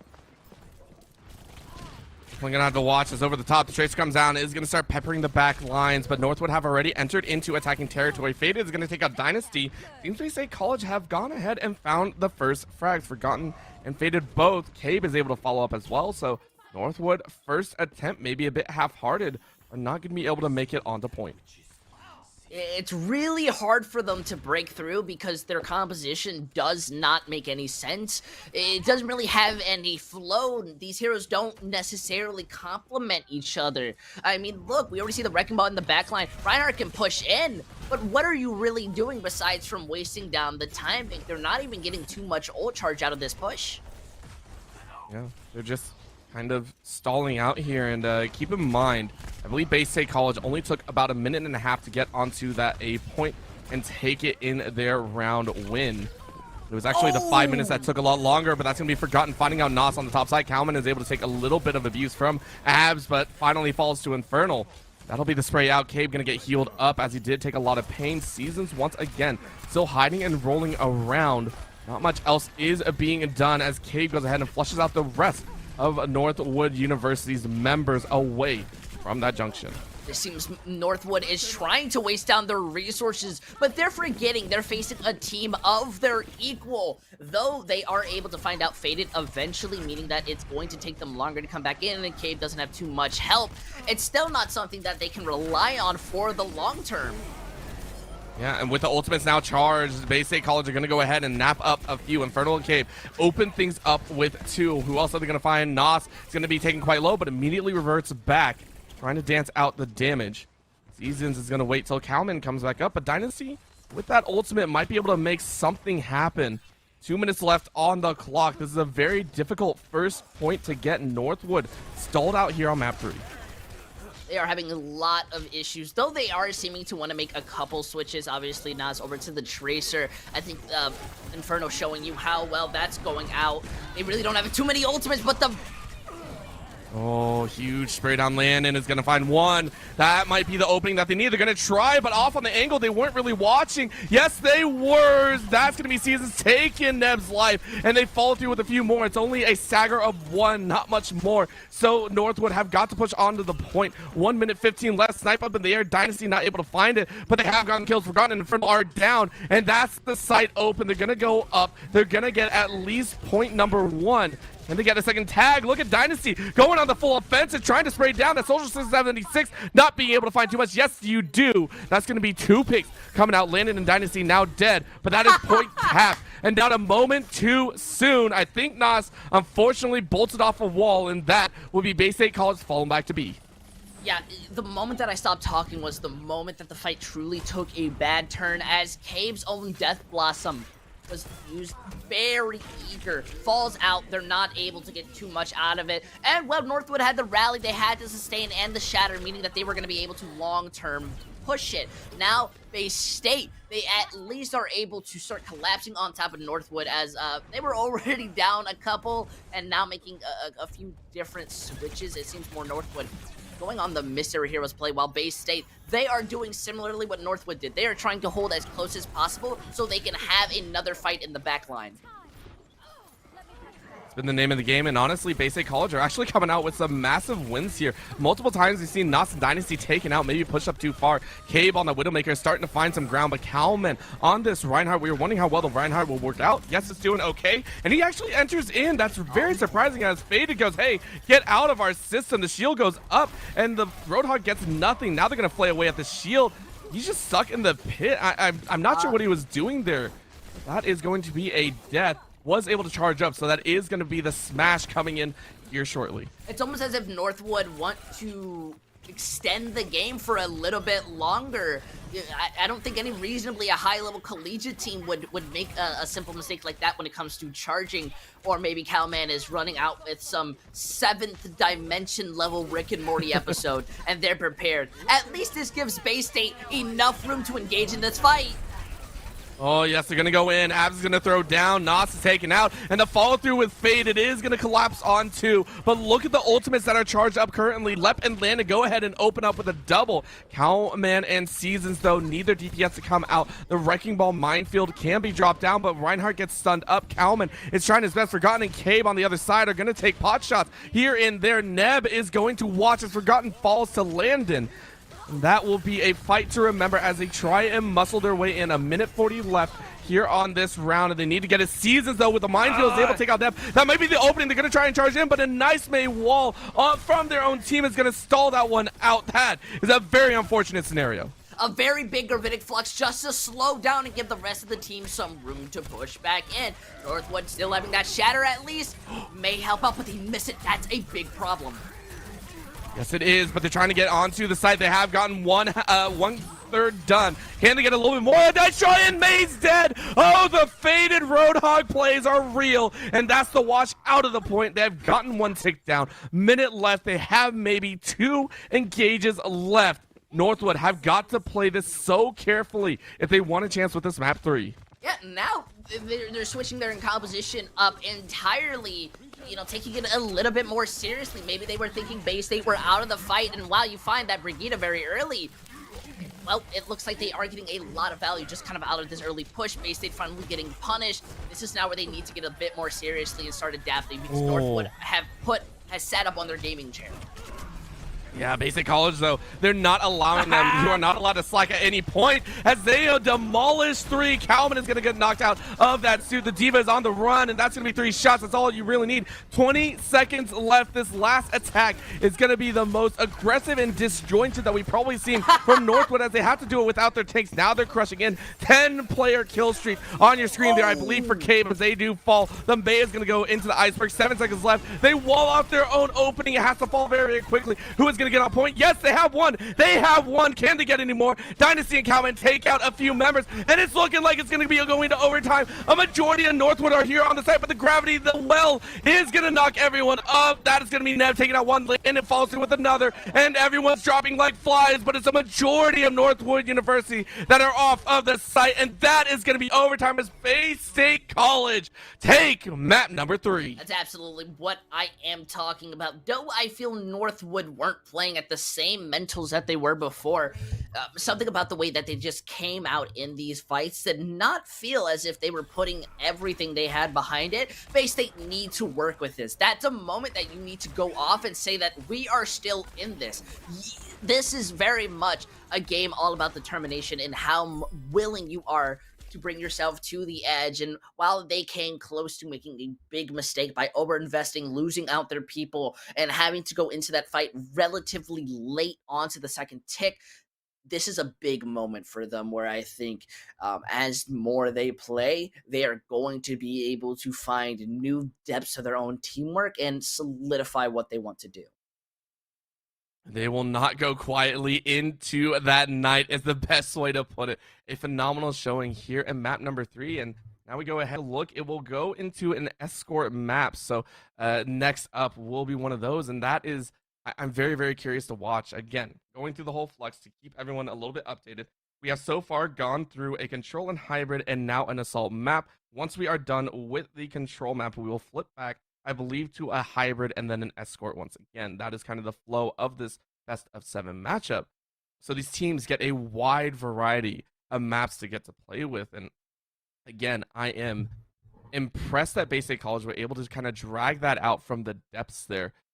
Following through here on this escort map, the question comes again, because that last map we saw a phenomenal change of all of the agents. Pretty much everyone, all the heroes got swapped up left and right.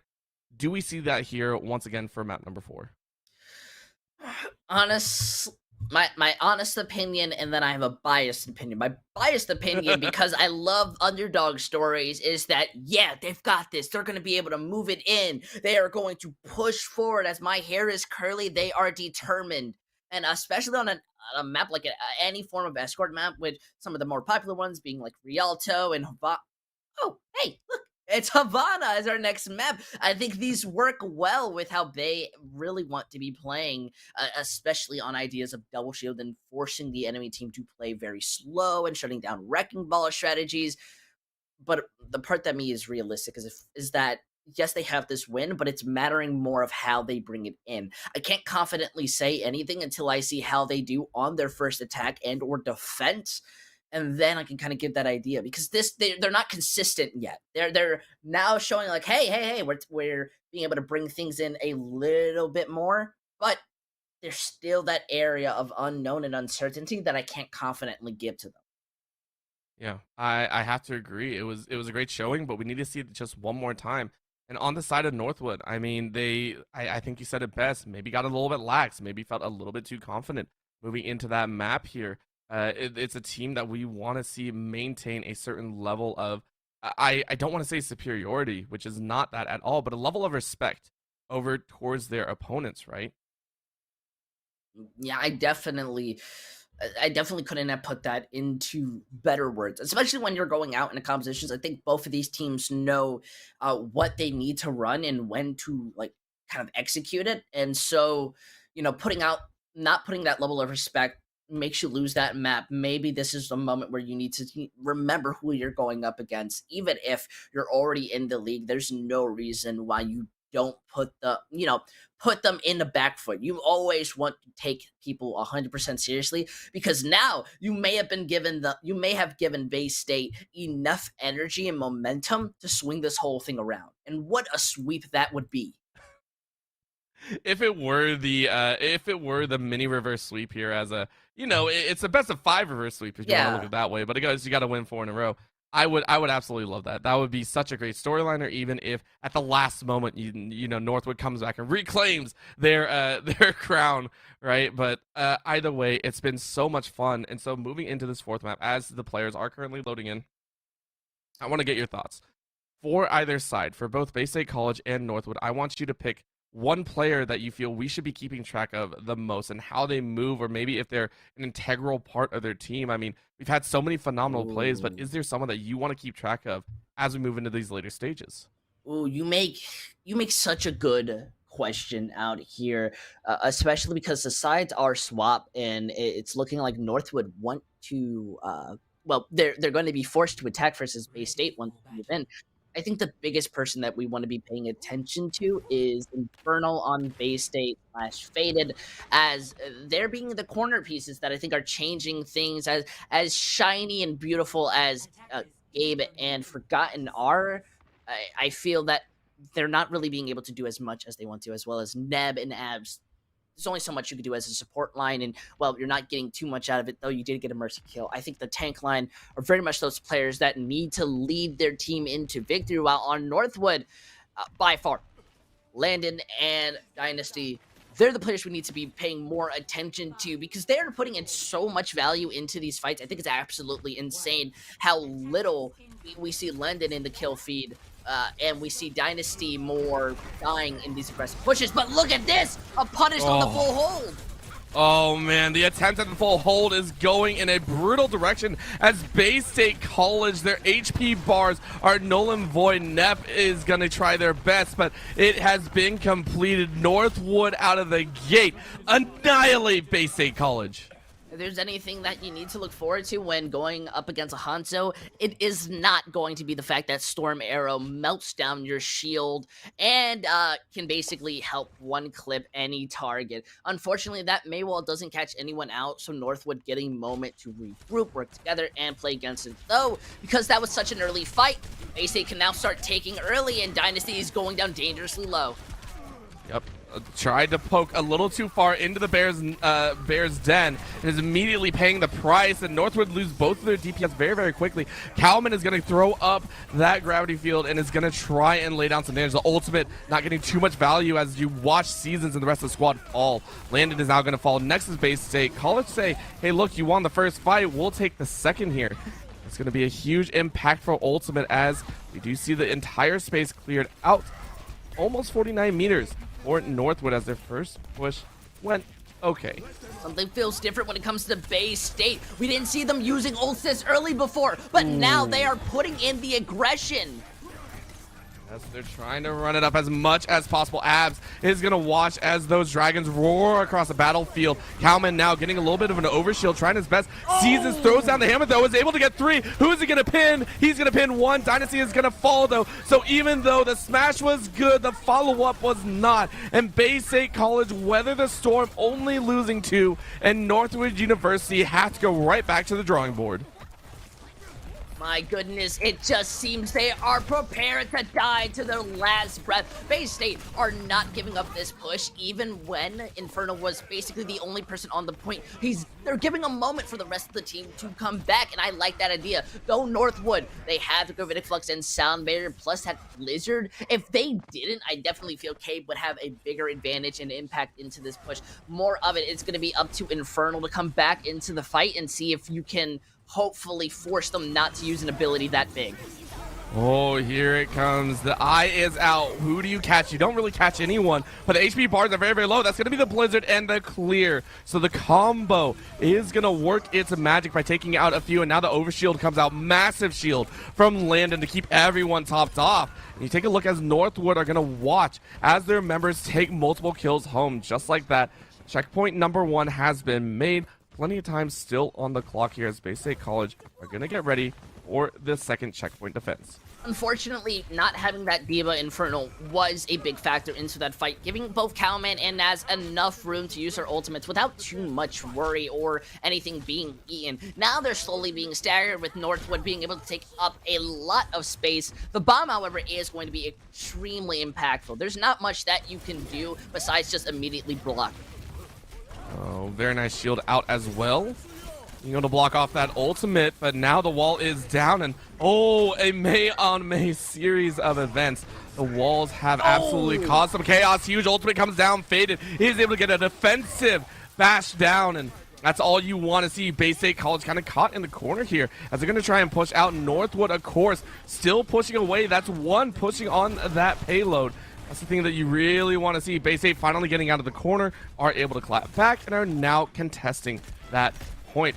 Who's going to win out here, though? Cave still running interference here in that corner, and is finally taken out. Landon able to make that one happen. Look at this. They want to take this fight as early as possible. Faded using that shatter, but does miss out. You need an ultimate just to slow them down, and I feel the sound barrier was the one that is absolutely necessary. Yes, they're going to keep fighting it out. Bay State College all but refreshed, and they wash it out. That's going to be 4. That's going to follow up with a few more as Northwood watch their entire front line and DPS line fall. Lep and Landon are now going to try and push away.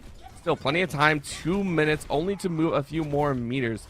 Feels like Northwood need to maybe slow things down, regroup, and prep for the next fight. My goodness.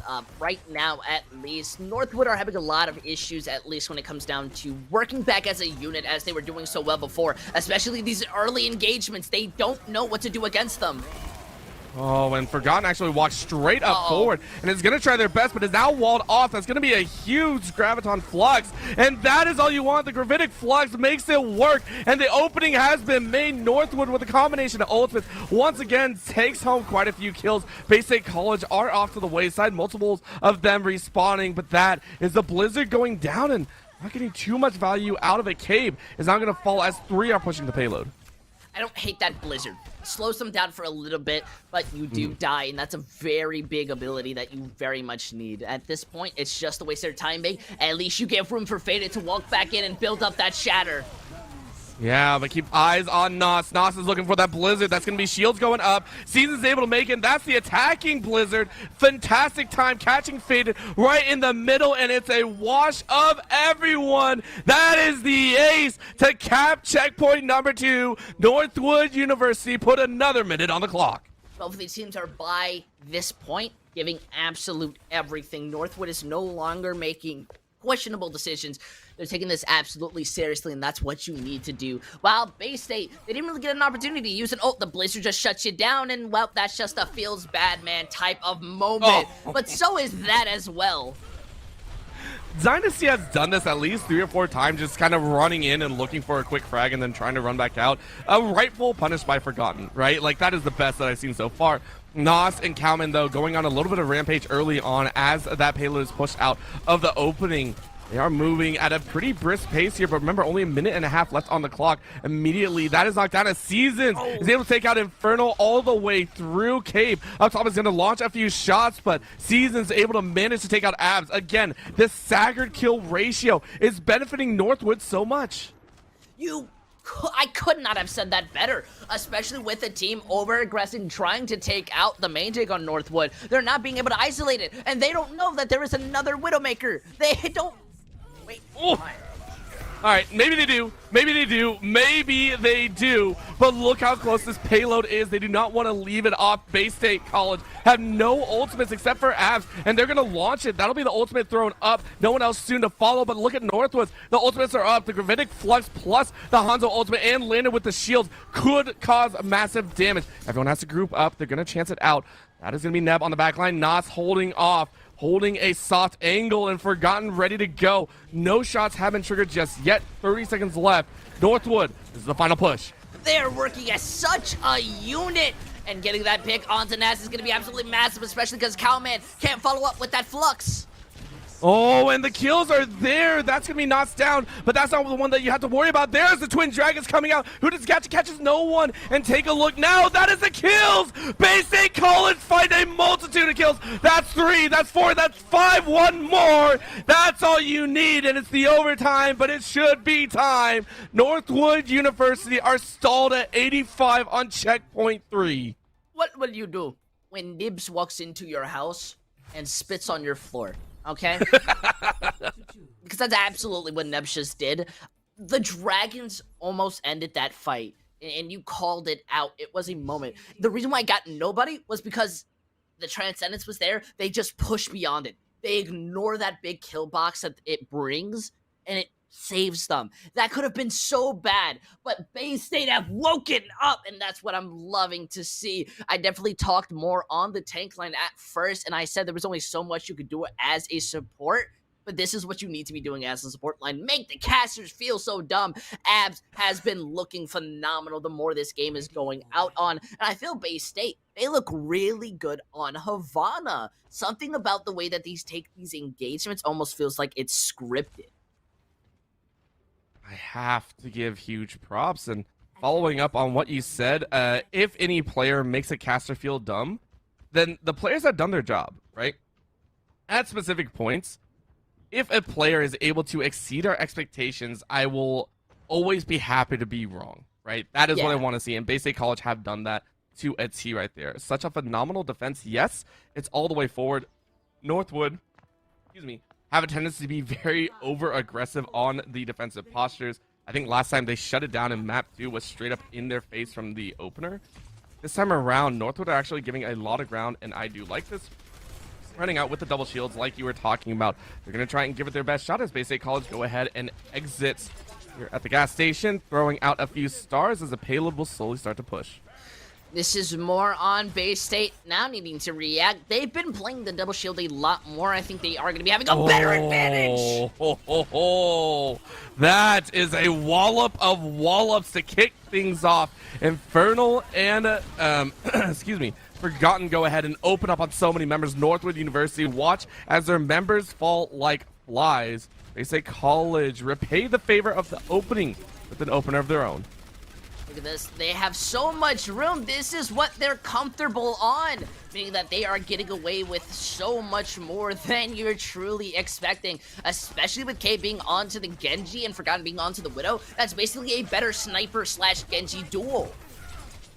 Yeah, and they're going to keep throwing out those weapons. Forgotten, though, taking a couple snipes through the walls. Dynasty and Nos, though, finding a couple picks on their own. Abs finally get the ultimate, but it's a little bit too little too late. Nos charging in, trying to throw down a few more shurikens, and Dynasty just launching a few into the abyss. Northwood University are able to find a hold, a much-needed hold. I might add, as 2.5 minutes are left. Kalman is able to find Neb. They're going to keep following through in this little corridor. I'm not sure who comes out as the victor, but so far it seems like Northwood as Neb is down. But look at all the ultimates used. The Gravitic Flux has been thrown down, and it's not really going to find anyone. He is off on his own side. Quickly gets healed up as Dynasty is now going to get potentially flatlined. They are battling it out here in the opening terrain as Neb finds Dynasty. This is an incredibly messy fight as both sides try to get an advantage over one another. But the big problem is that Bay State, they don't need to do that. They need to just win, not look for some type of draw in this type of moment. They eventually lose it out, and it was looking incredible for a start. I definitely feel they made a big positioning issue, especially Abs, who went a bit more aggressive. That window did not get as much value as they really needed it to.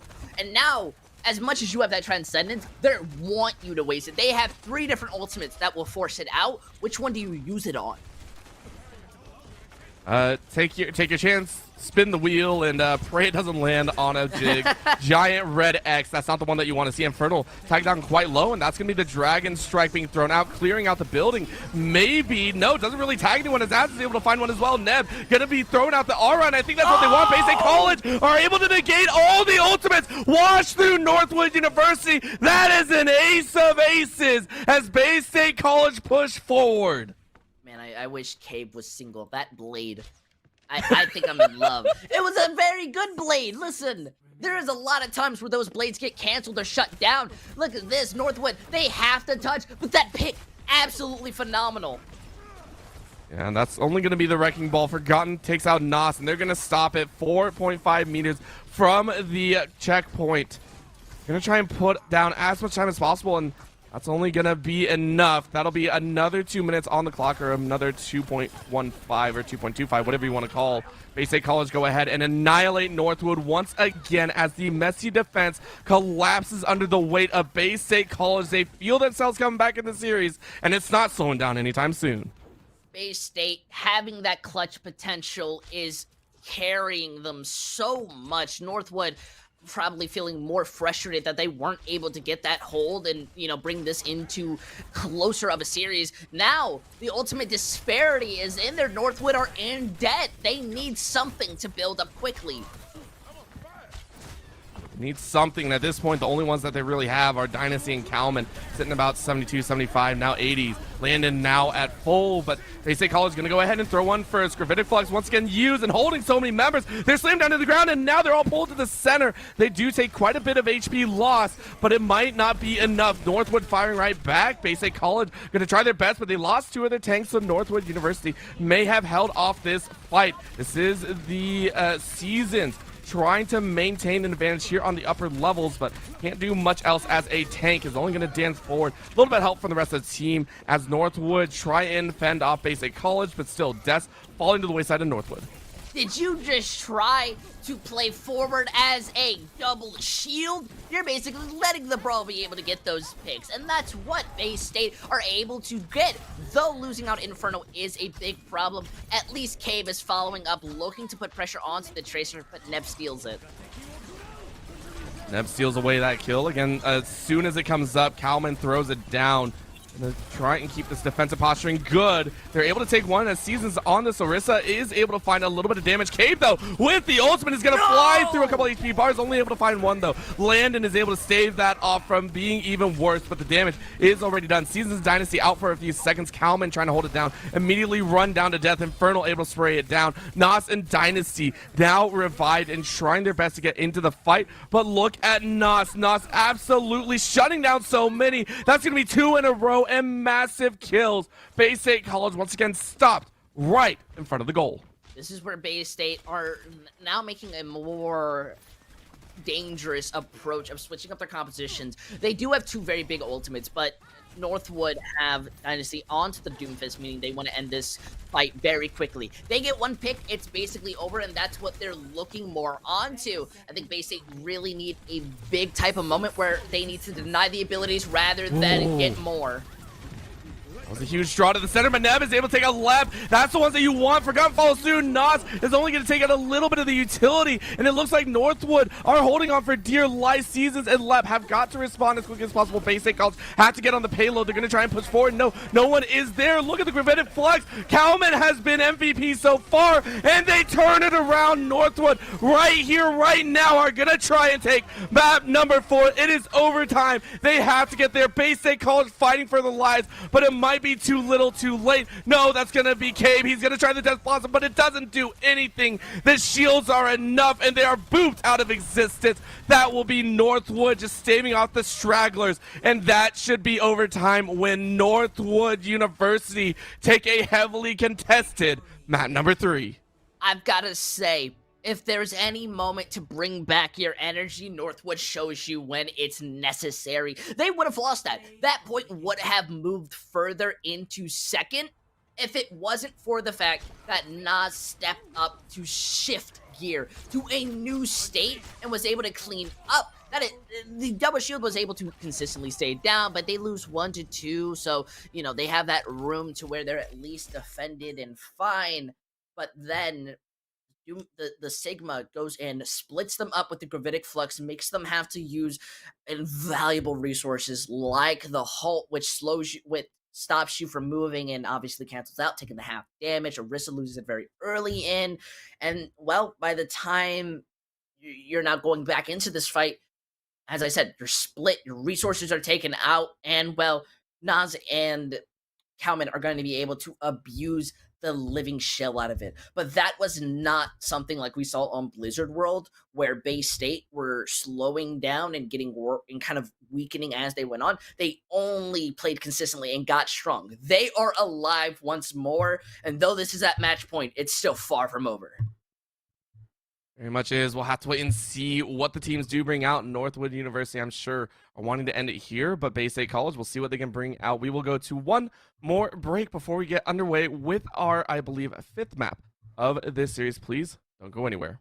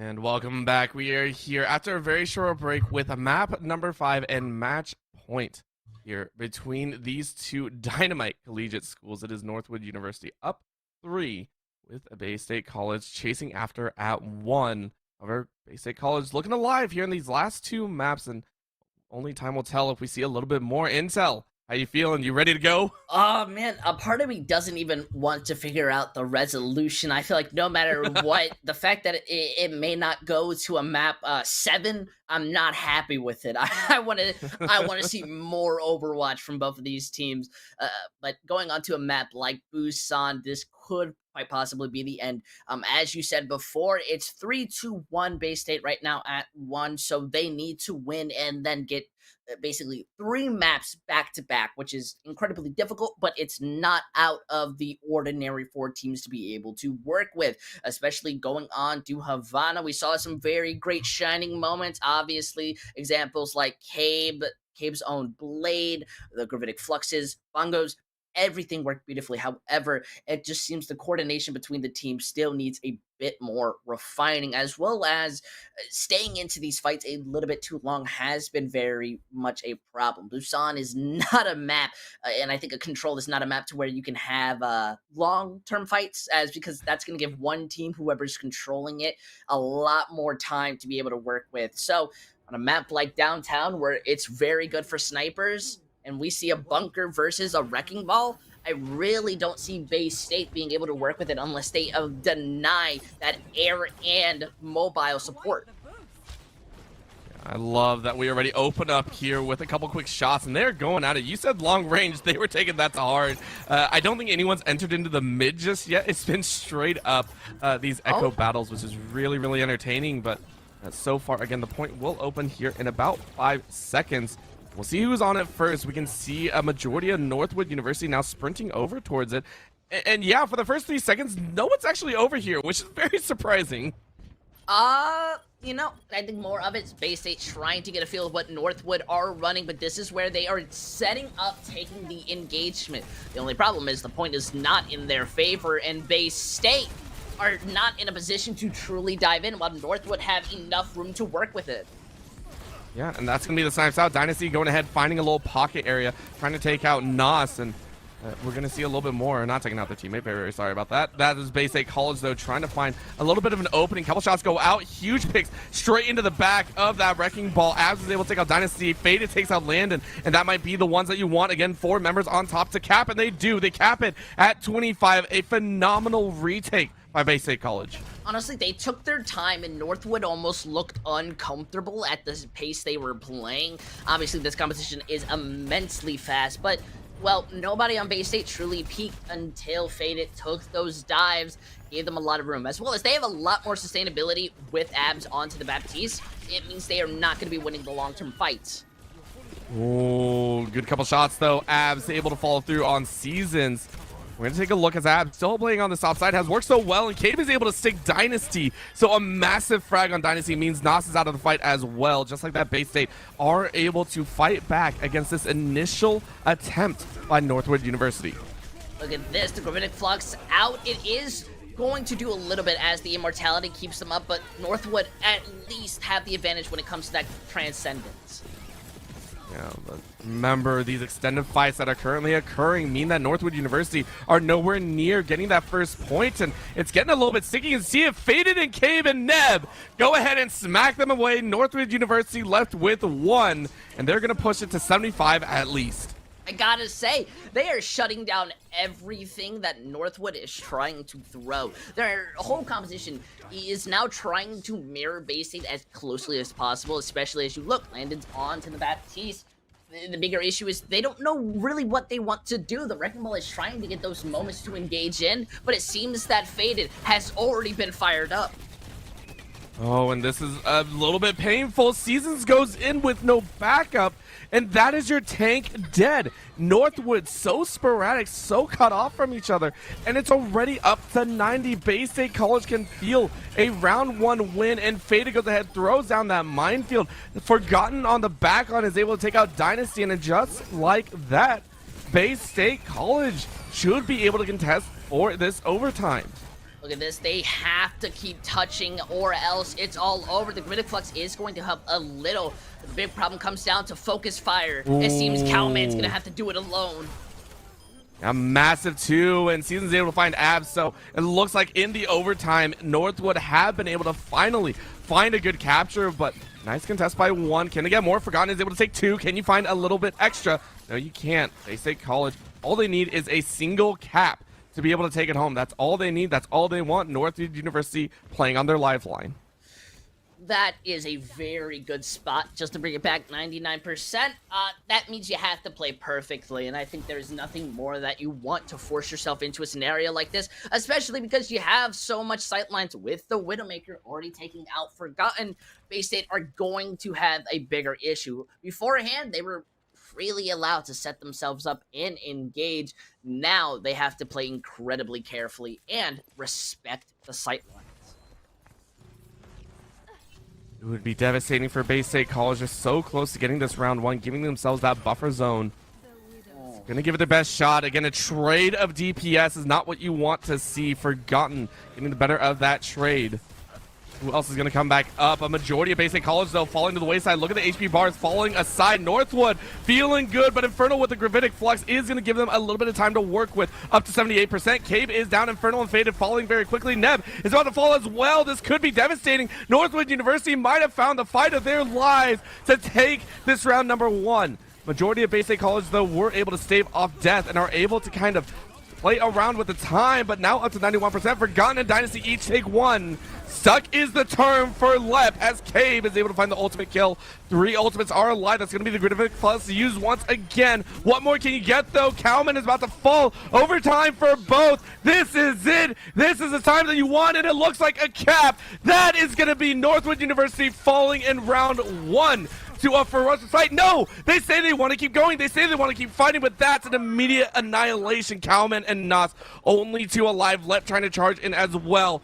You could not ask for a better round 1. 99% to 99%. Now 100 as Bay State College are able to take the first round. I definitely respect that determination, but however, they forgot one simple fact, and that's Bay State can play a lot faster, especially if they ignore those sightlines that Nice is paying so much attention to. It really broke down their focus, and they weren't really able to do too much against it as the fight truly committed off. Now, already bringing us to this one section, we're going to be needing to see a lot closer when it comes down to these fights. More than anything, Northwood at least have found a big opportunity to shut down Bay State, and that's just taking out their options of engagement. That's what's been working well for them. I think the Ash may work in that favor. And what's kind of crazy is we are going to see that double up on those Symmetras. It is quickly laid out so everyone can get up close and immediately swap to the Tracers. Excuse me. So we know exactly what the compositions they want to go for, and this time everyone's a little bit closer to the fight. Everyone fighting around that drum to kick things off. So far, no one's really made a dent. However, Infernal is able to fade fast. Bay State College are going to lose that one. Left on the back end is going to fall to Calman. Northwood University hoping for the first cap, and it seems that they should get it. Bay State College losing their healers. Cape soon to follow. Forgotten is now dead. And a majority down to the Ash. Nos getting those snipes off just in time. And I always feel like Bay State have a lot more room to play when, well, it's not this so direct of a sight line that Northwood are being able to take, and it's being very much a kryptonite, mostly just because Dynasty is able to break their attention away, and then, well, Nas is able to get a quick couple headshots and Dynamite breaking down the resources. Resources are indeed one of the questions that we have to kind of keep eyes on. Seasons, of course, rolling out of that point. It's potentially going to give it up as it is trying to be capped, but quickly sucked away. Bay State College forced off the point. Now it's a duel of the Tracers. Dash out by the side of Dynasty saying, hey, I don't really want anything else. I have the ult. All I really care about might be able to get a stick. He's going to try and recharge as we follow, but is quickly eliminated. So Neb able to follow that one through. Northwood University still charging up a decent chunk on this point. So far, 45% and climbing. State College have got to find an opening and do find it in the form of Landon Seasons and Lep all being killed. Not still alive though. You have to take them out. Kalman is also going to fall. So it's down to Dynasty and Nas. Can they contest on this point? No, they cannot. So Bay State College get the cap and are quickly climbing their own way. They are slowly breaking down what makes Northwood strong. And it seems to just be working already at that 50%. The Ash is not going to be able to beat Forgotten in this type of fight, so it's more of just the setup. Using this Bob is a very good engager and puts pressure onto the point. Nice little relay of the damage, though, as Cave is going to try and run interference.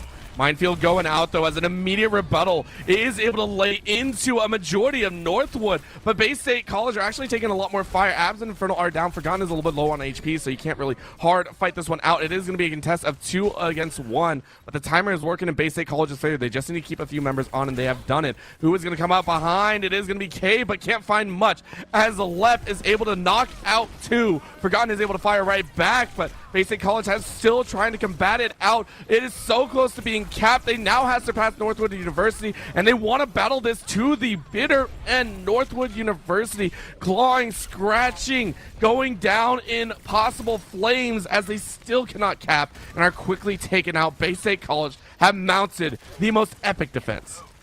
Honestly, they were heavily relying on their own resources to win out on that fight. Bay State able to just shut it down, bring it more into their favor. Though Cave getting hit with that dynamite does put them in a worse spot because they're not going to be able to fight a little bit more early. Yeah. Mind it is Northwood, though, throwing up a little bit of the Matrix, gonna give it their best shot, but what else can they get through it? They are gonna get multiple kills, and that might be the healing that you need. The overshield is working, but again, they have to cap that point. That's gonna be a knockout, and the capture has been made. No, it's contested once again. Again, this Wrecking Ball is doing so much work, but not enough. 98%. 2% away from taking this map. Bay State College just need a quick tap. Northwood, though, charging up their side 60%. This is the exact scenario we saw before, but what makes it different is that Bay State don't really have too much to work off of it compared to Northwood, who can very much engage this fight at whatever point they would. They can allow Bay State to build up that rally and pulse bomb, but I don't know how much they want to. Yeah. Such a question mark, as again, Kalman on the backside is going to throw up a little bit of a gravitic flux. Follow up with an Ash ultimate, maybe, but no. Seasons with that minefield might want to lay it down, but it's climbing up pretty quickly. There's the minefield being used, I believe, on the side as Bay State College are going to lose multiple members, but the shield is up. Neb trying to keep everyone alive, but it's not enough as Kalman gets an immediate set of eliminations, followed on the back of Nos. They are maintaining this advantage 98%. It is now overtime called, and it feels like Northwood have control. That should be the timer ticking down, and Northwood win another extremely close round. Honestly, it is going down to the wire. It was all up to Bay State to have those ultimates prepared and kind of more able to get a bit more value. I think the mines were a bit more misplaced trying to stop Northwood from touch the point, but Northwood aren't focused on touching the point, as well as they have characters who can easily rotate around it, so that wasn't their main focus, and so the ult gets nullified. They're paying more attention to the backline, who are trying to walk out, and I can't believe I have to say this, but we're ending this map at least on a brawl 1v1, which is not what we've seen at all. And something like Mecha Base Nas being on the Mei is much bigger than Forgotten and K being on such aggressive DPS. If they get caught out once, it's the fight. This is a battle of control. You're battling to take over the field of vision, the area of your opponent. Nas is going to try and do just that. However, very quick shields going up, Faded and Infernal going to keep those shields up. Seasons and Kalman, though, are watching their teammates fall. Cave is able to take out Landon in a very early kill. Infernal is soon to follow with Dynasty. It seems Bay State College, with their aggressive composition, have been able to waylay in early, and for the first time in this map, are able to cap first. It is a very good startup. I said at first that Mei Wall coming out is going to end them, and I'm still going to stand by it. But we didn't really see Northwood get an opportunity to set it up. Now they have a lot of room and a lot to allow themselves to teleport in and make room. The big problem is Bay State are playing passive enough to bait them. Ooh, that's going to be a swing and a half as we do see a majority of Northwood University cleaning house potentially. Infernal is out of the mech. Neb is taken very, very low, and the kills have been made. Utility is all gone. That means Bay State is vulnerable, and it is immediately capitalized on. Forgotten takes out one, but I don't think it's going to be enough, but they have to get on point. It is capped, and that's all you need. The first attempt from Northwood, after a little bit of struggle, is able to complete. We are getting a little bit of an issue, so we just stand by as we are having a bit of technical difficulties on our side, it seems.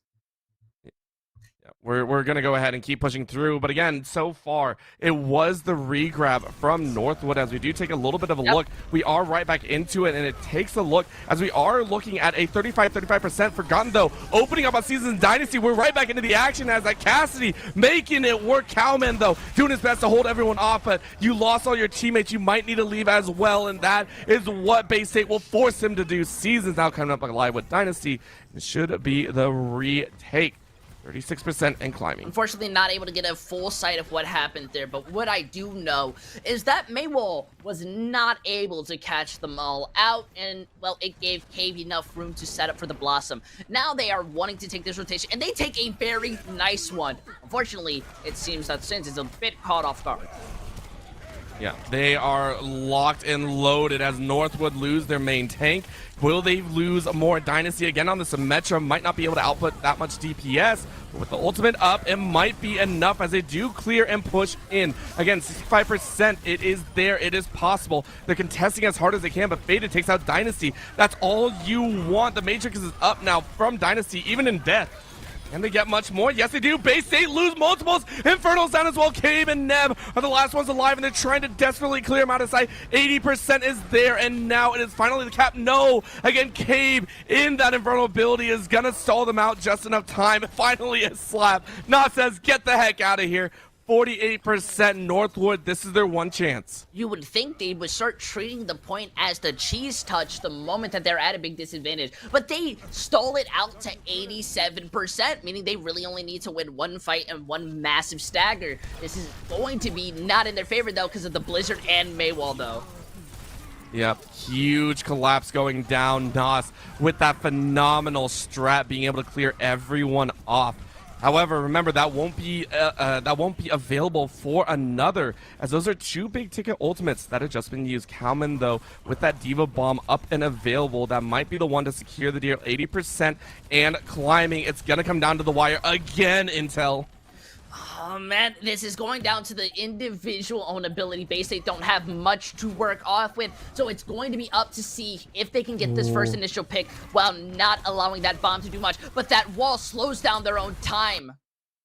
Oh, that is pain as we do get an unfortunate little bit of glitch. We are hoping to see the very end as we do. We're seeing the ultimates are available. It's now overtime. Bay State College are fighting for their lives. Overtime down to half. The death marks are there. And that is it. Northwood University will take the final game. That will be it. 4-1. The Northwood. What a way to end the series. Not even able to see the final fight. Oh my goodness, but what I do have to admit is that they were caught off by the Maywall, meaning that they were going into this fight very messy and what a nasty boot, by the way, and uncoordinated, as well as the moment when we got to go back and see them, they're all stuck inside the small corridor, which is not a spot that you want to be in. Unfortunately, they fall through, not much that they're going to be getting from it, and it just means Bay State are going home today with only one victory. I definitely feel in that last map, they put their heart and soul into it. Unfortunately, maybe they were just a little bit too tired playing for all day. At least, though, Northwood can feel proud just winning continuously. I've got to say, that takes a lot of skill because you could have lost any fight here. Yeah, this is one of those times where sometimes we say the series score does not reflect the in-game progression, right? It was, yes, it's 4-1, but if you take a look at just those last, I want to say the last 3 that were played, it was excessively combative, right? At every twist and turn. Quite literally, for 2 of those points, it was within 2%. Yeah. That's how hard they fought for those rounds, and I love it so, so much. Again, well fought. by Bay State College and a well-earned victory by Northwood University. They are going to be your Legends champions here in the NECC playoffs. We are going to go to a very quick break, but do come back as we will have an interview with at least one of the members from the Northwood University squad. So don't go anywhere.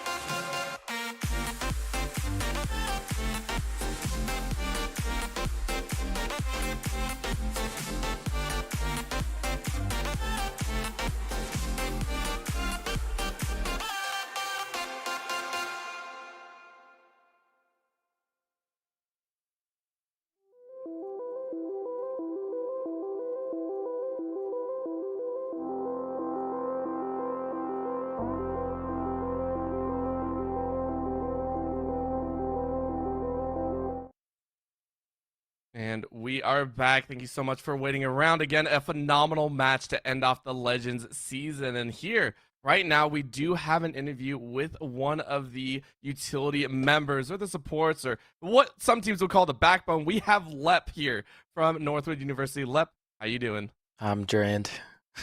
I, Honestly, it's completely understandable too.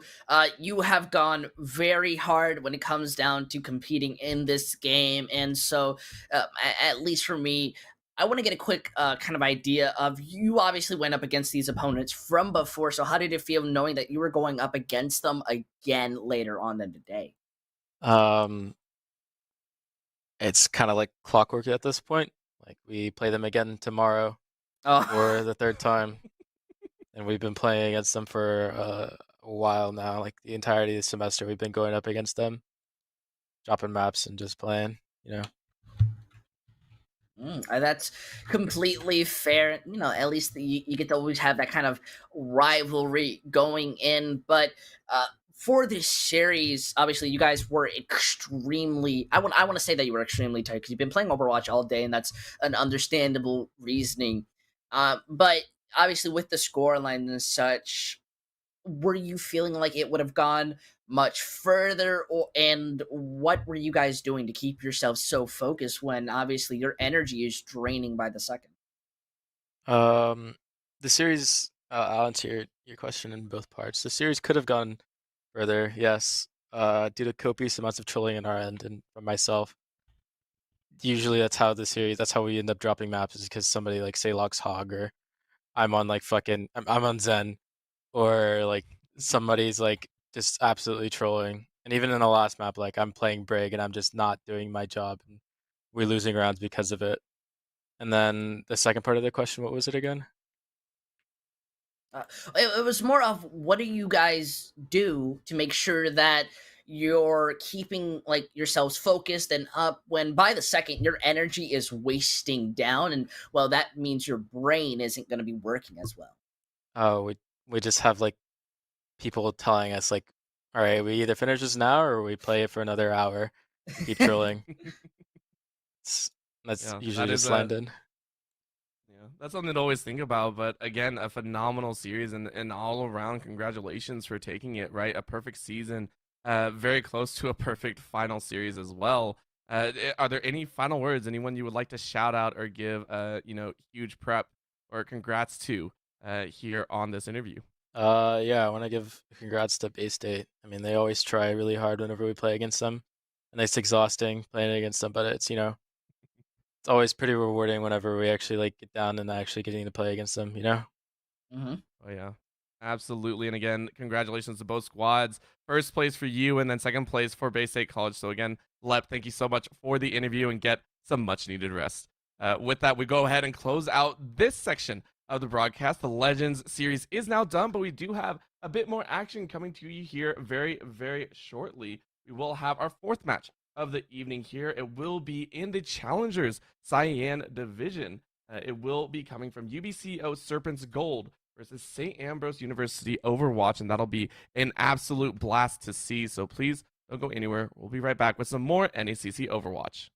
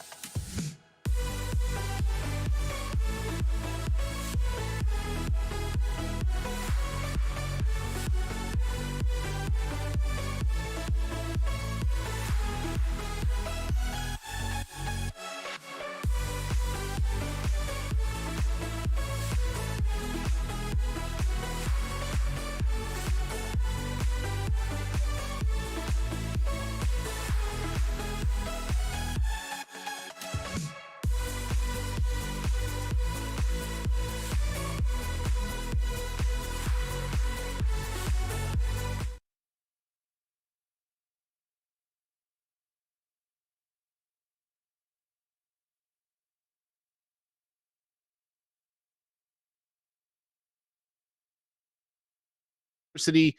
Hello and welcome. I'm Corbeck. Alongside me is Lafon, and we're looking at an interesting matchup here between these two teams tonight. Well, I mean, it's the grand finals of all things, right? So you have expectations here are through the roof for both these squads, and we got to talk about where these teams come from, right? Both these teams fairly high rated in the regular season, obviously our first and second seed in this division respectively. So the standings proving to be accurate this time around, and I think even more interest as we kind of go through sort of the selections here in terms of in terms of the performances against other teams.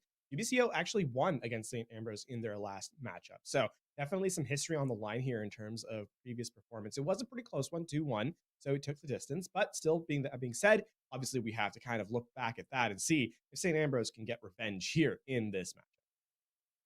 Right, and I would say it's not been a particularly bumpy road for either of these two teams. I mean, you guys can see the bracket there for yourselves at home. It's been smooth sailing, right? 3-0s across the board here. None of the other higher seeds, the 3 and 4, Augustana or UCD, really presenting that much of a challenge for either of these two teams. So really, like you said, it's the top teams. I mean, this is the true masters of this particular division. So it should be interesting, and there's some stuff to play for. A little bit of pride here on the line as well. The desire to come back. You've seen your box of tricks that your opponents have to a certain extent, and hopefully you can plan around it accordingly. Indeed. And speaking of where that playground is going to be, you can see it ahead at the bottom of your screen. Much map is upcoming. It is going to be Lijiang Tower as our opening salvo, so to speak, here between these two squads. And interestingly to note is that as we kind of get in, this first match is going to be very important, right? Setting the tempo. We always talk about that in, as casters, kind of what does that mean? And in this particular instance, it means the team that takes that first win as we get set here on Control Center is going to set themselves up for success later in the series. That have just a little bit more breathing room, in that score line. Right, initiative always such a key concept in any sort of competition, so it's no different that it would be that way here. And of course, Lijiang Tower, sort of the perennial Koth map, isn't it? We never quite seem to get away from it, whether we like it or not. What do you make of these initial comp setups here, Lafon, as we get ready to attack? Well, it's the hyperspan that we kind of see in Control Center, right? This is not necessarily a surprise. We're going to see a lot of the turrets putting a lot of value in, especially a teleporter out of spawn. And then keep an eye out on KO and Hines, respectively, because the Junkrats can output a ton of damage in these close quarters. Already engaging immediately. Speaking of close quarters here in the server room, out comes the Junkrat grenades immediately. KO trying to do as much damage as possible, but it's Nikki who drops first, and losing the Baptiste early on, a major blow to the attacking efforts of UBCO Gold here. The push coming forward now off the backline. Sinfax doing incredibly well in the Baptiste to wrap up the fight. It's again, losing that main support, losing that main healing just spells disaster for you in many situations, right? You can't sustain through. And that actually is going to mean that St. Ambrose is not only going to have point advantage, they're going to have amplification matrix advantage. In fact, there it is right off the rip. Yeah, waste no time at all on getting the amplification matrix out, and that's going to deter UBCO Gold for at least the moment. They've got a teleporter out right there, but no obvious destination for it. The Riptire unleashed by KO, trying to find a little bit of room and a little bit of value, going wide around the back of the control center, coming right into the soft underbelly of the team. And here comes the rest of UBCO Gold to follow up on the back of their Junkrats play. A massive bit of effort there for the team. That Riptire is as good as it ever will get. That is, not only does it get the elimination onto the Baptiste, who is standing outside the field, but more importantly, it gets a lot of people down to very, very low HP on top of taking out the Immortality field, so the cleanup crew is there. Though, that being said, the reset comes back in. Here's the Revenge Amplification Matrix from Nikki to just slow down St. Ambrose attack. No tire this time, though, in the pocket. Very close to it, but unfortunately they'll lose Sinfax early again. And now the tables have very much turned here for St. Ambrose. They've lost their position of early dominance, and the percentage is just continuing to tick up. The shield will be deployed here. That'll give them the opportunity to push in if they so chose, and they will come forward. Lambsauce looking for the opportunity to use the Shatter, will hold on to it at least temporarily. Some good ult discipline there from UBCO Gold, at least to start things off. The Gravitic Flex coming out now. There's the slam. The counter Gravitic coming the other way, and finally some kills tacking in here for St. Ambrose. It might be enough to sort of break the gridlock for them here. It does look like it will be.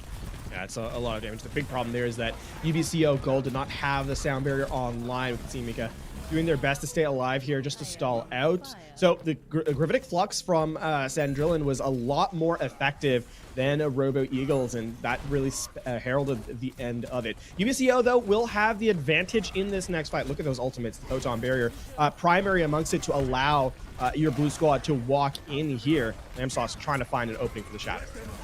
He wants it so bad. The Amplification Matrix coming out there as well. The Fire Strike going in, and that'll force the Immortality Field early. There's the Shatter, and it's big. And that's exactly what they needed. Here comes UBCO Gold. Knock, knock. The door is open. Yeah, that's just an unfortunate situation there for Arc, is that they had no shield left to protect against the Earth Shatter. No block available.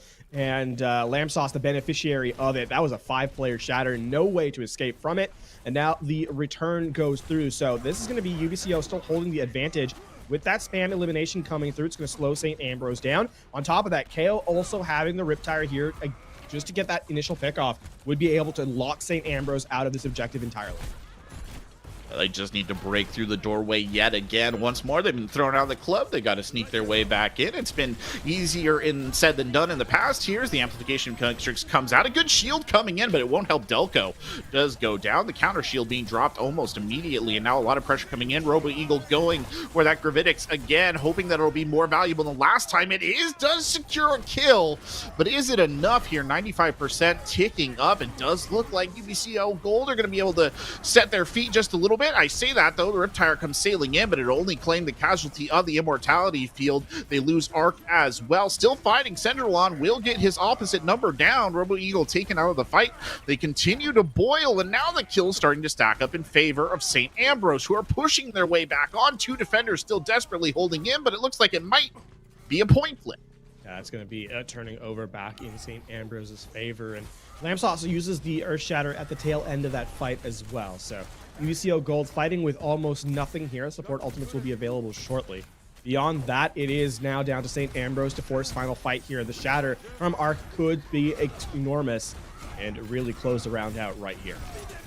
In the corner there's the Amplification Matrix comes out. That's a lot of damage being thrown right down the gut of this St. Ambrose team, but they will back up and survive at least the worst of it. Arc barely on their feet there, will be brought down eventually by the looks of it. Robo Eagle, though, getting taken out early on as well. Lamb Sauce goes down and Arc's alive. He makes it out of a situation where it looked like his back was absolutely to the wall, and another fight win here for the team.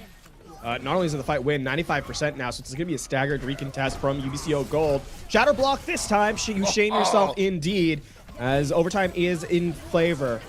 And Robo Eagle gets the first pick off. He does indeed, but the Centurion on follow-up there with the Griddick Flux slowing things down. And as you said, it is a staggered sort of contest here. A beautiful turnaround for St. Ambrose. Honestly, situation looked a little bit grim, and they've managed to fight their way back and secure the point and secure stage 1 here of Lijiang Tower. 100-99 though, very, very close fight, and it does come down to moment-to-moment mistakes from UBCO Gold that allowed St. Ambrose back in the round. Well played from both squads, of course, but in this next setup, as we get set to go to Garden, expectations are through the roof, really, in terms of what we saw in round number 1. We truly do have a game on our hands here. Yeah, I would agree. I think it was a kind of an archetypical sort of round of that particular map. You had the door contest, you had the good use of ultimates back and forth on either side, and I'll be very interested to see what they bring us here on Garden. Already, flyers being flashed on both sides. How do you feel about that as an initial setup? Well, it's going to be, I think the interesting thing here is it's the Pharah instead of the Echo, right? And there's no hit scan to counter it out, so it's going to be all-out aggression here. Expect the Tracers to kind of hunt down on the flank. St. Ambrose with a little bit more survivability from the support line, whereas Nikki going to be caught out in the open, a little bit more immobile here. Agent MM7 here trying to get around the backside and cause a little bit of havoc, but it does seem like St. Ambrose is at least comfortable at the moment to play a little bit more of a cautious game. When we say that, UBCO Gold pushing for the engage here, and Arc will meet him at the door, comes slamming in, but Delco will get the initial kill, and a good one indeed. Hines trying to drop in behind and do some work, and the kill's flying fast and furious now around the point. Neither team really in a position where they quite got what they wanted. Delco will add 2. Delco really being the dominant Pharah right now, drives his opponents back almost out of the sky. That's yeah, it's gonna be the reset here. Just even though the elimination doesn't come through onto Hines, it is more than enough. Actually, that's a good opening though, as the Pilot Eagle is, or the Pilot Div, I should say, was taken out. It's gonna force the cooldown of the bubble here to get the mech back in play, as KO has made it over to the castle. They're continuing to apply kind of a very direct style of pressure here. The nano boost coming out onto the Winston. Lambsaw following that up. He's going to clear up a couple of kills here. Going to try and hunt down the Diva as well, because why not at this stage? He'll chase him almost all the way back to spawn. And then Lambsauce will back his way out of there. just staying alive. That's exactly what you need to do, right? Just create pressure into the back line. Now St. Ambrose need an opportunity to enter. I mean, this is going to reset just a little more. Arc goes off the map. So slowing them down a little bit. I mean, you would expect sort of get the main tank to the point, then use the minefield down. And then if Heinz and Agent MM7 use their ultimates on a flank, trying to just find at least an elimination, though more would be ideal. For UBCO Gold, it's all about stalling. The barrage is going to be online in a moment. The Primal Rage as a sustainability as well. See Heinz going in for the sports. Oh, it's a good one, too. He'll come in and swing on Nick. He gets the kill almost immediately, but not enough. Fortunately, though, a very brave Rez coming in there from Odin will get the Pharah back in the fight. Nikki returned to the battle as well, so the barrage effectively meaningless here, except for the opening it did create at the start and allowed them to really get in, get working. Delco tries to follow it up with one of their own. He gets Synfax down, but that's about all they will get. Heinz still very much in contestation here, putting out the damage, and I think that they should wrap this one up. Yeah, that's going to be the flick over, or tip over in the objective is KO. This is all about stalling time, right? They're just going for a more objective, try to get towards that 99% mark, force that last fight territory, and they should be closing out at about 96% or so. 95 is, in fact, the final tally. So now St. Ambrose have to put their minds to kind of holding the objective. Arc going to slow things down. Close the main entryway with the minefield just to prevent UBCO Gold from walking in. Oh dear. Nice read there from KO. Sees Odin up in the sky, no Guardian Angel, and just the Deadeye. That's not one that can be resurrected.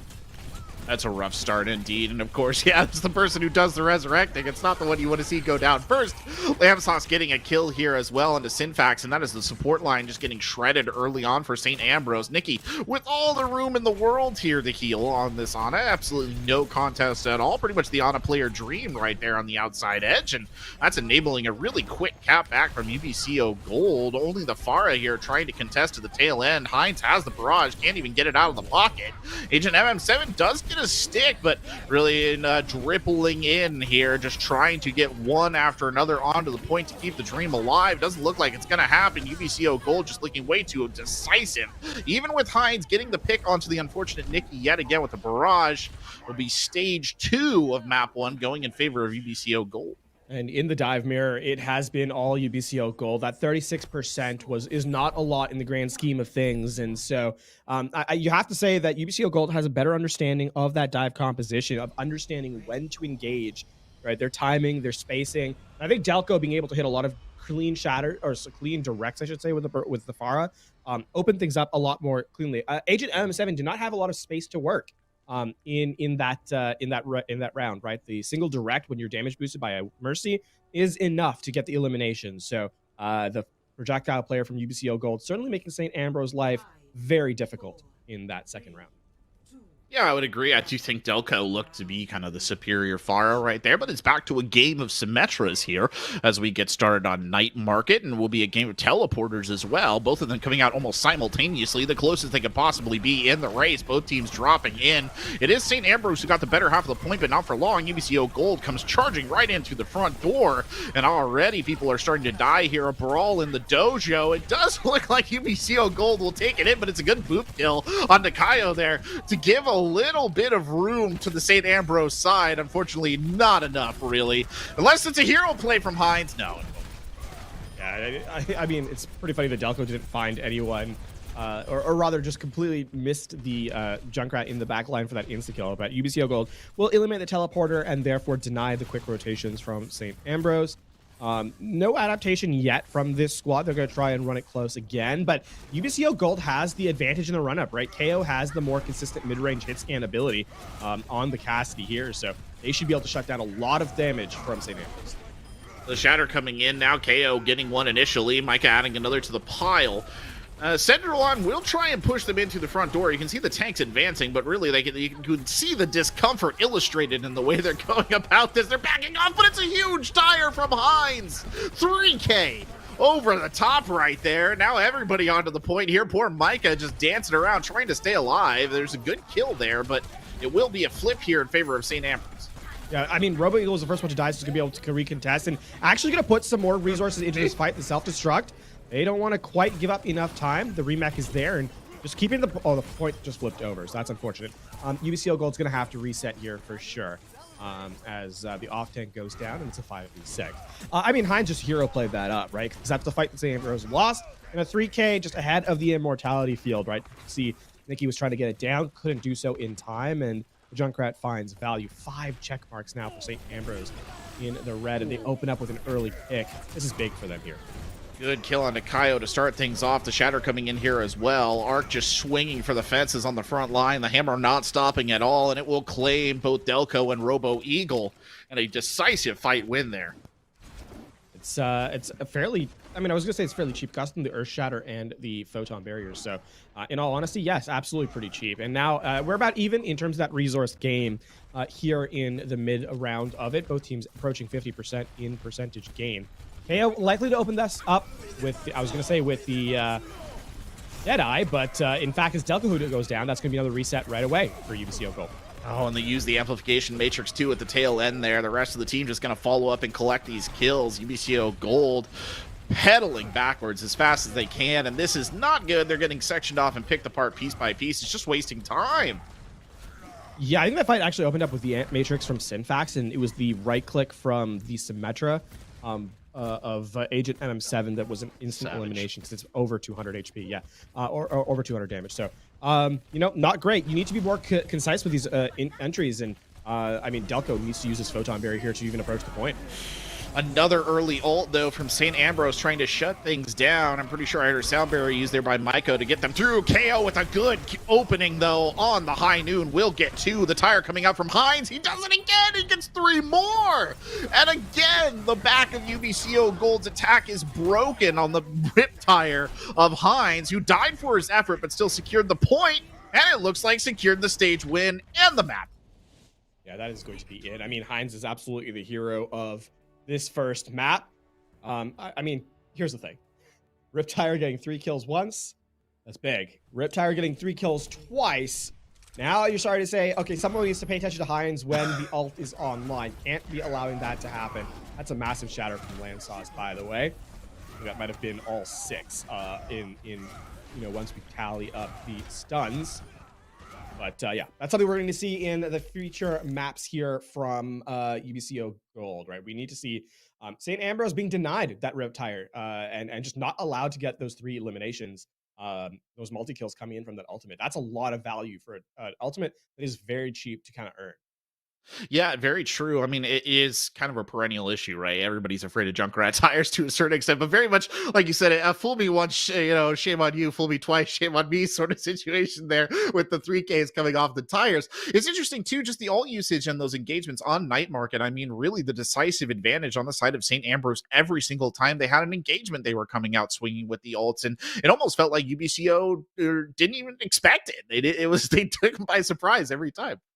Yeah, I think the thing that you kind of have to highlight is that that was how many fights in a row that were won with one ult fight, like one ult kind of pick off in elimination moment. So that's something that's going to have to change from map to map. And I have expectations that these teams will be able to do it. I think that UBCO Gold, they've shown that ability to adapt midway through. We saw that in round number 2, of course. So you know, the expectations firmly on their side, but certainly going to be a tougher thing to say than it is to actually execute upon. And that's what's really going to be the thread, I think, in the next map is if they can continue to keep, you know, the tempo in their favor. Yeah, I think it was an interesting map in a lot of ways. It was a little bit more it was interesting. It was very even on first stage, and then the next 2 stages were both lopsided in their own way, which is, I think, not usually what you tend to see, right? Usually you tend to see it's either just very close throughout, you go all 3, it's very close, or it's just very decisively in favor of one side. So a bit of an interesting mix-up right there, and maybe speaking to the difference in skill in terms of team compositions right there, the dive comp obviously being much more successful for UBCO Gold, whereas that brawl did seem to favor St. Ambrose a little bit more, basically based on Night Market, because it was quite close on the first.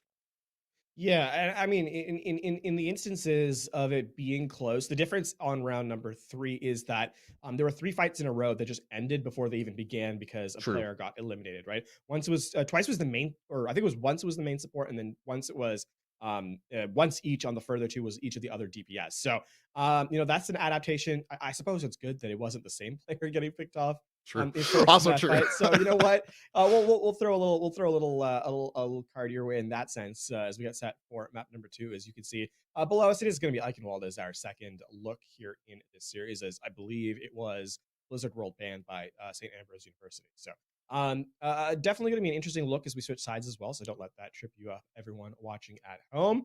The colors rather, are going to be flipped around as I get set here for our hybrid map type. Probably trip me up. It always does, even after all this time. But I wonder if this is a pick by UBCO to really get value out of Delco's Pharah. That's just, you think back to things that worked quite well for them. And I think we could say that Delco's Pharah on stage number 2 there looked particularly decisive. Do you think that's what we're thinking here on this map choice? You come out swinging with the Pharah on attack or defense, I guess, as the choice may be. Really try and put as much of the contest into that first point on Eichenwald as you can.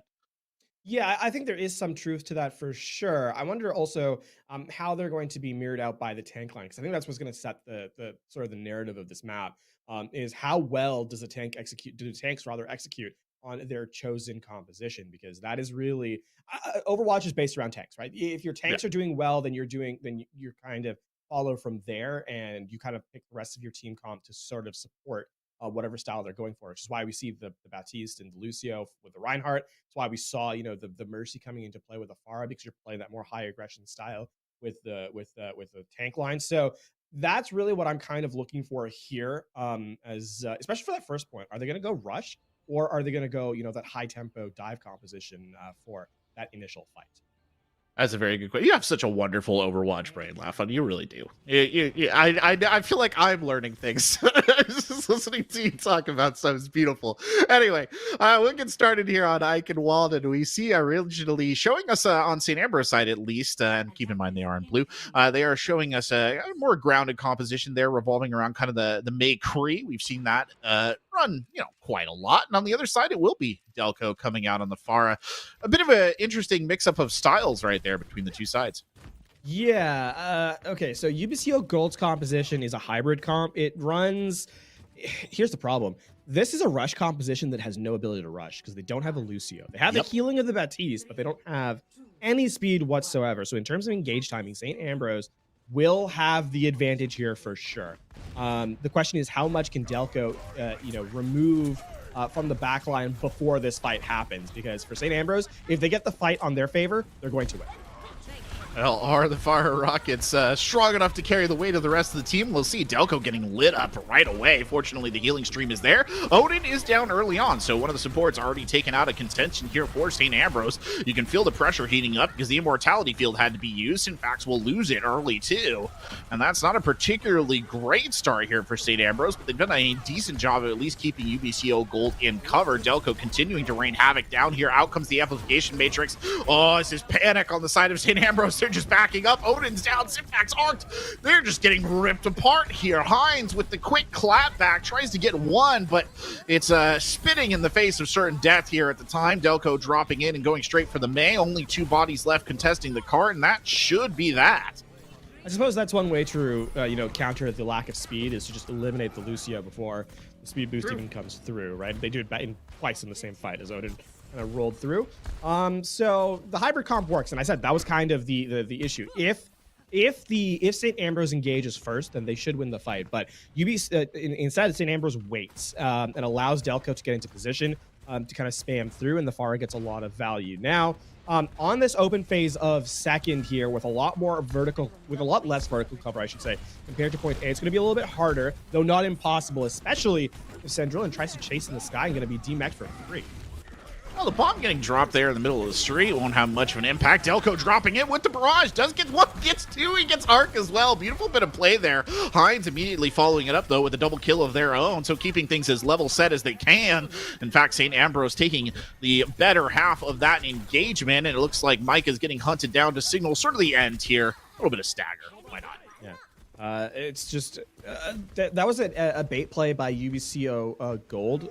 Send in the front line just to take damage, and then have the Pharah kind of close in after it too with the barrage, and then that's when you kind of pinch back in. But St. Ambrose, they're just a little too quick on the cleanup, especially with the Blizzard that closed things out. And all right, good denial for Ancient M7.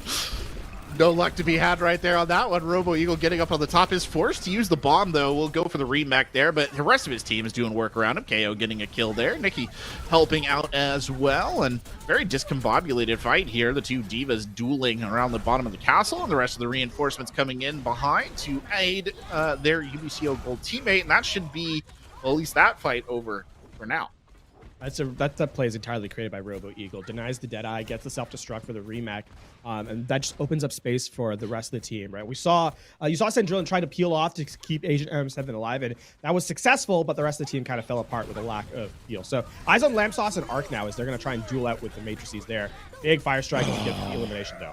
Arc coming through huge at the start here. Central and the rest just adding in. They're going to throw the Blizzard as well. Insult to injury on the back end. They didn't even really need it. It was one of those very decisive St. Ambrose engagements. The one thing, something to kind of highlight here, Synfax has consistently gotten more value in these mirrored amplification matrices, there we go, than Nikki has. And that's not really a fault of Nikki so much as it is the setup from the team, right, is that St. Ambrose has walked in with that being their intention, whereas UBCO Gold has tried to respond with it and has had less success due to the amount of damage that comes in as they apply it. So keep an eye out for that, because UBCO Gold is going to need to find more value from this ultimate other Baptiste with how much damage you can kind of bring forward.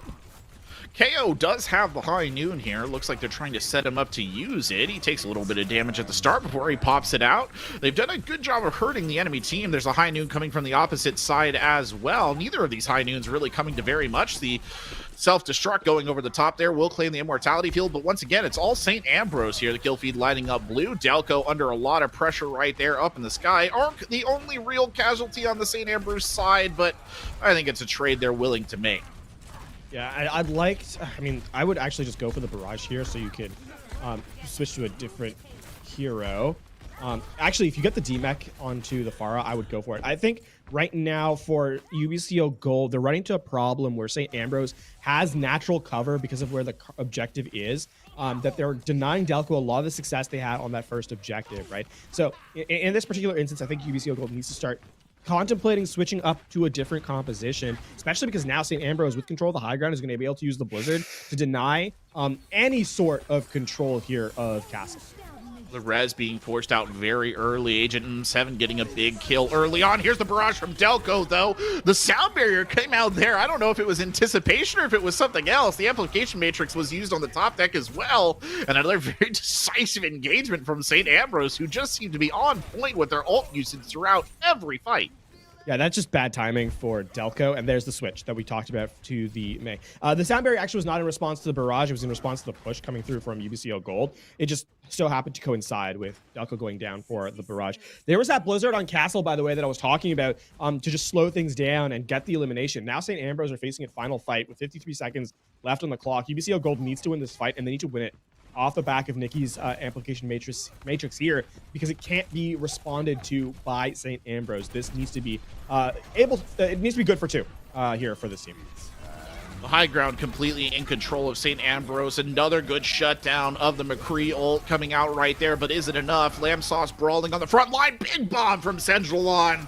It's the kind of hero play they needed to shut this down. And UBCO Gold watching their chances flicker away here at the tail end of their attack. 20 seconds left on the clock. I don't think there's anybody in position to get a touch on this. It's going to have to be an absolute desperation run from somebody. They just don't have anyone there. They legitimately cannot touch this. Maybe they can get Lucio there in time.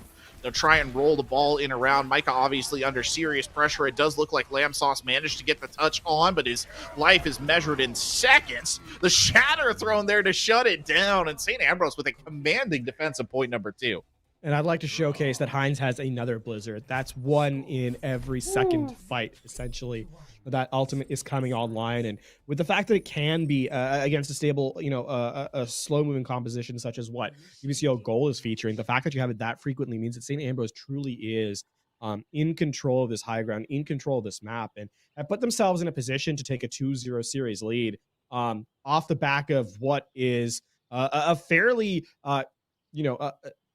strong defensive end of the map. Now they don't really have to worry too much, especially if they get this first objective, right? The second phase can be a lot easier to control with the type of compositions they've been running. Yeah, I mean, they don't have to do the dreaded indoor phase, right? I mean, that's the big advantage for them here. They get to theoretically avoid that. And I mean, obviously, a shorter distance may be good for morale as well. UBCO Gold here showing us that's an interesting setup. A Hanzo and Cassidy coming in right there. Micah on the Zenyatta as well. Very sort of high range damage output team. I don't think I've seen a composition like that in some time. Is that something that I'm missing? Has that like become a meta thing while I've been kind of out of the scene? Not with these tanks, no. This is usually something you put with an Orisa Sigma as sort of like a mirror double shield break. So I think they may be, sort of hedging their bets here. You can see a lot of damage on UBCO Gold's side, right? There's the Zen as well. So I think if they're maybe they expect a double shield, but they should prevent Art from really being able to walk in for free with how much damage is going to be online here. You say that, but Art comes roaring around the tower here. He's still got a ways to go before he touches the actual team, though. Hines does have the wall there if they want to use it. A good takeout of Central On's map early on, and there's a great pick to follow it up from Delco. Takes Agent M7 out early on. Delco, look at that. The Hanzo on fire here on the front line. Goes for his little spray as well. You've earned it, buddy, on the team kill. Yeah, and once again into the dueling range, right? That's where that damage really comes online. The Zen, obviously the Hanzo, we saw how big Delco was there, but the Discord Orb is so powerful and it just gives the damage dealer so much more room to work. So, yeah, they could walk in through the choke, but once they get actually into actual fighting range, UBCO Gold should have the advantage in these mid fights. We'll see if that continues into the second one, as the Blizzard will be online fairly shortly. Well, here comes the quick move around the wall, going up to block some of that damage, at least initially, looking for an early kill, and they find it. KO taken out of the equation, the Immortality Field forced into use here as the Amplification Matrix come down. Sinfax lucky to escape with their life after that little bunny hop there. Will die on the other side. Beautiful play from Lamb Sauce to get two with the Fire Strike, and it'll be kept alive by the Transcendence. They've lost a tick on the point, but the defense still holding strong here.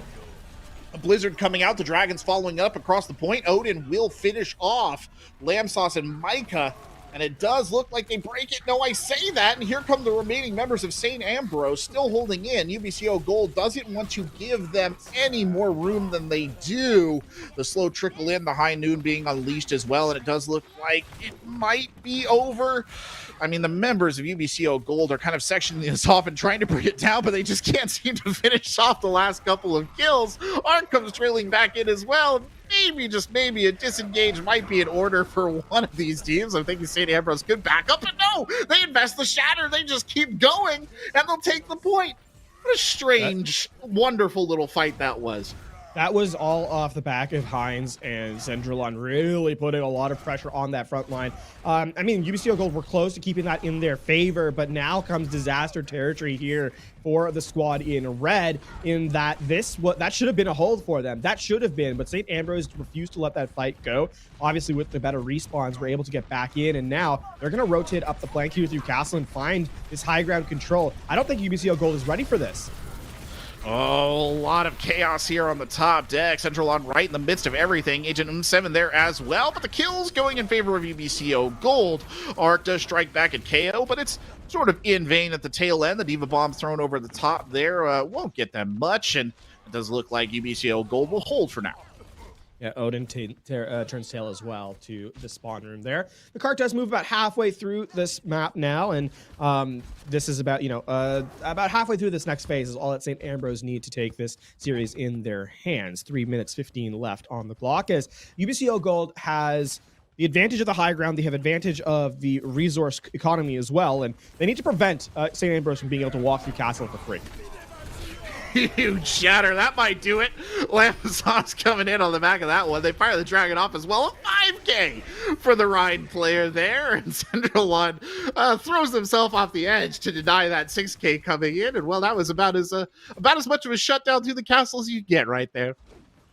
That is 3 ultimates for that, though, as the Earth Shatter, Dragon Strike, and Ant Matrix were all used. So expensive, despite that being a clean shutdown. So St. Ambrose is going to try the same rotation through. This time, there's nothing left to deny them that rotation as well. And they're actually going to put a Matrix up of their own. The wall's going to block off Lamb Sauce, and this has gone from bad to worse. Perfectly timed wall right there. The bomb comes sailing in on the back end, but it won't avail them none. Nikki knocked down off the high ground, now in serious danger, being chased down by Cedrillon. Delco does manage to get one sort of revenge kill in the midst there, but it's very clear that they've lost this fight, and now the cart will start to roll forward again. Yeah, they do get the DMAC onto Cedrillon, though, so that's it bodes well for this next engagement at the very least. Agent M7 is going to go. They found. Okay. Why are they sectioned off from their team? I don't know. Run, Agent M7, run. He'll get back to the rest of his squad there. A very odd position for those tanks to be in, lurking in the back line. The cart's just going to continue rolling forward. The main wall does come up here. The high noon coming out from the Cassidy player, looking for something. He will find the oft victim of such ults. Poor Micah sailing by as Hines and Ark get their kills in. Lamsaw stunned on the charge, was trying to make something happen, and unfortunately met the Reinhardt coming the other way. And Delco now, who has been such a key player here, just trying to stave off the inevitable, at least temporarily. Don't know what Ark did right there, to be honest.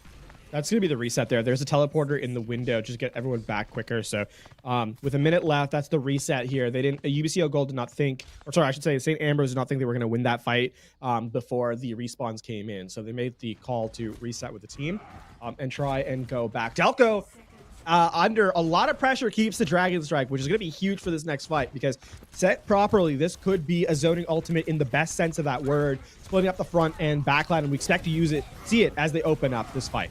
Does Cedrillon have a bomb, though, in the pocket? It was good last time. It wasn't this time. There comes that split on the Dragon. It's a huge shatter from Ark to try and counter it out. Just a fiesta of ults being unleashed here around the point. Agent N7 will get a kill in here, and despite the investment there on the side of UBCO Gold, it does not avail them. They're not touching the point. It rolls through, and St. Ambrose will take map number 2 in this series. Very, very close run, though. That went down to the wire in the very end. It was Ark. Opening, or I should say, was the defensive Reinhardt being caught out by the Earthshatter, so Lamsaw just couldn't get the shield up in time, and this is that Fire Strike that allows the instant, the Amp Matrix allows the instant elimination from the Fire Strike there, as we see it go through. But all things being considered, it is going to be the 2-0 series lead here for St. Ambrose over, over their opposition in UBCO Gold as we look to see what the rest of or the future brings here for our series. All right. Well, with that, we'll be back for map number 3 in just a moment. Don't go anywhere. We'll be back from this break in just a second.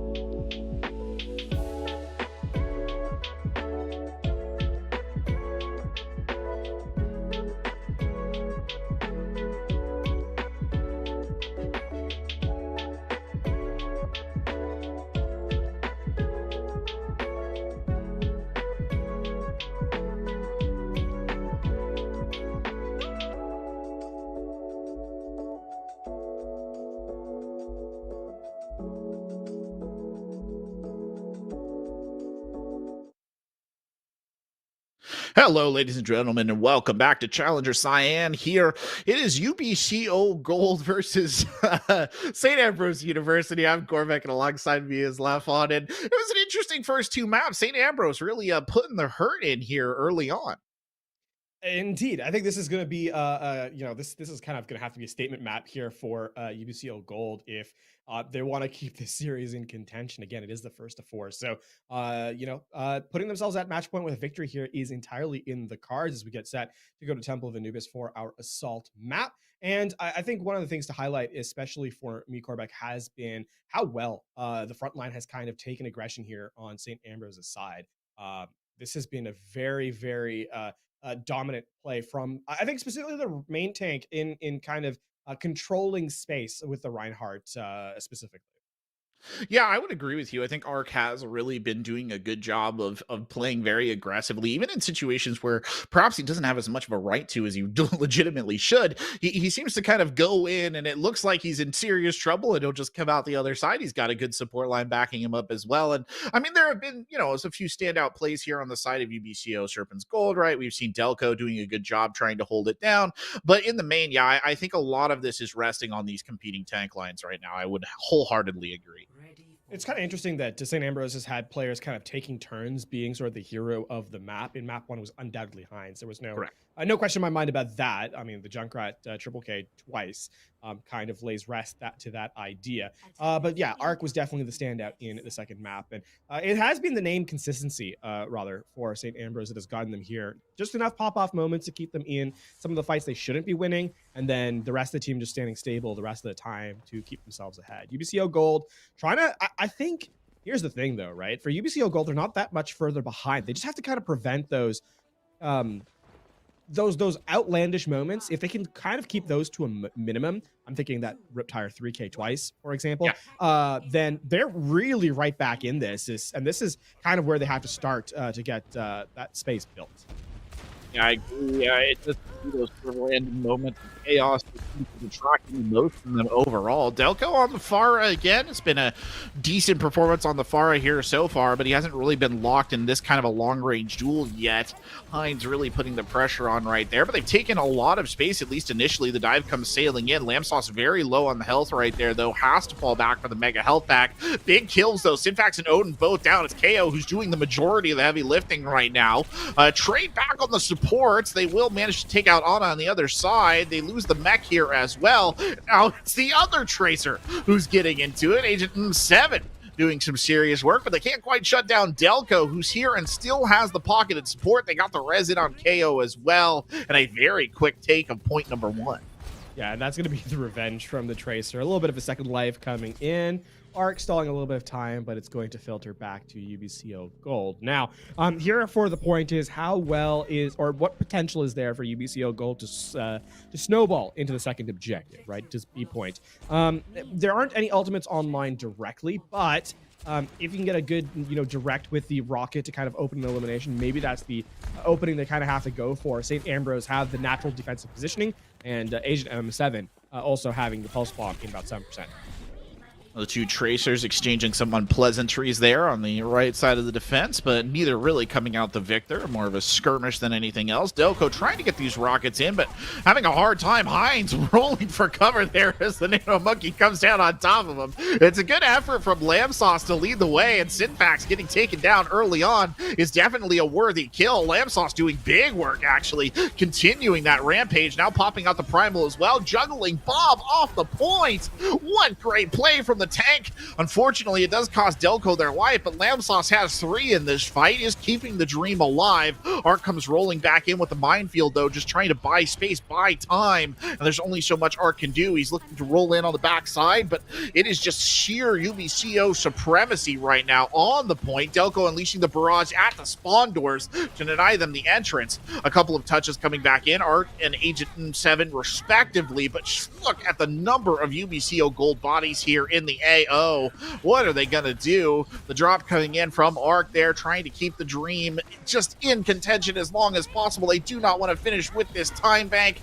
You see the pulse bomb being invested there as well. It won't come to anything. The mech getting taken out. Now Central on forced to back up. KO getting a kill with the pulse bomb. Agent M7, though, immediately on the other side. Robo Eagle gets the remech kill in there as well. Hines back on the Doomfist right now. And slowly but surely, the members of St. Ambrose are battling their way back, kill by kill, inch by inch.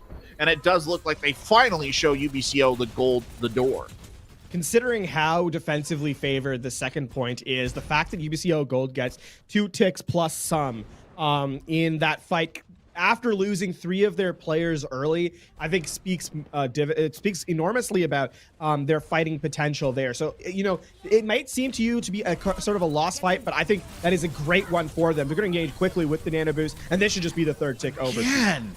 Lamb Sauce drops in from above, that nano boost surging through his veins and surging through the tickle gun right now. Some aggressive tickling taking out a couple of members of St. Ambrose, and Arc again just trying to stall it out on the ball, but now he's the sole target of focus right there. His health pool disappearing incredibly fast. Agent M7 does hit someone with the pulse, will get a kill. Agent M7 now stepping up to the plate as the hero of the hour, unfortunately getting juggled around. Hines now popping the ult here on the Doomfist to keep the fight going. Centralon wafting back in here as well, but it's just not enough. St. Ambrose shoved off the point, and a good time bank cap here for UBCO Gold. That was so unfortunate. The self-destruct on the objective actually just prevents everyone steps away for a moment just to try and hide from the damage, and no one is there to sacrifice their life to keep the contest going, right? So it's tough there. There was a chance if, you know, again, we talk about that defensive spawn, how close it is. If they had just kept a body on the objective, someone to sacrifice, maybe there was something there, but well played by UBCO Gold. They do a great job of that engage timing. The Winston gets the nano boost, they apply pressure onto the backline, the Ana is immediately taken out, and Simfax has not really had a very strong, or I should say strong, a very fun time on the defensive end of things with how aggressively they're being pushed with that nano play, right? So smart read by UBCO Gold, and they give themselves a relatively healthy time bank to work with on that second objective as well as they head to the defense. Yeah, a lot of that I think was just on the back of Lamb Sauce as well. Looked very decisive in those attacks, was doing a great job kind of making use of the nano. Then he follows it up with the primal, just continuing to be an absolute menace. It's exactly what you want a Winston to do in that situation, split everybody up and just cause chaos. An interesting setup here on the kind of attack from St. Ambrose. They're bringing out the ball Sigma. And then you've got kind of this rotating station of Sinfax and Odin on the Zenyatta and the Brigida, respectively. I'm curious to see how this works. This could have a little bit of a hard time getting in through the door. Arc is obviously already in. The shield coming out there early on. He's being monitored by Lamb Sauce. You see them setting up for this flank. In they will come. Arc trying to get something going. The initial hook from Lamb Sauce not coming in. Arc swinging in through, stunned. In serious trouble right there is the ball. It will roll back out. He will survive with most of his health intact, but they're kind of stalled at the door here. Very good hook coming out from Lamb Sauce. They need to be careful. They nearly lost their Roadhog on that initial engagement. Agent M7 now pushing up on the front, trying to get an early kill. Won't quite find it. Odin taking out the Torbjorn turret as Lamb Sauce continuing to play on the flank. Oh my lord, my good man. I don't know if that's a particular situation you want to be in, no matter how big your health pool is. Odin is down. KO is down, though, in response. So balancing out just a little bit. Obviously, the loss of the Zenyatta, a big loss for the aggressive power of this side as Agent 7 goes for the hunt, and a very kind of just extended engage right here. Neither of these two teams seeming to have a significant amount of plan going into this as Lamb Sauce gets another kill. Agent M7 continuing to extend the run, though, throws in the pulse bomb and destroys the immortality field. Now you see some reses coming in. Micah trying to get bodies back in the fight. It's 1-1 on the point. Another drop in right there from Hines. Hines going for one more kill, gets plagued by the Battle Mercy instead as Micah secures a kill. Micah doing some big work here on the side of the Mercy. Might have finally snuffed this very extended attack out. Say that though, yeah. They're getting capped. They need to take this first tick at the very least here. The respawns are coming in, and I think with those, with just the supports being left alive, they're gonna have to reset here. Lamb Sauce, if they get a pick off, could be big, but no. Synfax is gonna stay alive. The Bell Pocket's there, and this should be the point going over to St. Ambrose here in a moment. Well, the whole hog coming in from Lamsauce does actually take Sinfax down, so maybe, just maybe, there's legs in this defense yet, and surely the amount of bodies come surging back in. Unfortunately, KO dies almost immediately, finds himself on the receiving end of an accretion right there. Agent M7 now just trying to chip down the Sigma, will turn their focus to another tank, the good old ult battery of Lamsauce, who continues to hold on aggressively. Centralon getting absolutely bullied right there, but quickly brings his bully down, and finally, the point will flip. That's good work from UBCO Gold, though, that they get a lot of time off the clock, right? This composition. So the way this composition works, and it has existed for a little bit of time, is you have sort of a 2-player unit in the Tracer and the Wrecking Ball who kind of set up the flank play, and then you have a 4-player unit that kind of stands still and holds down the fort, right? St. Ambrose, though, do a thing where the Wrecking Ball and the Tracer go in second, not first. They let the 4-player unit sort of take the bulk of the aggression, and so it doesn't allow Heinz a lot of time to farm up into a place where damage can be dealt. So we'll see if that changes here on the second objective, where it's a lot easier to rotate through. And in fact, we can see Arc already in. Arc comes surging through, and he gets lifted right back up into the air. That's just a better position for him to drop the minefield from. An early pair of kills being traded out right there. Unfortunately, Centralon is down. Delco not giving them a lot of breathing room. A very good amplification matrix here from NECC. And that, I think, should have shut down the majority of this push, but still 3 minutes, 44 seconds on the clock. Yeah, and you get out the big closeout resources from UBCO Gold on that fight. So, small window to equalize in time bank. I don't think you're going to meet it if you're St. Ambrose. So, you're looking at UBCO Gold likely having the better time bank in regard to a second run if that were to come through. You're looking at St. Ambrose with the Pulse Bomb. That's going to try and be a pickoff here. Obviously, Bob to hit on the objective, and then try and play for the Transcendence midway through the fight. Especially as Lamsauce, the only one, or I should say Lamsauce and Delco, the 2 players that are close to their resources here. A couple of cheeky peeky attempts here, but nothing really coming in for Odin just yet. Arc gets hooked right there. Will be forced to pop the shields early on. Comes sailing in over the top just one more time. Slams down as well, but unfortunately it's a bad start for Arc. He gets absolutely wrecked. The Transcendence has to come out here from Odin to get them into a fight on the point, and they will find a kill at the tail end of it. It's Lamsauce who goes down. Gravitic Flux comes out, but they unfortunately get nothing for it. The Molten Core now being used to just deny some space on the point as Symphax goes down. KO charging forward here with the Torbjorn, trying to clean up some kills, and a very solid DPS performance to hold on to the point. Yeah, and here St. Ambrose is now running into the problem that UBCO Gold's composition is designed to deal with them, right? So we're going to see some swaps come in from St. Ambrose. A lot of the problem is that Arc and Agent M7, who are supposed to be sort of that tip of the spear, if you will, the one who kind of set the pace by which you play, are running into 4 players that are there to kind of slow them down. Lamsauce, Delco, KO, and Amika in respect. All have either survivability or stuns to kind of prevent these high-tempo flankers. And so that's really what's slowing down St. Ambrose. You're generally going to make a switch over to the Roadhog. Pays off immediately with the hook onto their counterpart. That's a good takedown there of Lamsauce, but the amplification matrix out early on. Robo Eagle trying to go for the Gravitic, finds nothing. He's hooked and pulled in, and they nearly lose their second tank, but the entire time, KO is just chonking damage down range into the choke point. Delco trying to hunt for a kill here as well, and, well, Odin will accept their inevitable fate, and that's fight over. Yeah, NECC with the big amp matrix again. Just to, been a big part of this map here for UBCO Gold. I was a little bit critical of the matrices on the previous maps, but they've stepped up in a big way here on map number 3, and it's a big part as to why now St. Ambrose is down to 1:15 on the clock and are looking at not even being able to complete the map, never mind with time remaining at this stage. St. Ambrose, this is really the fight they have to win. Oh, let's see if they have enough gas in the tank for that. Heinz here swings round, trying to get a good angle onto point. The window is relatively limited, and that's a bad way to start. Agent M7 killed immediately by KO, and that's putting them down a man as they begin. Micah taken out of contest as well. It's a good kill onto the healer, but the loose arc for it. Oh, Sinfax is just annihilated, and they had the rally out there as well. So once more, they've got a reset. Sentinel's going to be the last fight, or last elimination too, so that's even more stagger kill here coming in.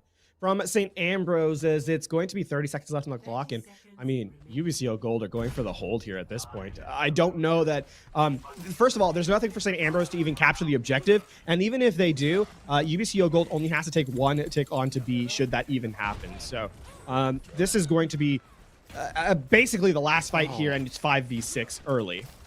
Agent 7 dying early on again. Second early death in a row right there. KO's cooking the lava on the back line. They've also got a high noon here as well.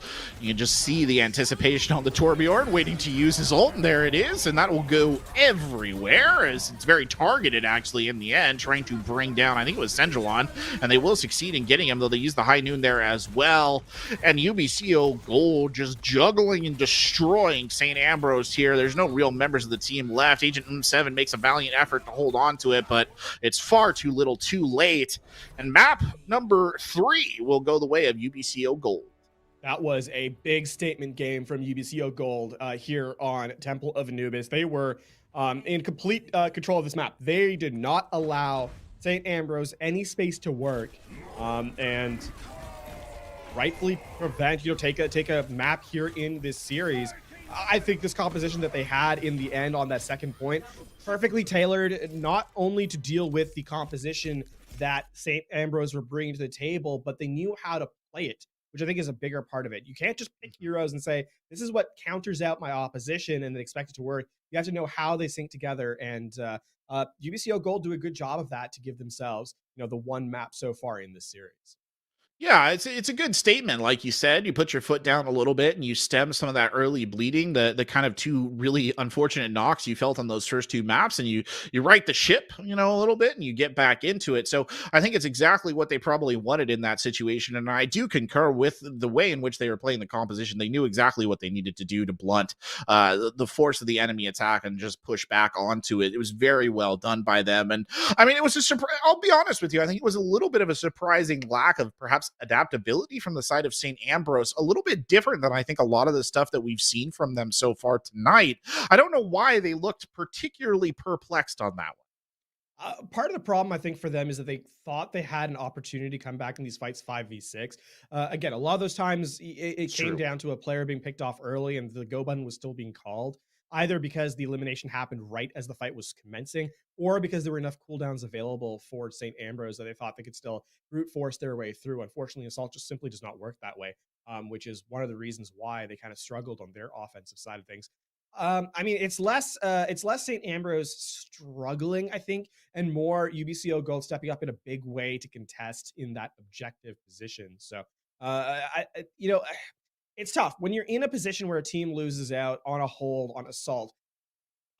Sometimes there are mistakes being made, but sometimes the team just plays well, and I think here it's more of the latter rather than the former.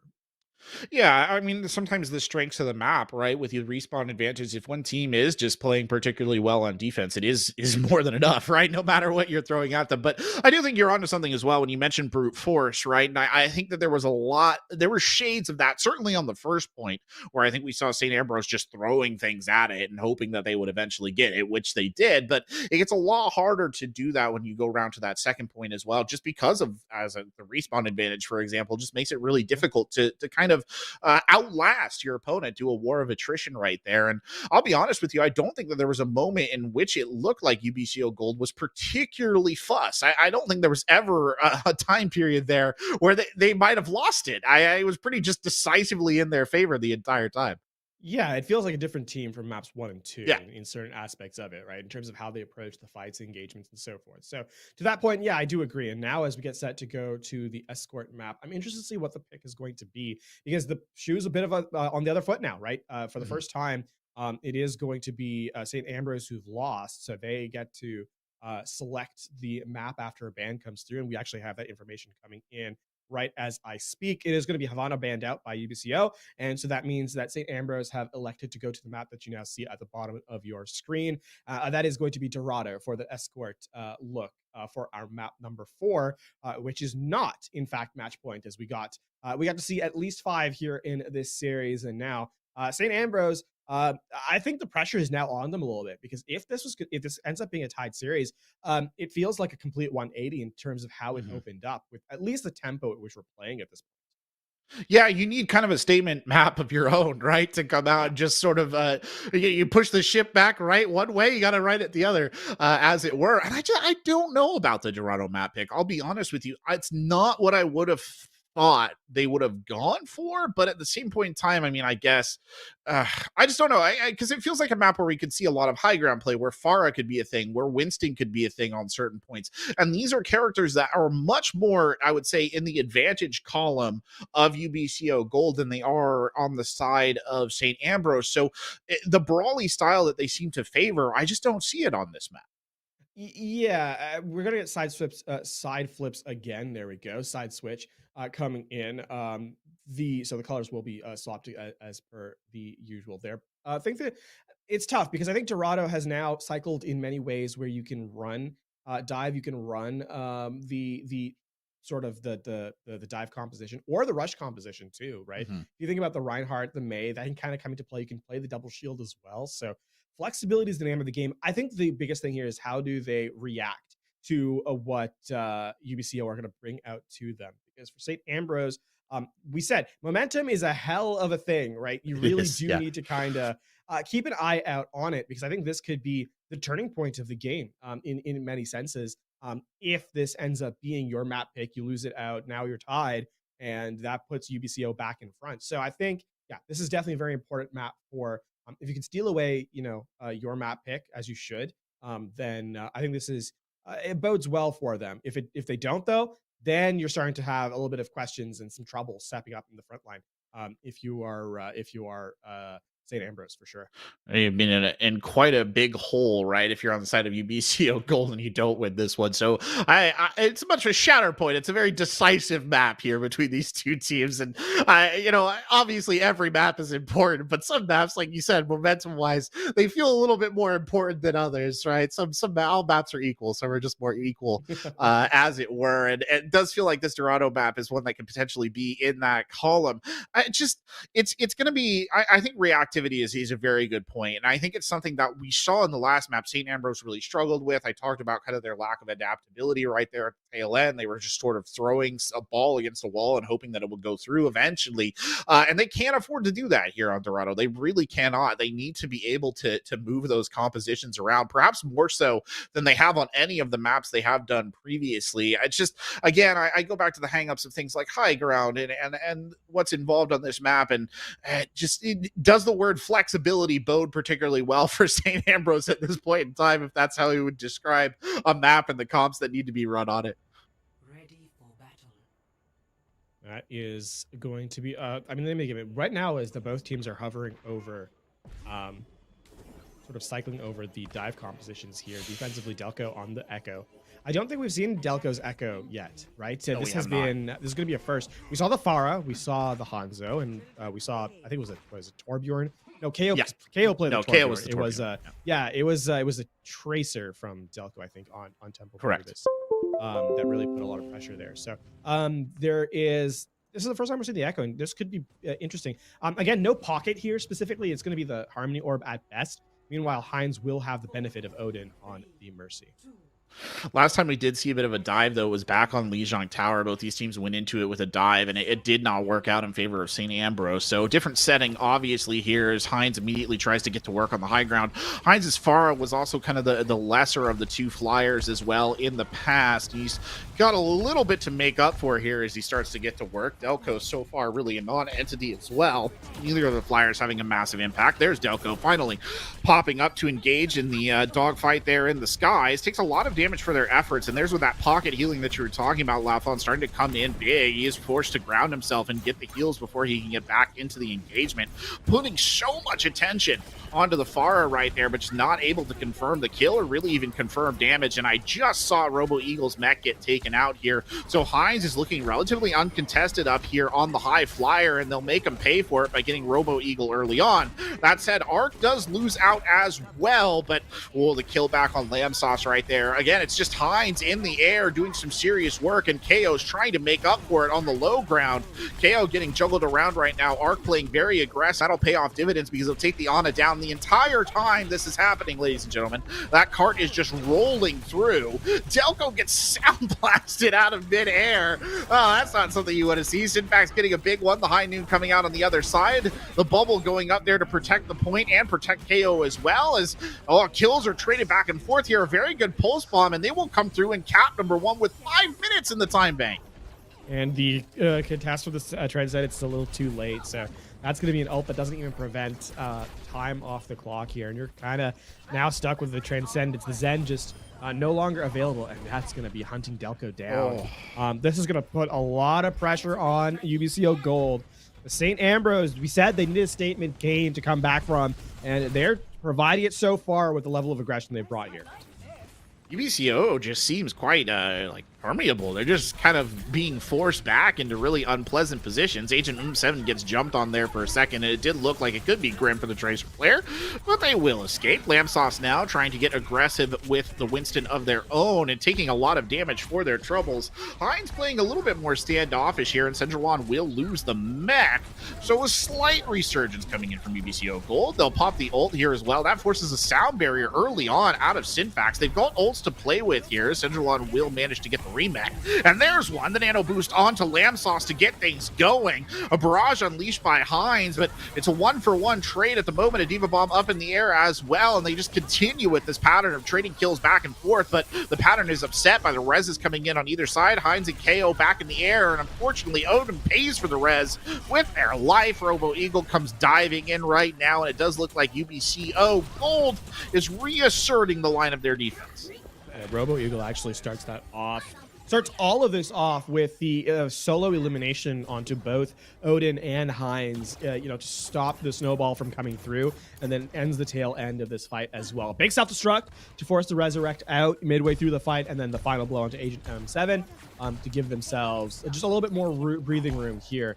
And this is now the struggle, because the cover is just not here for the Pyre to work with, and with Micah now being on the Mercy to give Delco the pocket, this is going to allow the Echo so much more room to work as they come in with the duplicate. Delco trying to do work with the duplicate, does get the bomb up and in the air as KO was taken down there in the early part of the engagement. The bomb won't find anyone. That's 2 kills now on the side of UBCO Gold. They're losing bodies. A good res coming in on Nikki, but unfortunately Robo Eagle will lose the mech at the same time. Oh, and here comes St. Ambrose. Nikki down again, Robo Eagle down, Delco down. The entire team just breaking apart here, shattering at the tail end of this, and the runway is clear towards the doors. There is going to be a recontest available because the spawn is so close, so it's about how well can they deny people trying to come to contest, as Lamsauce has the Primal Rage, will get to the objective fairly easily. Sauce just gets moved out of the way, but KO opening it up there with the high noon will secure a kill onto Agent 7, who's been having a sort of rough go of it these last 2 maps, all things considered. Centralon will lose the map here as well. KO looking for another target. The sound barrier was invested by Synfax just to keep the team in the fight, but it doesn't look like it's worked in that regard. UBCO Gold here doing their best to shut them down. It will force a reset. Yeah, that's now just shy of the objective. And really, it is a 1 ult, 2 ults if you count the Deadeye, which KO already has again, by the way, 72% up towards it. The Primal Rage allows you to stabilize as St. Ambrose now doesn't have anything to kind of contest this objective with. The Nano Boost onto the Winston is likely going to be applied here for UBCO Gold, and they should rightly take this next fight off the back of the main tank's position. Heinz takes to the skies here, just going for those long-range rockets in, does have the barrage to play with. Nikki has the Nano again, and we've seen Nano Ambrose, or Lamsauce, be such an effective tool here for this UBCO Gold side, and that is how they will initiate yet again. The target that time is the unfortunate Synfax, who will drop one more time on Lucio. KO unleashing the high noon here as well, getting a kill with the gun as well. Why not? And a decisive fight win there from UBCO Gold. Yeah, that's going to be the reset now. Oh, you stay alive. No, Odin can't quite get out in time. Are they staggering Sendralon here in the back line? I think they might be. Yeah. There goes the final elimination onto the pilot there, as the DMEC just had come through moments before. So this is now last fight for St. Ambrose on their attack, and UBCO Gold posed to kind of keep a hold here. Sure, they don't have much in terms of the resources, but Delco should be able to get to this duplicate fairly quickly. Lamsauce will be able to jump in to get the Primal Rage as well. And St. Ambrose are looking to try and get Heinz in a position to get this barrage online. But that's easier said than done with how many dueling characters are available to the defense. Well, Hines wants a big rocket to initiate this. That's going to be the key objective. He gets KO down, but they both die. Delco cleans them both up as they attack. A huge opener there from Delco on the Echo. And that might just have done it here. I don't know what St. Ambrose is going to do on the backside of this. They're trying to keep the fight in it, and they can't find it. Delco just dominating on the Echo right now, and KO right there alongside of him. And the two DPS stepping up bigly for UBCO Gold to win this defense out. We said that UBCO Gold needed to kind of deny St. Ambrose their hero moments, but they took it to themselves to apply their own, right? That was just Delco getting a focusing beam, one focusing beam, two eliminations onto both the Pharah and the Mercy mid-ultimate to just, you know, begin that fight. And then the Resurrect was there, so the one ult kill was undone. That was just a strong individual play by the DPS player from UBCO Gold to give them the hold here on the second point. Unfortunately, I mean, I think it was kind of an easy read too, right? To a certain extent, they knew that Hines had that barrage and that they had to use it. It was a big win condition for them, and UBCO Gold just reacting appropriately there to shut it down. But I do think that the matchup with the dives just does not seem to favor St. Ambrose at all, and maybe they're reading that a little bit too, because they are not coming out with a dive on defense. Yeah, this is, I mean, here we talked about UBCO Gold, you know, running a composition that's designed to be anti-dive. So this is kind of the same idea here from St. Ambrose, but here's a small problem. UBCO Gold aren't really posting up for the anti-dive or for the dive here. So this anti-dive might end up struggling if this is in fact going to be the double shield pirate ship. Though it looks like Delco not going to be on the Bastion here. That was like some 4D chess. They fired the Orisa shield up at the top of the roof so that they would see the Orisa shield. I don't know, that had to be intentional, that they wanted to try and make them think that they were playing Orisa. What a strange thing to do, but they do swap back to the dive eventually. And mind games on mind games here as Lamb Sauce comes diving in, and Lamb Sauce just gets melted right there. They left it on the stove for far too long. You can't maintain consistency at that heat. Central on here looking for an early pick as well. Won't find it. Instead it'll be Odin who takes out KO. They're still hunting here for this Roadhog hook. Centralon really wants to find a target, but he's not quite invested in it just yet, as KO did get res back in right there. And that's forced some changes here on the side of UBCO Gold as well, because Lamb Sauce is coming out on a Roadhog of their own. Robo Eagle taking a significant amount of damage right there. Doesn't go down. Ark in a dangerous scenario has to back up, but it will cost Robo Eagle their mech. So that should theoretically slow down this aggression just a little bit as Delco comes sailing in over the top, trying to find a kill. Won't do it. And that, I think, is the end of hostilities for the moment. Yeah, we've now entered into a pick comp-based kind of situation, right, where you have to look for that early initial opening. Hines gets taken out, and there's no Resurrect on St. Ambrose's side, so that's the pick they're kind of looking for as they get the Nano in, and good night there to Sinfax. Oh, Nano Hog. You don't see it that often, but it is a scary concept. Lamb Sauce demonstrating why. Unfortunately, he misses his other hook, as Odin does confirm the kill. Odin valiantly trying to battle to the bitter end right there, and he does do so. He at least meets his bitter end, and that's the fight over. And that means that this is now going to be just shy of 5 minutes now to take this second objective. Again, the golden box of victory is at the end of this second phase. So UBCO Gold are in prime position to keep this one rolling, especially as St. Ambrose does not really have a lot of high ground control. It's just, if you think about it, Hines who can get up here, Hines and Sinfax who can get up here the easiest. And UBCO Gold, with Delco being able to deal in the sky with this pocket, in a much better position. Oh, Hines just peeks his head over the top and gets a huge kill on the Delco. That's not how they wanted to start this at all. The bomb is invested as well. Doesn't get a lot of value, but it does kind of force UBCO Gold into in an awkward spot. Lamb Sauce now trying to come back on. What a brutal opening moment right there from Hines to just shut things down right away. Delco, unfortunately, just perhaps their like eye was itching or something, right? They had their cut move out there. Big pick by Lamb Sauce. No, he doesn't get it. What?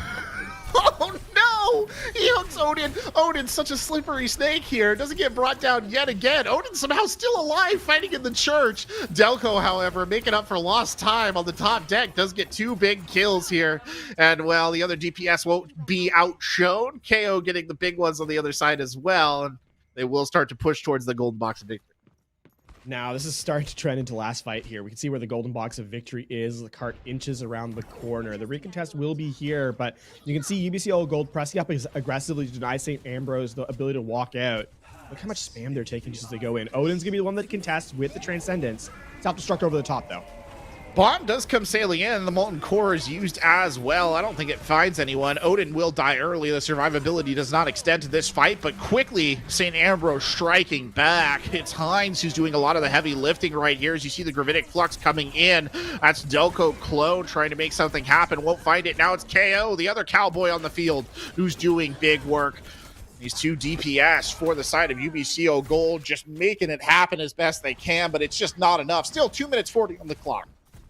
Yeah, you can see that Robo Eagle peeked around the corner, saw that everyone was dead, and the respawns were coming in, and went back to the spawn room to recollect with their team. The Sendrillon goes over to the Orisa.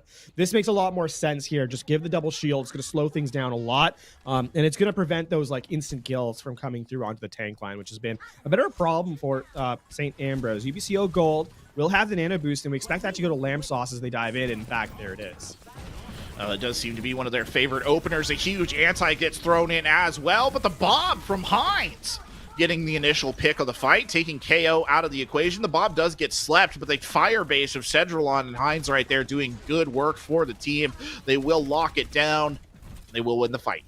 Here's the survivability of the double shield coming to play, though, right? Lamb Sauce jumps into both, and they're very, very weak. A well-placed immortality field, well-timed immortality field, prevents most of the threat of the anti-nade from really stepping through, and of course, the kinetic grasp with the shielding that comes through is what keeps Arc alive. So, St. Ambrose stave off the end of this map for a moment, and now it's a minute half remaining, so 2 fights between them and kind of trying to close it out as UBCO Gold look for that initial pickoff to open things up.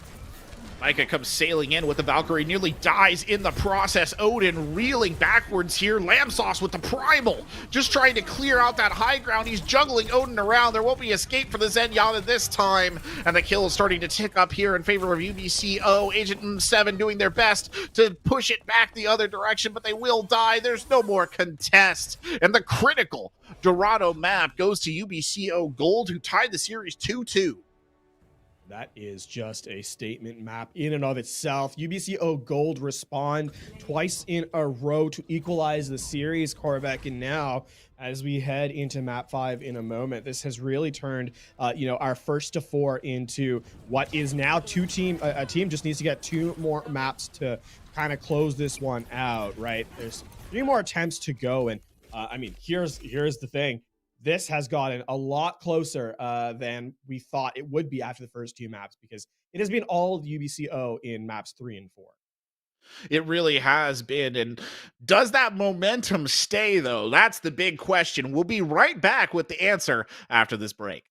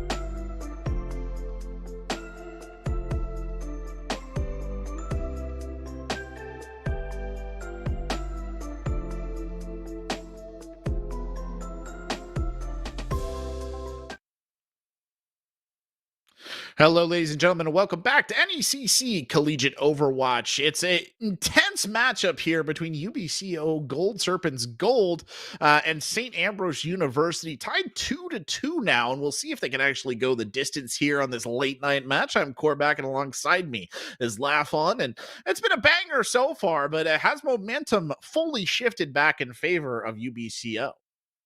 It feels like at this point, doesn't it? Like it really does feel does. like the game has sort of translated back to UBCO's favor, especially with how St. Ambrose opened up the series. They're hoping to claw it back here on map number 5, which is going to put a team at match point. Well, the team that takes this one will then need only one more after this. So we are headed to Control. We are headed to Busan, my favorite map in the game, actually, as we kind of get set to get in there in just a moment. And I mean, we talked about this at the top of Lijiang Tower, or sort of the end of Lijiang Tower. That was Hines really stepping up and sort of opening the hero plays in for St. Ambrose. That's going to have to be, I think, a little bit of the name of the game. Some of that just pop-off potential was eliminated by UBCO Gold in those latter half maps in the second, third, and fourth map. So a lot more stability here. Standard composition from UBCO Gold, though, as they're going to bring the teleporter out from Delco, then switch over to the Tracer to be, that double dive or the double flanker dive setup. This is going to be a lot of pressure on Arc with that hack coming through. The problem has been Heinz's Pharah has been a little bit quiet here as we see UBCO Gold moving forward into the movie theater. Lamsauce leading the way here with the ground pound as well. Lamsauce taking an upteenth amount of damage there. Will manage to escape with their life. Lamsauce now going in for another roll. He's back at it again. He gets booped away that time though, so no momentum to be had on that one. Agent M7 hunting for target, shreds a bush instead. He'll try and find somebody for real next time as Heinz here begins to rotate around the station tower. Unfortunately, it's Robo Eagle who will strike first. It's a big kill. Sinfax is taken down, so Lucio out of play. Robo Eagle does lose the mech. Both team effects actually being taken down here as Agent M7 continues to dance around. 20 health left on that Tracer, and Hines comes in with the triple kill on the Pharah. He's been quiet until now, but coming in big when the team needed him right there.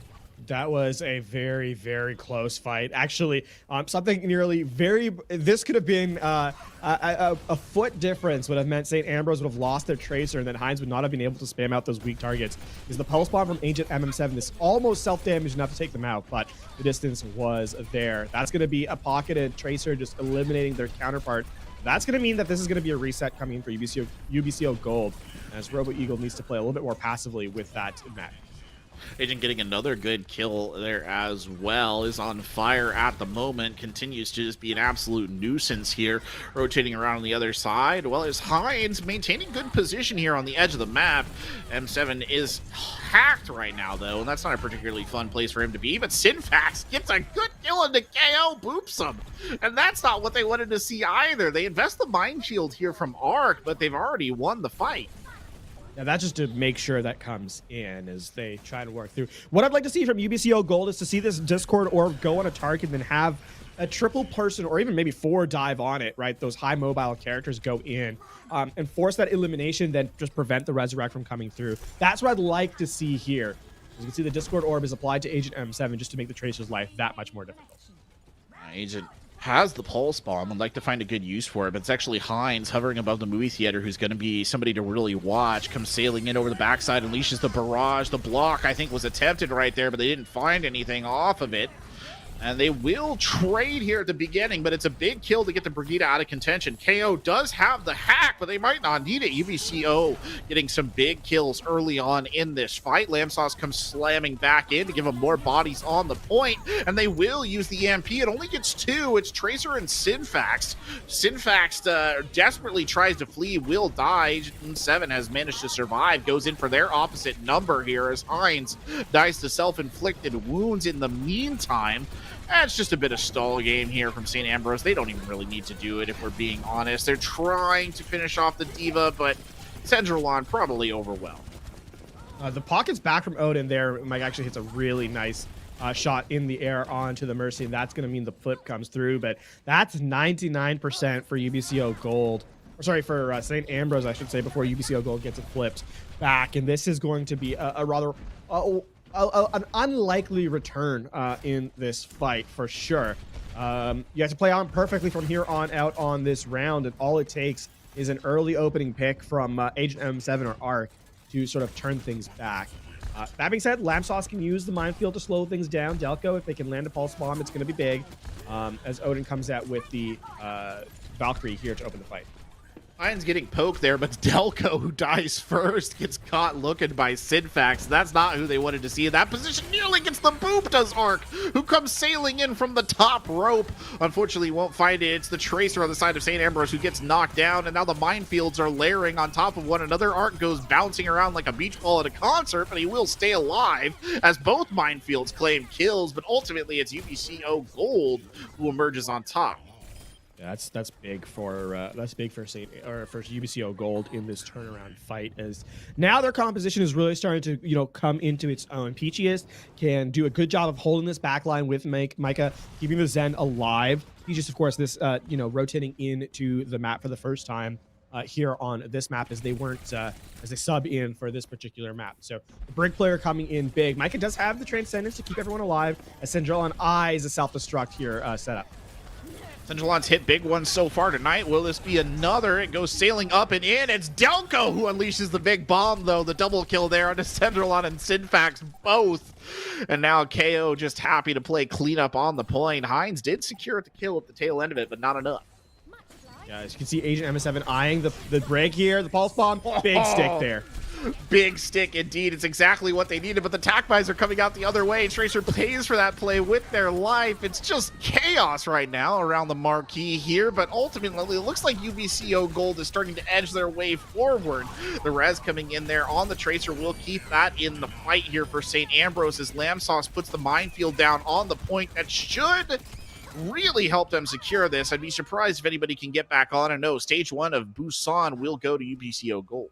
That was the perfect turnaround, right? Literally could not lose a single fight and don't, to give themselves the 100-99 run back to take that round. I would like to, highlight that one play. We saw Syndrolon, eyeing the self-destruct across the map, right? They send in Arc for the pile driver, but it's in fact only on one target, the Zen, who happened to have Transcendence. And while all that's happening, while the bomb's in the air, Delco lands a big pulse bomb onto the pilot Diva and gets another one for their trouble. So 2 eliminations to 0 really is what kind of ended that 50% fight that UBCO Gold then turned into a round win eventually. We now head back to the Rush mirror, and in fact it's looking to be a full mirror at this moment as the teams teleport themselves out of their spawn room. Yeah, it's interesting to see the full mirror in action. This was a very close fight on the last Koth map as well when we saw them go at it with stuff like this. Arc there trying to come in with the charge, won't find the kill that he was looking for, but certainly they've taken a little bit of a spatial advantage. They're forced to sacrifice it almost immediately right there as the May wall comes up on the other side. That's Delco who put that one up, just trying to keep the teams discombobulated at the moment. Hines throws one out there as well. No kills yet for either of these sides. A lot of sustain coming in from both directions. Finally, Lamb Sauce cracks first under pressure. Robo Eagle also losing the mech is a big problem. That's both of the tanks there from UBCO Gold really out of contention, and that's going to be an opportunity here for St. Ambrose to touch the point and start ticking it around, but they'll invest the sim barrier and the amplification matrix here as well, as the other sim barrier comes out on the other side, and still the supports here for St. Ambrose doing double duty to keep their team alive through all of this. Lamb Sauce has died again, but really Agent 7 coming in there to clean up. Yeah, eyes on Sinfax, though. We got the first-person POV of the Baptiste in that fight, and well it was, because that's some high APM gaming right there, as Sinfax just refused to let the front line die. And the well-timed right clicks, well-timed AoE on the self-heal, and of course the immortality field as well. Now, UBCO Gold get locked out by this wall, and while that comes in, that's the immortality early here. UBCO Gold committed. Oh no, they get blizzarded in the corner. What a play by Hines there. The team just swinging into it as well and putting down the rest of their opponents. It's akin to what we saw in Lijiang Tower in terms of a very decisive ult engagement right there from St. Ambrose. Yeah, and it all starts off with the wall, right? The Hines just sections off the front line. The immortality field has to be burnt early, and then the blizzard is just like, all right, now what are you going to do? What's it going to protect you? The Matrix doesn't get the eat on it, and so that's just the fight win. Now Delco is in a position to mirror it out as it's a counter blizzard here. Oh, they'll try and make something happen. Just chaos all over the place, but it's a Centralon bomb over the backside who will get a double kill. Hines following in. The Blizzard comes, but it's far, far too late to make a difference. Christmas did not arrive in time here for UBCO Gold. Yeah, and with that being the elimination later, it's actually going to be the taxi back from Odin onto Sinfax. So this should be the opportunity away. That being said, St. Ambrose currently does not have any healers available to them. Oh, they're fighting a very kind of contentious engagement here on the front line. They've got to be able to hit and run, really. The amplification's coming out right there. That's going to cause some issues. The bomb kind of landing on top of everyone. The Shatter follow-up, though. Robo Eagle did claim 1 kill on that, but it doesn't look like it was quite enough to break the deadlock. Instead, St. Ambrose will hold on. I'll be honest with you, Laffon. I thought they were going to lose that one. I don't think there's even a chance for them to contest anything. If they do, the Blizzard is available to Hines yet again. Yep, and that's going to be... Oh, the stun. Arc staying alive. There's the Blizzard. He gets the objective to trigger overtime, but I don't think it's going to be enough. They will try and fight the sound. The sound barrier was thrown there as well. Just give them a little bit of sustain. And Arc does go down at the start, but now the rest of St. Ambrose begins to make their opinion on the matter known, and they do not want these guys on the point. Robo Eagle getting taken out right there. The 2 supports still alive.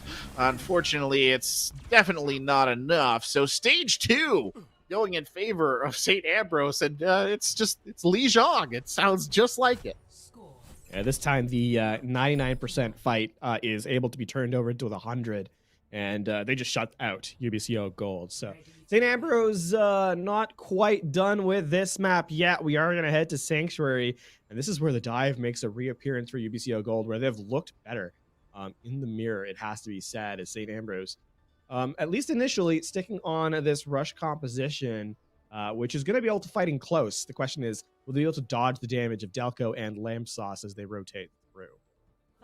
Oh, that is a good question indeed. It's again maybe going back to these disparate comps that St. Ambrose has had sort of ups and downs with. It's interesting to see the Hanzo coming back out into play. Last time we saw Hanzo, it was quite decisive, but I believe it was on the side of UBCO Gold.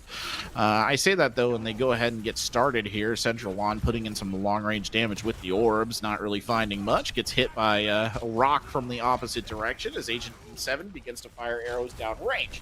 They just want to find the opening pick right here. It hasn't quite shown up in their favor just yet, as you see Lamb Sauce taking a not insignificant amount of damage right there. Hines returning the favor, getting some damage of his own. Delco trying to find the flank, just gets lit up. Good stun right there. The flash fan coming through. Unfortunately, the team can't make it work, and so they get Peaches down instead. And that is a good win there for St. Ambrose.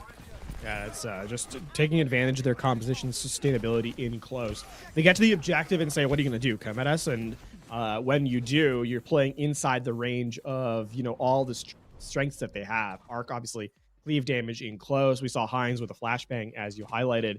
And just the AoE healing from Sinfax is a big deal. So it's going to be opening up with the Amp Matrix here from St. Ambrose. You can see UBCO Gold looking to see if they can find an opportunity. Delco getting a rough fight. Oh boy, that's just yeah. Those are those flankers down early. This fight's just over. Yeah, that's the sharp edge of your composition basically knocked out. I mean, it harkens back to what we were talking about on Anubis, right? Where you kind of have the engagement aspect, and you have this more solid unit that's supposed to back them up, and you lose both your engages very early on. The Shatter being thrown out there by Arc, little bit greedy, and Arc's down, and so is Hines. So that's turned into a bridge too far there for St. Ambrose. KO comes surging back in with the tack visor. Are they going to turn this around? Lamb Sauce going into ball stall mode, swinging around the point, gets a kill onto Odin, and don't get one more. Oh no! St. Ambrose's eyes much bigger than their stomach right there. They lose what should have been an easy victory overall.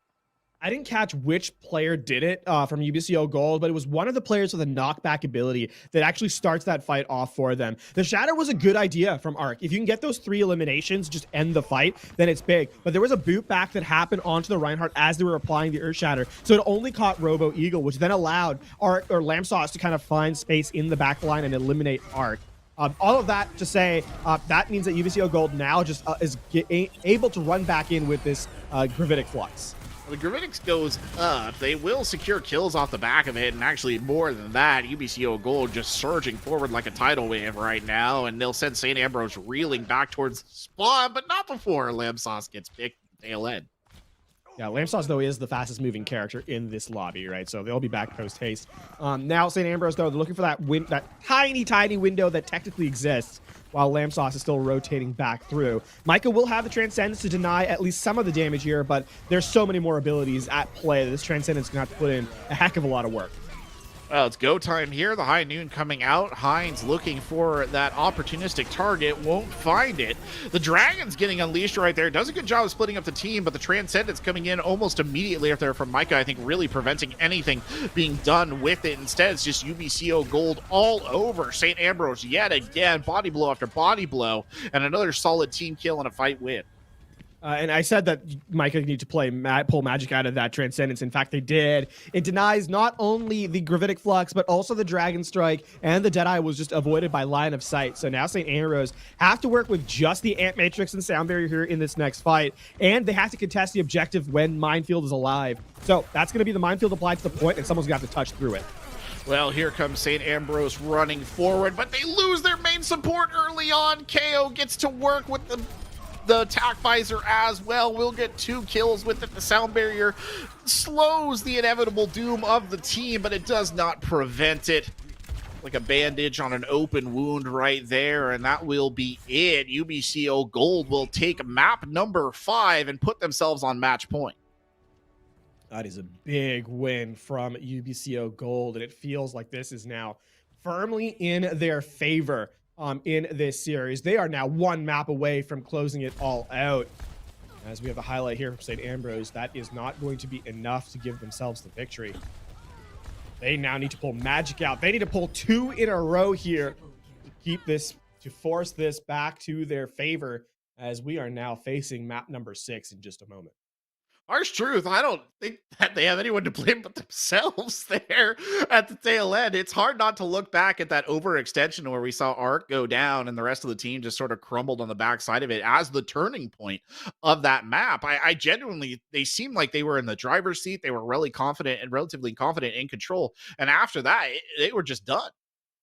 Yeah, I mean, to that point, I think if you do have to give credit to UBCO Gold, though, because recognizing that opportunity where I think Arc made the high percentage play and just was in a position where they were able to be punished because the rest of the team couldn't support them. So it's maybe a play you make that has a 60% success rate that you have to go for in these grand final situations, right? Because 60% of the time, if you more often than not, it's a play that's successful that's going to give you the victory. I can see why Arc went for it. It's just that when the 40% comes through, you end up looking a little bit awkward, a little bit sheepishly at the end. In this instance, it just happened to be the 40%, not the 60. And I mean, definitely with the benefit of hindsight, you could say, okay, that was a rough play to make. But at the time, I think you could say just a great play by UBCO Gold to deny Arc the opportunity they were looking for. Yeah, it was a good read. I mean, it was a good read and a good re-engage right there. I don't know who was calling the shot on that, but they did a very good job to see that opening and take it, right? And 60% of the time it works all the time, but like you said, it's the other 40% that's a bit of a problem. That said, I do wonder if that chalks the mental just a little bit. That's the only thing I worry about. You got to be going back over that map and you're going to think about that moment, and is that going to hurt as we get ready to go into our next map, which is going to be King's Row. So I mean, it doesn't get much more kind of basic, friendly home comfort territory than this for most teams. So maybe that'll help with that a little bit. Yeah, this is now where you have to kind of just take a breath and fully reset, because this is, I mean, here's the problem. From us, we know that there's no more mistakes allowed to be made for St. Ambrose, right? They are in do or die territory. You lose here, you're done. That's it. And so, there's a lot of pressure here on the team for success to come through. I mean, in that sense, there is a little bit of breathing room for their opposition as UBCO Gold. If they lose this map, then maybe now, okay, it's a final, last chance sort of situation. But in this particular map, the pressure is certainly all on St. Ambrose. Very, very much so. And it's match point, right? Like and a match point with no room for error for them. So this is their pick, Kings Row. So this is the map that they feel comfortable going to when the chips are down. And again, I don't blame them for that. A lot of teams probably would feel comfortable going back to Kings Row when everything's on the line. It's good. It's good for a bit of an epic confrontation as well. If it's all going to end here, why not Kings Row of all places, right, as the place to be? It's worth pointing out, PGS had been playing there in the support role. It's now been swapped back out, so Nikki will return, presumably to play that Baptiste. Yeah, this was so Peaches did come in the in the last map only. They were playing in that particular engagement. They played a pretty decent break actually, and a fairly solid Lucio as well, which that's something you kind of need to kind of step in. And I think when you're playing the break, I think was the true highlight there for UBCO Gold, as we kind of take a look and. Oh boy! All right, they're having a little bit of fun there. There's the thing: overconfidence kills. So you just need to be a little bit careful right there. It's not quite in the bag just yet. They'll come out with the rush that we've seen, both of these teams use before with the Maya Cassidy there, and on the other side, it's actually almost. It is straight mirrors. I think this actually favors St. Ambrose a little bit. They've looked more convincing on this kind of setup. Yeah, they look better on the rush. That's fair to say. I think there has been a clear divide between these two teams. When it comes to dive, UBCO Gold has had the advantage. When it's come to rush, it has been all St. Ambrose. But I don't think we've seen a true May Cassidy mirror yet. There was an element on Mecha base, but it kind of fell apart pretty quickly. So we'll see if that comes through. Good wall to slow things down to get spam in here for UBCO Gold, as St. Ambrose gets Synfaxed up to 50% of that Ant Matrix. And there's the rush right to start, though. They just come in, no holds barred, looking for that first pick. The Maywall coming up there again to split the fight, but Nikki's already been forced to use the Immortality Field as Lamb Sauce is knocked out of contention. Robo Eagle loses the mech. This is all St. Ambrose all the time. They're going to throw the Amplification Matrix in here as well, because why not? They have it already. They might as well use it to try and guarantee the fight win. And that is a barnstormer right there at the beginning. Yeah, that's just run at the objective and say, how are you going to stop it? That Maywall early from Delco, trying to just get some spam in, it's good. The only problem is that St. Ambrose just, once it goes down, says, let's go. And actually, they're just going to hit the go button part 2. They are. They're just going in. They don't care. Look at that. The shatter into the high noon combo, and they'll destroy UBCO Gold in the streets. Oh, no. They're just going to keep the pressure on this entire time, and the cart will start to roll forward on the backside. Yeah, it's going to... The one benefit is that they're actually going to...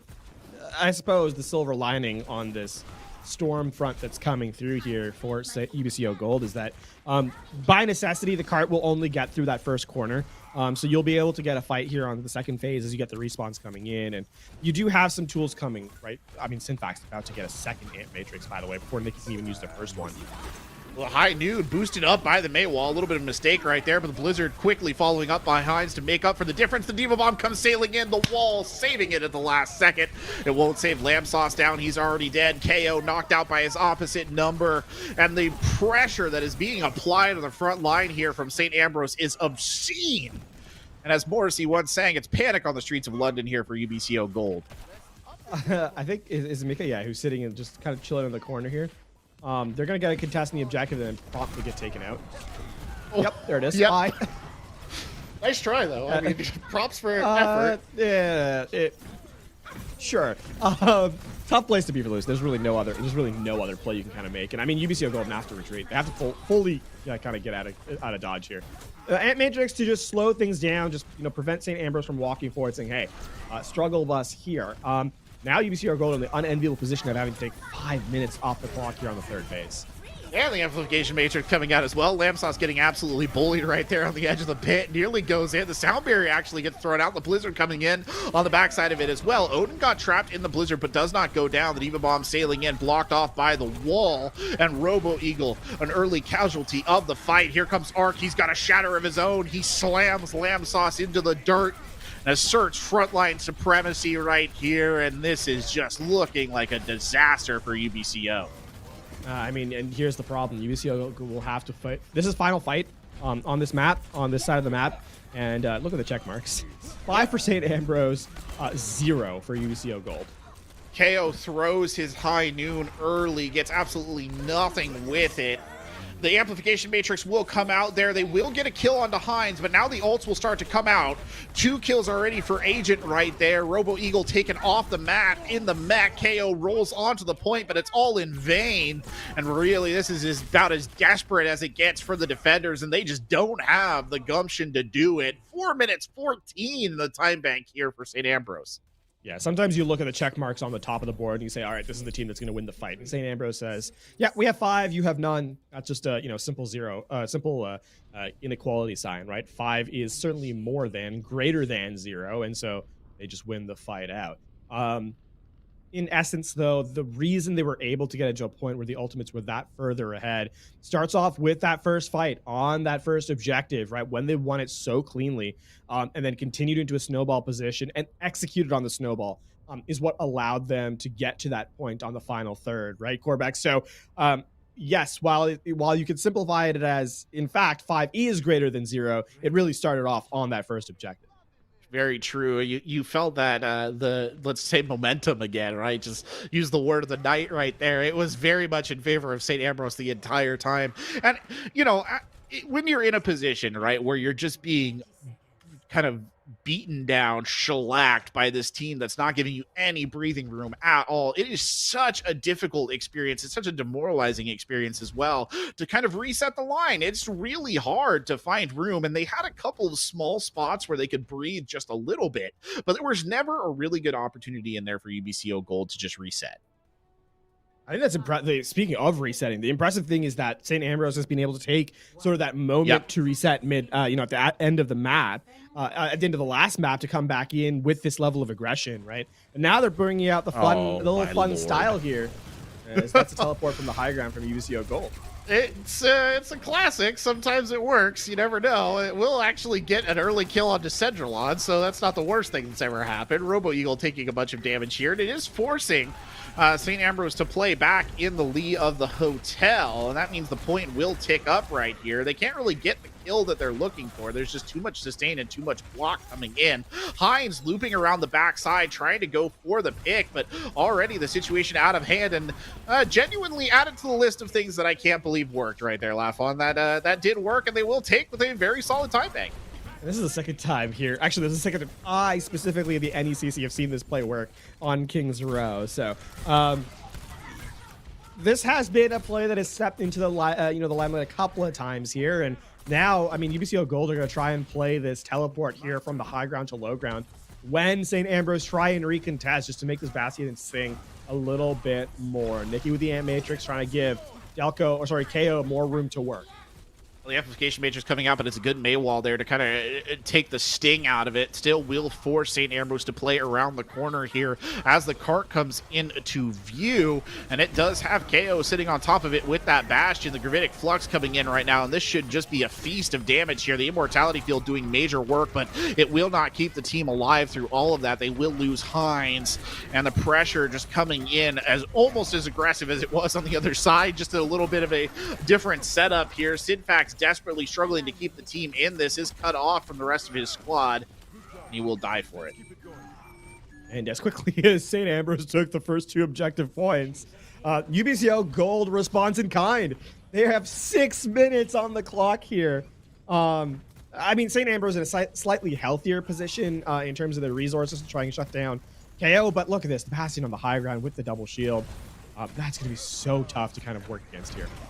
KO drops down to the low ground, though, gives up that very valuable high ground position, just going for straight damage. The amplification matrix comes out. KO does not die, but Lamb Sauce does. A good Symmetra wall coming in, but the Blizzard coming over the top, that was probably it. KO can't do much. He keeps firing through all of that, just trying to secure another kill before he's charged off the point and turned into scrap metal there by Arc. And here comes Arc. Oh, he wants some kills, but he might just let him back up a little bit here. You can see UBCO Gold is considering the recontest, but now they will back up. I mean, that took basically that took a lot out of St. Ambrose, though, right? The Blizzard, the Deadeye, and the Ant Matrix here. So UBCO Gold have a window of opportunity for sure in this engagement. Here's that window, and it doesn't. The wall does not deny the fire strike. And they've got the tank on the other side of it as well. KO gets a big kill onto Arc. Lamb Sauce does die, but KO gets another tank kill. Oh no, the Bastion just ripping them up here. You don't often see it, I'll be honest with you, but it's a good one here tonight. Yeah, and I mean, speaking of expensive now, it's Sound Barrier versus Valkyrie. Which has the more value in this final fight? There's the opening Valkyrie, Sound Barrier in response. That might be enough to do it, because KO is down. He did get a kill on the other side, but with respawn advantage in play, the sustain of the Valkyrie really showing here at the moment, though, keeping the team up, but unfortunately probably not enough to stave off the counterattack here from St. Ambrose. And finally, UBCO Gold is halted. And this is going to mean there's a time bank disadvantage for UBCO Gold. If you had told me at the end of St. Ambrose's attack this UBCO Gold was going to have a time bank disadvantage, I said, yeah, of course. The fact of the matter is that's not how I expected to get here, though. So no, not with these numbers.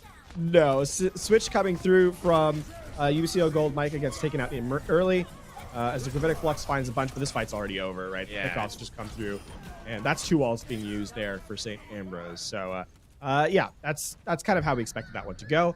It was just a comp change here from UBCO Gold. That's kind of a disposable fight. They get a couple of resources out, and now St. Ambrose are back to the long, arduous task of just trying to work time off the clock. Yeah, UBCO Gold, I mean, sometimes what does happen with these Bastion comps is they come out, they get a ton of territory, and then when momentum goes and finally stops, you just never, ever get the ball rolling again. Heinz here with the Dragon, the High Noon coming out from Agent won't find anyone. They'll use the Amplification Matrix here. Heinz is going to try and I think follow up on that, maybe with the Dragon, but he'll hold on to it for a second. Arc gets very aggressive, pushes him back past the Matrix. This is good positioning from Heinz here on the Hanzo with a beautiful sightline down range as the Dragons come from the other side. Heinz is still holding his, and he walks into Delco's Dragons and dies, so they'll lose their Hanzo. Odin trying to keep their off-tank alive, but Delco will claim the kill. Oh, no! Yeah, this is now the respawns coming back in, and you can see the Dragon Strike on the cart, but you can bypass this one. Okay, there's the Immortality Field to get to the cart, and this should be the fight win, but Lamb Sauce gets one earth-shattering time, he throws and it they're in gonna do it. They're gonna close it out. That's great. That's exactly what UBCO needed. 4 kills coming off the back of the Earth Shatter. Oh, my Lord. What a match between these two teams. Oh, my goodness. And this is going to be the timer ticking down. So it goes down to 2 minutes flat, right? So it was, what, 4:14 for St. Ambrose before the timer ticked down. So that's 34 seconds. So yeah, so 2:34 was what UBCO Gold completed the map with. They will cycle down to 2 minutes, as that is the change that happened to the time bank, sort of rules that came through. Right. Now St. Ambrose 3:40 to attack the first objective, but we have a barn burner on the side of Kings Row. Both teams doing a lot of work early on these first objectives. Yeah, that's one way to put it. Yeah, another barn burned in the name of esports. There have been so many. But we'll see here. I mean, honestly, I would love to say that I could conclusively decide this one was going to go one way or another here on Kings Row, but I don't know that I really can. I mean, I don't think UBCO Gold will get as much of a surprise here if they do choose to come out on this Bastion again, and I think they're probably going to switch it up. I don't know. Delco, he's the one who would switch. No, okay, so they won't. So I don't know that they're going to be able to do as much with it this time here, but oh man, it's hard to say. This is a close one. Here's the thing. This is where the spam from Heinz is actually going to be critical. If you can get the elimination onto the shield of the Sigma as as KO tries to set up, then you could find an opportunity. But if they can kind of bypass it. In fact, they recognize that there's been a change, and they're going to go over to the mirror. Here's where the May's better. The May is just straight up better in this kind of mirror, because you can section off the front line and give Lamb Sauce so much more room to work. Exactly like what we just saw. Arc gets completely cut off right there. Then the aggressive follow-up. Centralon will probably go down not long after, and he does indeed get picked off. Heinz trying to put it back just a little bit, but he can, and a very good swap there onto the May is incredibly decisive. Heinz not giving it up for free, but it does look like they're giving it up whether they like it or not. Yeah, I think that the tank line for UBCO Gold do a little bit of creative engagement there, but they aren't really punished for it, as we see Lamb Sauce and Robo Eagle make the return to their fight. And I mean, that's a little bit of a mind game stepping in from UBCO Gold, right? Open up with the Bastion, just kind of see if you set up, and St. Ambrose, they kind of bite. And now it's UBCO Gold's turn to kind of walk in and see if they can find those pickoffs to continue the cart's progress here through the second phase. They pushed up very aggressively here, just trying to take as much of this space as they can. They've got both their supports with them on that front line engaged as well, but they will now back up towards the bookstore. Agent M7 swinging around, gets 4 with the Deadeye. Are you kidding me? He shuts it down entirely. You'd think Nicky's Ant Matrix was in fact on St. Ambrose's side with how quick those skulls popped through. And I mean, this is now 18 seconds left at St. Ambrose. Have full control of the choke, and UBCO Gold have nothing to work with. Sitting around the corner, this could be a big play. There comes the damage amplification matrix right at the start. The Blizzard thrown well short of where it needed to be. It's very good aggression, though, on the side of UBCO Gold, but the Dragons from Hines should seal the deal, and it does with a double kill. Lamb Sauce and Nikki both down. Delco comes swinging in to try and make a difference, but he can't. What can you do? Agent just fanning away with the hammer right there, looking to confirm the final kill onto Lucio. He punches him with the robot arm, gets him with the gun. There's an attempt to touch, but it means nothing. And it's so funny you said it. I really did genuinely think that was Sinfact's amplification matrix when he got those kills. I can't believe he pulled that off in the street. That is a game-changing play from St. Ambrose. And I guess Agent M7 got tired of us singing the praises of Hines being the clutch factor. Just walks around the corner, dead eye out, and says, what are you going to do about it? And UBCO Gold says, not much. As they head back to the spawn room in disgrace. Now, 340 to prevent the first objective from being captured is really what this boils down to. Considering how dominant that first fight was, certainly easier said than done.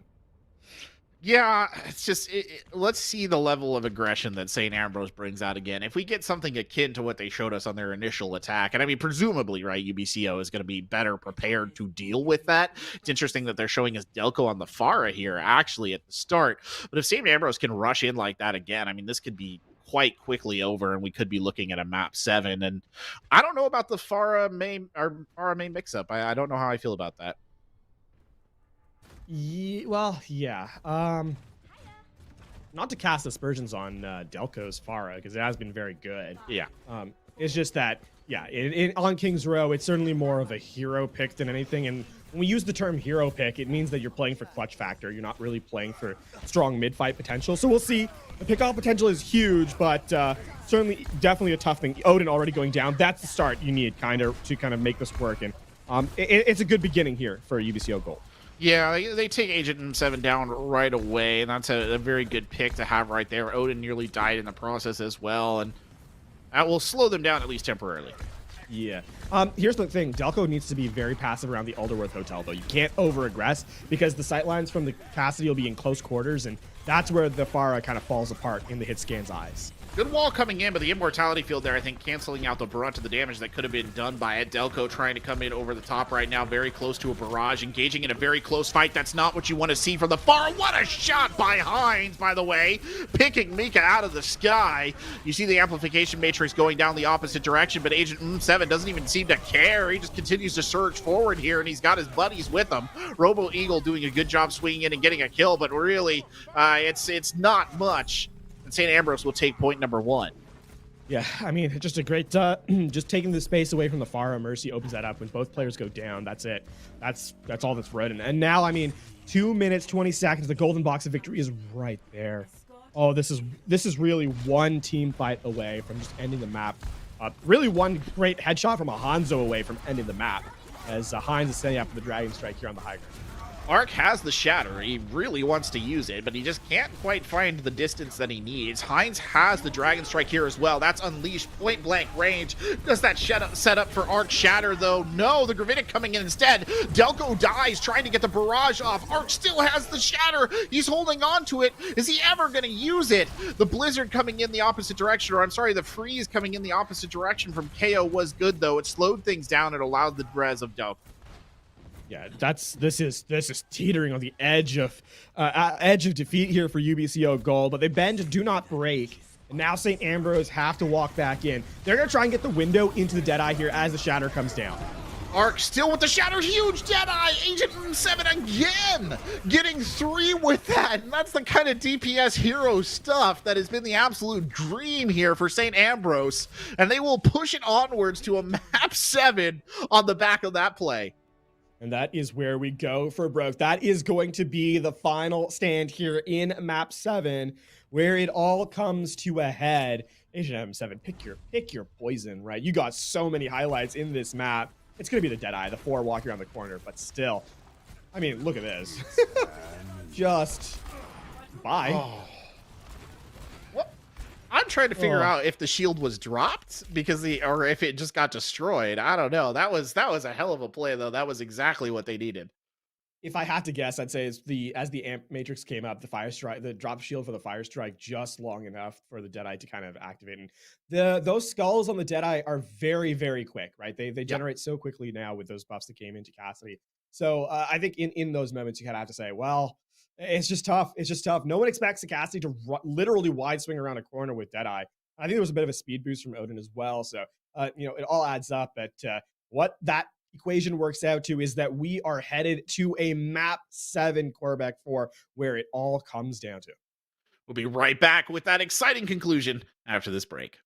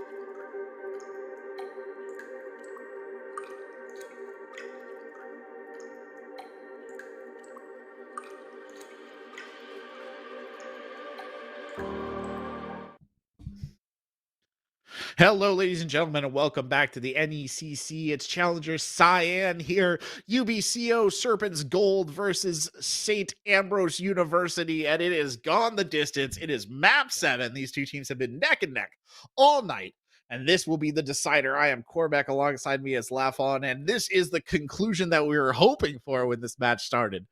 Yeah, this has been. I mean, we talked about it at the top of the show, right? This is the number 1 seed going up against the number 2 seed. When they last played, it went the distance as well, 2-1 in the regular season. But this is the playoffs. This is the grand finals. It's going to be a 1st to 4, and in fact, we needed all 7 maps to get there. It is now a best of 1 in all essence as we go to escort for our 7th and final map.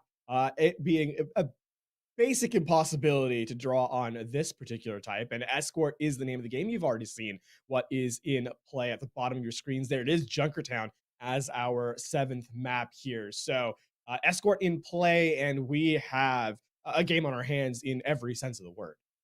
It's a tricky one as a map pick. I'm really interested to see how this one goes, because I feel Junkertown is often such a hit or miss map. It has that big open area at the start, and then things get really claustrophobic, and then they kind of open up again. It's just, it can be very difficult for a lot of teams, and I can't actually genuinely say which one I think that this map pick particularly favors. I mean, obviously, UBCO picked it, so they must think that this is their map, but I think we've seen such good DPS play from both sides that even if you're thinking about like a sniper competition, I don't think it really necessarily goes one way or the other. Yeah, this is definitely going to be. I think this one's going to fit. It's going to come down to really. I think that the question is what style kind of steps out here, because UBCO Gold have really on that high tempo look been the team that has stepped up, right? Whereas on the rush composition, St. Ambrose has picked a big way. But here on this escort map, this really strays away. On Junkertown specifically, strays away from both styles rather tremendously. Right. Though I think, if anything, maybe you have to kind of favor UBCO Gold. I say that, but UBCO Gold has been sort of I'm arguing against myself in the sense, has been sort of the victim and sort of beneficiary of tempo, of momentum, if you will. So we'll see if they've got it back on their side here as they open up with the pirate ship on the objective. The most classic strategy you could run, and it's going to be a very aggressive effort here from St. Ambrose. They'll kill the Bastion, but the rest of the team starts dying around it. That's the unfortunate scenario teams often run into here when you're faced with that kind of pirate ship comp. Yeah, and here's the thing for UBCO Gold, right, is that they have not lost control of the objective, so that means the Bastion will be able to set up right back where KO left off on the cart, and not really be any of the worse for wear. So you can see, yeah, getting to the objective, trying to just get, cycle alongside the point. They might even set up an off-angle flank here, which is arguably smarter, I think, just because you don't have to worry about the cart being contested and your Bastion being under pressure. So UBCO Gold playing this pretty smart, I think. You see KO playing off the backside. St. Ambrose dropping into contest now. The Orisa shield lasting for all of 10 seconds right there as Robo Eagle comes over the top and tries to get a kill of their own. Holding valiantly on the point there. Sinfax Immortality Field is down, but they've lost KO early on. Odin with a very big pick there. The Zenyatta coming through big at the tail end. They need to make that more, though. Again, Odin strikes and finds Delco doing good work, but the tank line looking relatively dominant here for UBCO Gold. Hines with the Dragon at point blank range. That's exactly what they needed to shut this down, and a very good hold there from St. Ambrose. I'd like to see KO switch off the Bastion here. You don't have control of the objective anymore, and so therefore the Bastion is not going to find a ton of value.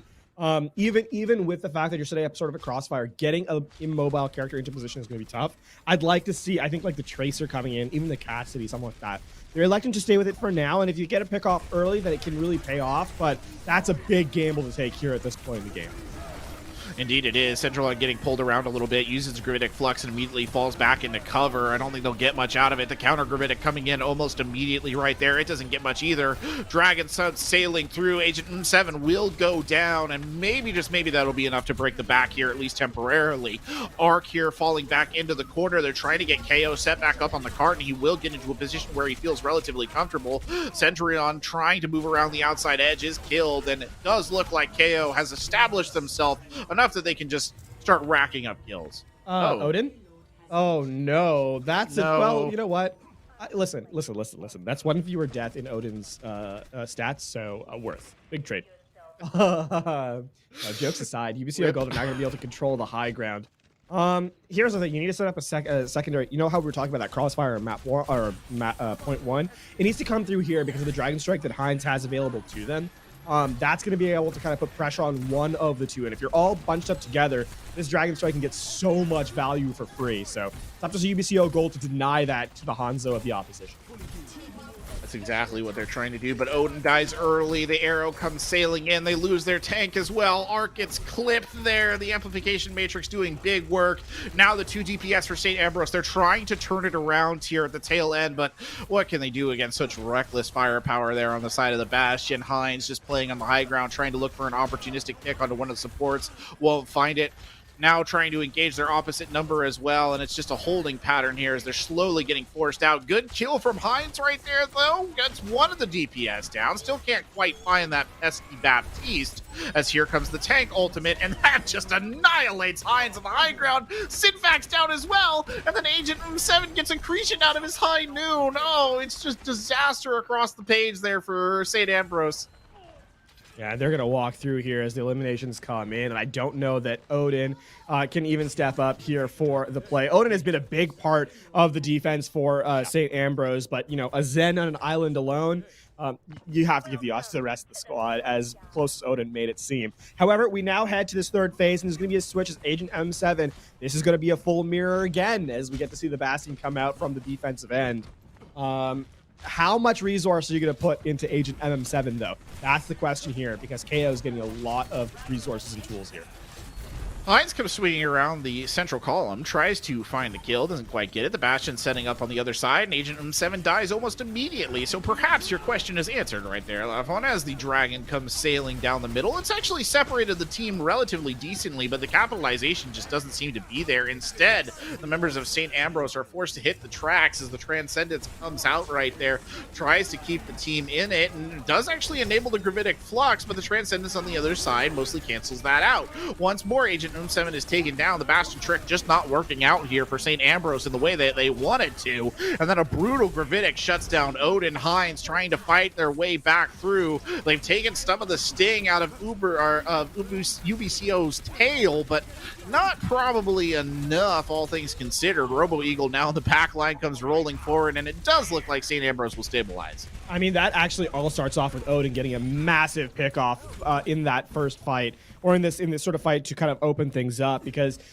even though Odin goes down immediately in trade, the spawns are so close that as St. Ambrose trades out more eliminations to themselves, they're able to just kind of win that fight out through pure attrition. Now, I mean, that's going to herald UBCO Gold switching their composition over to the dive, or a pseudo dive at the very least, as we see Lamb Sauce going over to the Sigma in return.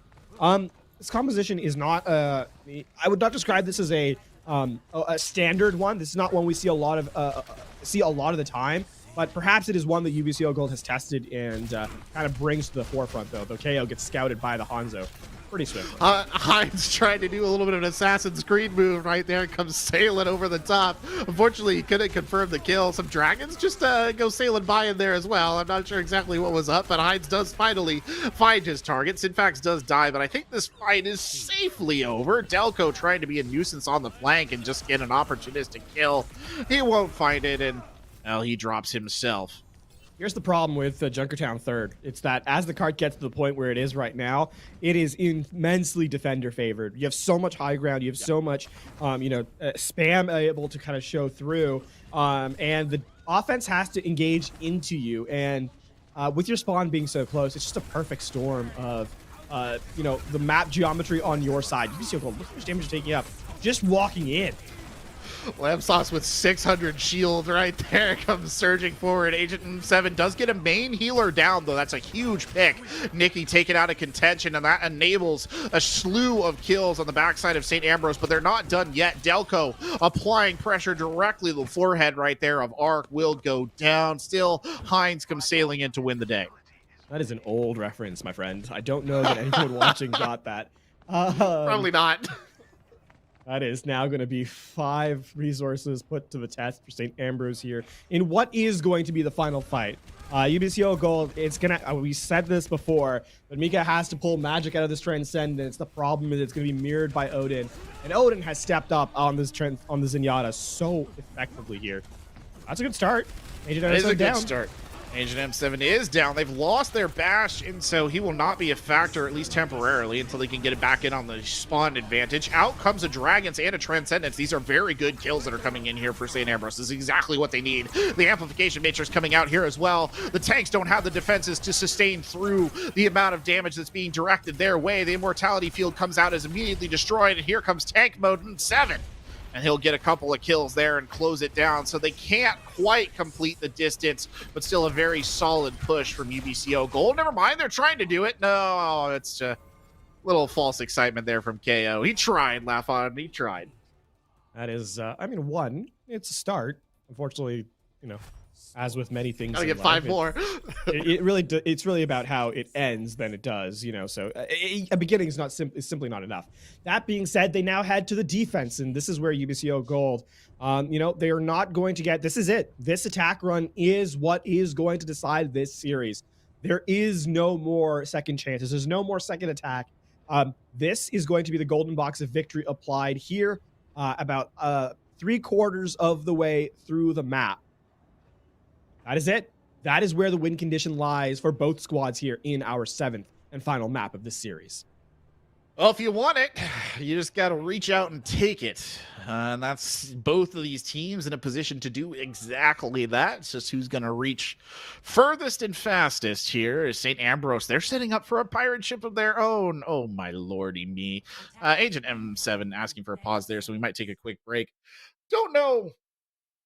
It looks like Odin's gonna have to reconnect right here at the tail ends. Talk about a cliffhanger. I'll tell you what, right there. I don't know how I feel about the pirate ship coming out on the other side. I guess we just haven't really seen them try it, so I don't really know how to judge it. I mean, they technically ran all the heroes for the pirate ship on their defense, but because they're not controlling the objective, it is not a pirate ship composition. At least I don't think so. Half the fun of the pirate ship is the sails on the cart that move forward. Yeah, the ship. Yeah, exactly. So, and then the cannon is the bastion that kind of sets through. So that's kind of where the name came from. In terms of expectations, I think it really is going to come down to that first fight. We talked about the bastion setup of the objective on the A point when UCBO was the one that kind of was on the offensive run. St. Ambrose, you know, if they can win the first fight, then the pirate ship will find success. If they don't, it's a lot harder to set up, and then you start to lose time and resources goes over to the defense, et cetera, et cetera. So yeah, I mean, we've kind of, I hate to harp on it. I hate to kind of be, you know, my own echo, but this first fight is so important. Yeah, this is the thing about Junkertown that I think makes it a really dangerous pick, right? In like situations, especially where the chips are down and everything's on the line. It's just that it can be such a swingy hit or miss kind of map. Like sometimes the pirate ship works out really, really well, and you'll coast all the way through almost to the end of point 3, and there's nobody can stop you. Sometimes you come out on the pirate ship, you get dumpstered in about 30 seconds, and then you spend the next 3.5 minutes trying to fight your way out of your spawn doors. It's just of all the Overwatch maps, I think it is one of the ones that is most susceptible to that kind of big swings in terms of how it goes for teams. And so that's why I do get a little like nervous when teams pick this in very high pressure situations. And I do get a bit nervous when teams come out on a pirate ship, because it does feel like such a, you know, you're such a set composition. There's no flexibility in it. If you want to switch off of it, you have to abandon it entirely. It really does test the mettle of a team, right? Because when this composition fails, you have to recognize that it fails and switch. There is no, like, you don't have the opportunity to kind of like, oh, test things out. You don't have the, you know, the ability to be like, oh, it's kind of not working. Let's try and cycle ultimates. No, you just get off the bastion and go something else. There's no excuses. No, it's a mistake if you fail the first fight and try and get out of your spawn to get, you know, the objective back in your control. It just doesn't work that way. So that's the kind of thing we have to see from these teams. I mean, on the defensive or on the run we just saw, right, the attacking side we just saw, there was an element of you sort of reclaiming high ground with the bastion, so it kind of worked. But in the end, right on that third objective, we saw how shaky it is when you try and reapproach the bastion just too little too late in some of these instances, and it really does start to hurt you know, sort of your chances of finding value. Granted, it comboed with the fact that it was against a bastion on the defensive side of a map that is so hard to take the third point. But I mean, excuses aside, like you have to kind of see where the composition falls apart. Yeah, it's a very good way of putting it. I mean, many a Bastion player, many a team, I should say, has been kind of lured into playing that Bastion for far too long because of the glowing blue check mark or because of the pretty lights of the machine gun or whatever it is that's keeping you there. And I mean, it's a mistake that a lot of people had made. I don't know if they had switched earlier in that fight. I genuinely don't know, or if it would have made that much of a difference. Just because, like you said, that third point, that literal stopping point right there, becomes such a difficult thing to attack, and which is, a lot of people I think find it a bit counterintuitive because you think about it and you're like, oh, well, the route's shorter there.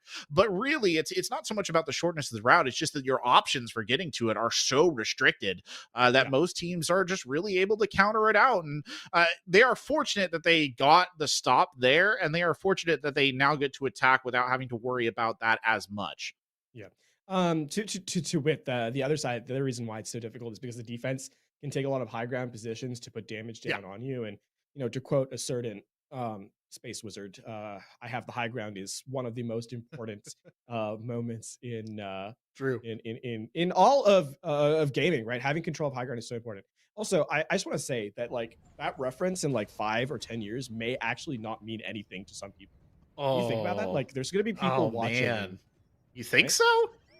I feel like that one's so deep in the nerd cultural zeitgeist. I feel like that's not coming out. My nephew has no idea what that movie is. Oh my god. That's terrifying, dude. You're making me feel old now. Or cousin. I don't want to think about I it. should say, not nephew. It's collapsing in front of us. That's not good. That's how the Al-Shah regime felt right before the French Revolution. Things just changing way too fast. And look at this close hold. Speaking of violent interaction, right at the front line there, trying to get in. Lamb Sauce, he's going for the close hold. Some teams will do this, and oh man, it has limited success, but when it does work, it is a beautiful thing. They've slowed him down, at least initially, but this Bastion setup here is just putting him back in that corner. It is a mirrored Bastion setup, though. So they have to walk into a lot of damage from KO. Yeah, no, it's a weird one. I don't necessarily know what to make of it, because you usually don't see people kind of go at it as a mirror. They're going to rotate around the outside, so they've been left this little outlet, and they'll try and take advantage of that, but they're walking into the firing line right there, and you can see the shots coming down range. Agent NECC will die first. They can't quite find the kill that they need. They really just need to get 1 or 2 kills here to St. Ambrose, and that'll be enough. That's a good one. Odin opening up for them again. Odin has been such a clutch player on this map for the St. Ambrose side. These May walls, too, it's worth speaking about how much of a nuisance they've been. Centurion pushing forward, both the amplification matrix out, and there's the cracking point there for St. Ambrose. That's exactly what they needed to shut it down, and they will win through, but a good amount of time wasted. Yeah, it's if Odin brings the thunder, then the orbs are in fact the lightning, striking that one down. I mean, just bring up that Discord orb. The amplification matrix is a huge amount of damage, but the Discord orb, it's so consistent in the application of it, right? You apply it and your entire team comes through. That being said, St. Ambrose took, about half the time off the clock there, so not a total waste, certainly. And they're going to make the smart switch as KO gets off the Bastion to the Hanzo. Things you love to see for sure. It's a good Gravitic early on. The Dragon follow-up through. Unfortunately, it won't quite secure a kill, I think because of the Immortality field, but they'll clean up on the backside of it. Heinz getting 2 very big picks. Lamb Sauce and Micah both down. And that should be more than enough, I think, to get them through, even with the addition of this Gravitic Flux. Agent NECC is under a lot of pressure, but he won't stop firing the entire time. The Blizzard coming in here isn't decisive, though. It nearly was, but Centralon backs off right there. And now it's just the tanks fighting it out. It's one poor Reinhardt with the shield. He even goes for the Shadow to the Transcendence to slow it down. He comes out and he goes right back in. He immediately leaves. That's quite a funny bit of Zenyatta play right there. Didn't even have time to hang his hat up on the door either. That's pretty fast. The thing that comes through is that we've now seen both Zenyatas do that. Transcend at the end of point A and then just zoom back to their team. Yeah, no, it's quite funny that has literally happened twice on the exact same spot as well. You don't, like you said, you generally don't see it that often. The Dragons come in right there, and Agent M7 does a good job of actually getting off the point to avoid that. Sets up in a bit of a different position here and begins to put down fire. Centralon with a good kill. Lamb Sauce now on the Roadhog trying to get the hooks in as the tank ultimate comes out. Can't quite find the success that his opposite number did in this particular scenario. Don't worry, though. Heinz has got you covered. He'll go ahead and get another one one there onto Delco, and they continue to burn their way through. It isn't quite as clean as what we saw, going the opposite direction as Lamb Sauce yeets himself forward to secure a kill. It's not as clean, but it is working here, LaFon. It is working. Yeah. It is working. Delco going over to the Junkrat. This is actually a sneaky play because the Junkrat, if you get around the shields, can really put pressure onto the Bastion, who can't turn around for it. But, I mean, they have to contest the cart, and I don't know that they'll be able to get there with this Dragon Strike online. That's going to be used here smartly to section off the Sigma from the rest of the squad. Yeah, unfortunately, Robo Eagle will be caught all by himself on the point. There's nothing really he can do. The heal's not fast enough there from Sinfax, and they'll lose Odin early on. There's still an effort here by UBCO Gold to contest, but another deadly amplification matrix right there should secure them point number 2. And they now have 4 minutes to reach the golden box of victory and win the series. If you are a St. Ambrose fan, before you cheer too early, this is a very similar position to where UBCO Gold was on their attacking perspective. We saw how difficult it was to kind of rotate through this third phase. That being said, Hines opens it up with a pick on the offensive end, which is a good start, a very good start. Yeah, Hines has been an absolute fragger here on this attack, and he's not slowing down. He's unfortunately been halted by terrain there for a second, but that will happen sometimes. He's trying to get back up and be a nuisance. Centralon has a good ult here in the tank that they can use as well, but now they are getting into a position where they could be quite vulnerable. The Transcendence is forced early, but Lamb Sauce is down. Oh, this is looking good, actually. This is looking really good for St. Ambrose. No, never mind. Agent 7 is shut down by the dragons that come sailing across the point, and here comes the Transcendence on the other end. That's Micah chipping in right there to keep the team alive, and now they're starting to section off individual members of St. Ambrose. So just when it looked like victory might be within reach, they'll slow it back down again. 3 minutes on the clock. I mean, St. Ambrose has the combo to close the series out, though. The Gravitic Flux into the Dragon Strike, no Transcendence in response. Combo doesn't work, then you've got the configuration tank from Agent M7 for the cleanup crew. UBCO Gold are operating on a razor's edge in terms of the margin they have for mistakes. Nothing left here but full success. 2 minutes 30 left on the clock. There's the Flux, where the Dragon Strike in response. The Dragons. Oh, he gets one. It's not as good as they needed it to be. Delco will go down. KO has dragons of their own. They'll send it the other way. Hines did find a kill in there. Agent M7 over the top with the tank. Gets one. He's hunting for another. He's getting very aggressive. The hook hits the wrong person, and he'll find the deep shot there to take down Nikki.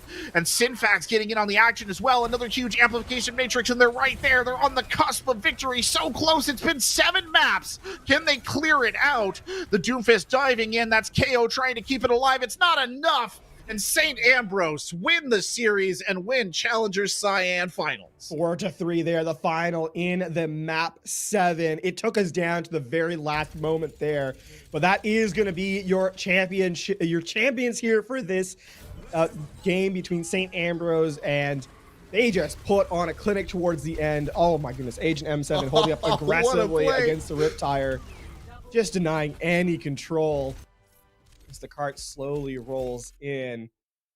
And St. Ambrose University are your champions here in the Challenger Cyan division. Well played to them. GG indeed. A great series between these two teams. Honestly, it's just a spectacular bit of collegiate Overwatch for you right there. We hope you all enjoyed it. We're not done quite yet. We're going to have an interview with one of the victorious players right after this break.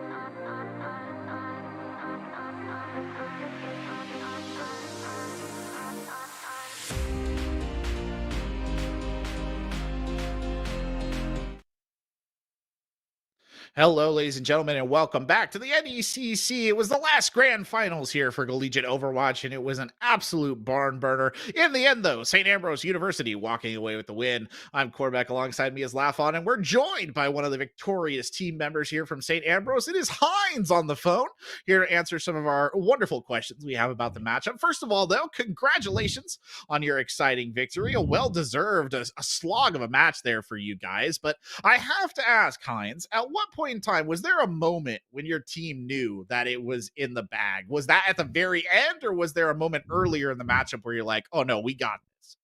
I would say there was two parts. So in the very beginning, we probably came in like a little cocky, thinking we had it, and then it started going back and forth.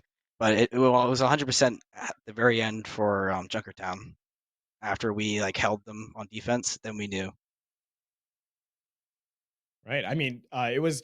We'll talk about Junkertown. And we'll talk about the end of the series in the moment. But we got to talk about your performance specifically because I mean, we got to talk about Lijiang Tower, right? You came up with twice big rip tires that really gave yourself the map. Talk to me now that you've won the grand finals. Give yourself a little room to brag. What was your favorite moment about your performance tonight?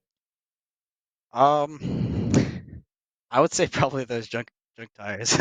I was not gonna lie, I was kind of surprised I killed 3 people each time. I was really surprised by that. Yeah, those were huge, frankly. We were just as shocked as you were. I guarantee it that you managed to do it not once but twice. But obviously, absolute hero plays from you. I do have to ask though, just to go back to the general mood. I think you hinted at it maybe a little bit, but after things started to shift against you, you had map 3 and map 4 that definitely did not go your way. What was the general sort of attitude in the team, and how do you guys feel like you managed to come back from that? I would say we got quiet and our comms started to go down, and then we just started talking to each other, seeing what was going wrong, and then we're like it's not like how we were playing. It was just we were our target call. And we weren't focusing targets correctly and not all saying the same target. We were like spread out. So after we started realizing that, then we started calming more, and then we started picking it up. Yeah, fair enough. Now, I mean, it's the time for kind of preparation is come and gone. You've done it. You've won the series in its entirety. So you can take a moment now, take a deep breath, look back across the entirety of the season. And what stands out to you? What was your team's highest moment? I mean, obviously today, right? But across, was it the growth? Was it just that, the element of you guys winning here? How did the season really stand out to you? I would say for this entire season, there was I would say we grew a lot. We first started off with just like running ball comps only, and then that's all we were good at for like the very beginning. And then we started branching out into different comps and trying to like have a wider range of what we can play. So everyone had to learn a lot of characters. Like for DPS, each DPS had to learn like 5 or 6 or 7 characters. Tanks had to learn all the characters, and supports had to learn all the characters. So everyone had to learn a lot. Well, I mean, that's great. I'm glad that you guys had so much growth across the season. That's a really good thing, and that's great for a collegiate team as well to just grow and adapt and learn. That's what we're all about. Just a shout out you want to give to anyone, your teammates, anybody who's been supporting you guys throughout this entire season and kept you going along. I would say so. First off, shout out to my family. They've been really supportive of this. And then for teammates wise, I would say Jiggly. I would say all of them. So Jiggly, Arc, um, Agent MM7, and Synfax. All great. And our coach, Alyssa. So Well, there That's you awesome. go. Well, yeah, congratulations again, Hines, on your victory. It's been an absolute pleasure to watch you guys and cast you guys and to talk with you. And well, Lafon, do you have any final thoughts here before we wrap up the broadcast for tonight? I mean, really, it is time to send congratulations to St. Ambrose University for a well-played finals, a well-played season. We'll let you go have, celebrate with your team because this has been a fantastic match. I think one of the best matches I've seen in a very long time. So again, congratulations to St. Ambrose University, and thank you to everyone watching here. It has been an absolute blessing and a pleasure to get to cover these games. And so, Corbeck, I have nothing more to add, but thank you to everyone who kind of stepped up today, both the teams and the viewers at home and our production staff behind us as well, because this has been just an absolute pleasure of a series to kind of get to witness. I think that accurately sums up all the thoughts and feelings here. But for all of us at NECC, thank you so much for watching. Do tune in. We have more, I think, collegiate action coming up tomorrow. But for Overwatch, we are done. And that is us for tonight. Have a wonderful, wonderful